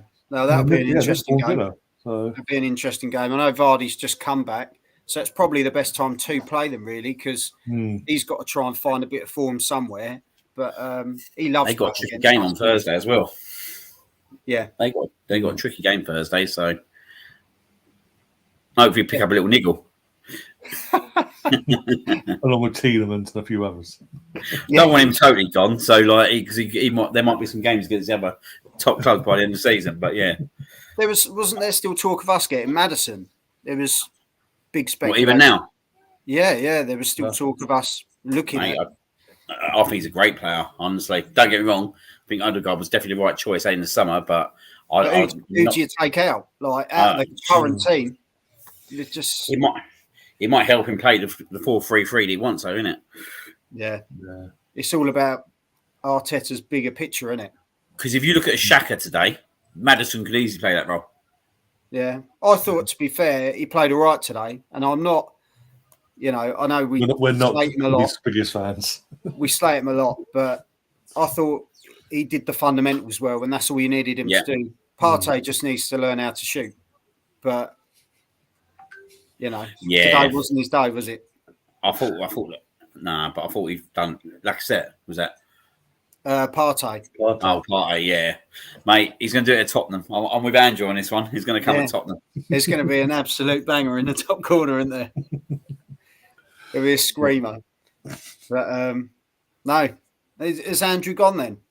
Yeah, he said to go off, get something to eat. Oh, goodness sake! Next week. That old chestnut. Oh, we got Russ. Yeah, Russ is happy already. He's ecstatic. I'm getting next goal. But no, it's all good, and roll on to the next one. What's your prediction for the next one then, lads?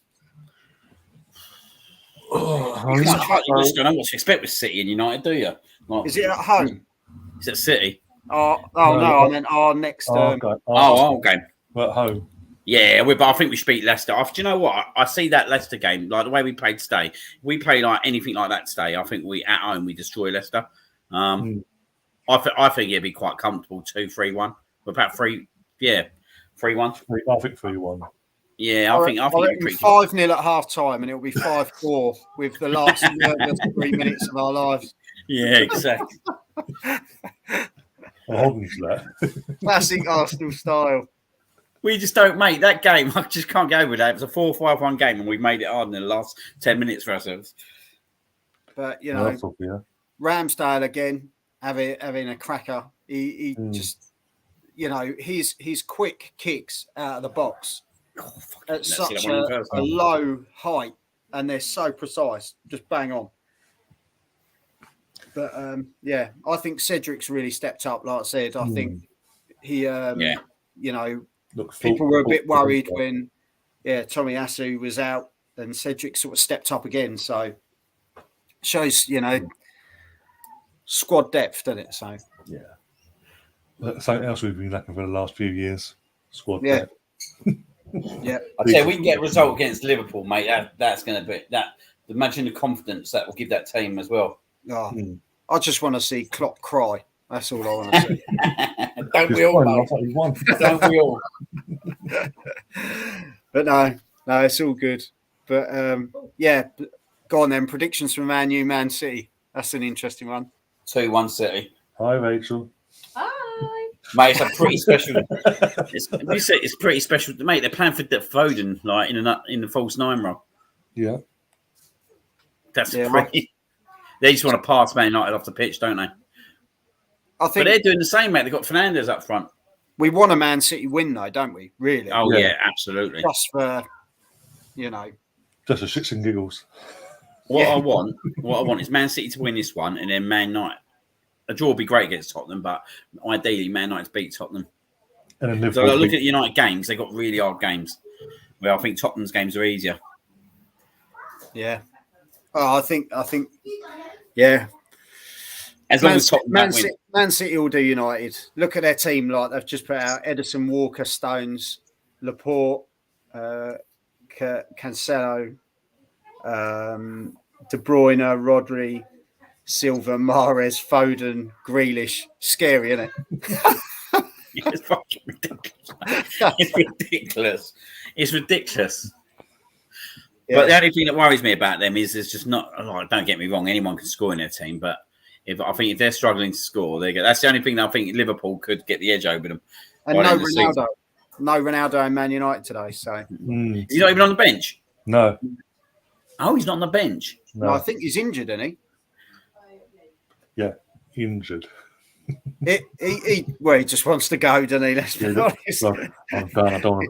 I deserve better than this. He came back just to, say he's been back. Basically, I think he wanted to be loyal, didn't he? Basically, and he's come back, done his bit, and he'll be at Man City next season. It'd be fucking brilliant, wouldn't it? What a kick in the teeth that'd be, wouldn't it? I bet he well regrets going back there as well. He's got to, surely. Yeah, I think he'll still break records wherever he goes, won't he? That's the scary thing. But yeah, where does he go next? Does he go to a German team and do it in Germany? Portugal, back to Portugal. He could go back to Lisbon, couldn't he? Yeah, I could see that happening. I think that would be more likely a deal. That'll be the sort of curtain call, won't it? Yeah, go back there, finish it off. Interesting. He goes to Man United, back to Lisbon, and it's kind of swung around, isn't it? Yeah, go full circle and all that. Yeah. Yeah, the Arsenal Mystics saying, hey, don't dish United, Maguire. Oh, the human fridge. Quite literally. Oh, my days. The away games for us is the key, I think. If we can get wins at Aston Villa, Palace, do you know what I mean? Them kind of games. Villa's a big one for us, I think. Southampton as well. Villa's a big. Villa's a funny one, isn't it? And even Palace is a funny one. You want to slap Martinez in the face, really, don't you? Just for shits and giggles again. Yeah. Just for the sake of it, just like, shut up. Because all he's done is whine since he's left, and it was all about loyalty, and then all of a sudden... You don't know what to expect with Villa, though, do you? You just don't know what to expect. One week they're losing to Watford at home, then they're smashing Southampton at home. Yeah. Yeah, be an interesting one. Well, it seems if we go there and keep Coutinho quiet, that's half the battle done by the looks of it. Because him yesterday... Yeah, he's pulling the strings, isn't he? Yeah, he's pulling all the strings. He's literally everything going through him. But it goes to show Barcelona nosed it up there. How they nosed that up, I don't know, but it did. But yeah, next 3 games, big 3 games ahead of us. But take one game at a time. And we are fourth. And hopefully Man City don't let us down like they did against Tottenham the other week. I swear to God, I'll kill them if they do. But yeah, Joel, where can people find you on your channel and all that? What have you got coming up? Well, I've got a few interviews in the pipeline coming up. It's just deciding when they're going to happen. But it's just kind of rebuilding again. But there's watch-alongs coming up. Just all sorts prediction shows mainly. But yeah, as you know, JG's Fight Talk on YouTube. I'll plug it. And on Twitter at JG's FT1. Yeah, it's on the screen there.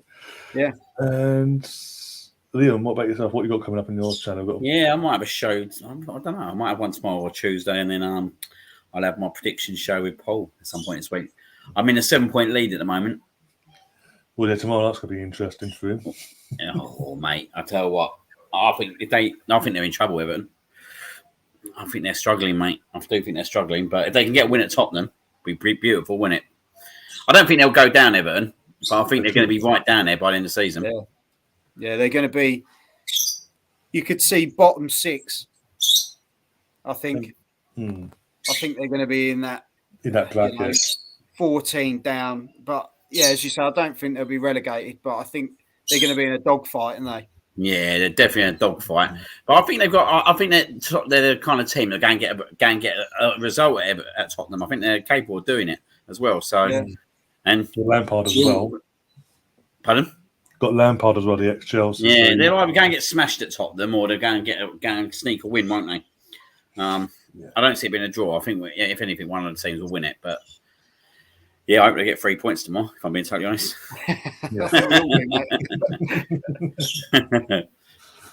Oh dear! With that, we're going to wrap things up. I've got to go have to cook my dinner and eat my dinner, and hopefully play Man City, as I say, turn up and do the business today. Thanks, obviously, Andrew earlier on coming on for the last over 4 hours off to stream both games. Obviously, Liam and obviously Joel popping in as well in between the match. And yeah, I'll be back tomorrow for the podcast. Obviously, going over this with obviously Andrew and Steve, and then trying to think Tuesday onwards. Or I'll let you know tomorrow once I've decided. But yeah, a lot of stuff coming now. Literally, I've got so much going on my head. But yeah, once I've decided, I'll let you know in the community post, guys. And then, yeah, we'll see you soon. Until then, as always, up the Arsenal. Come on. Cheers, mate. See you later.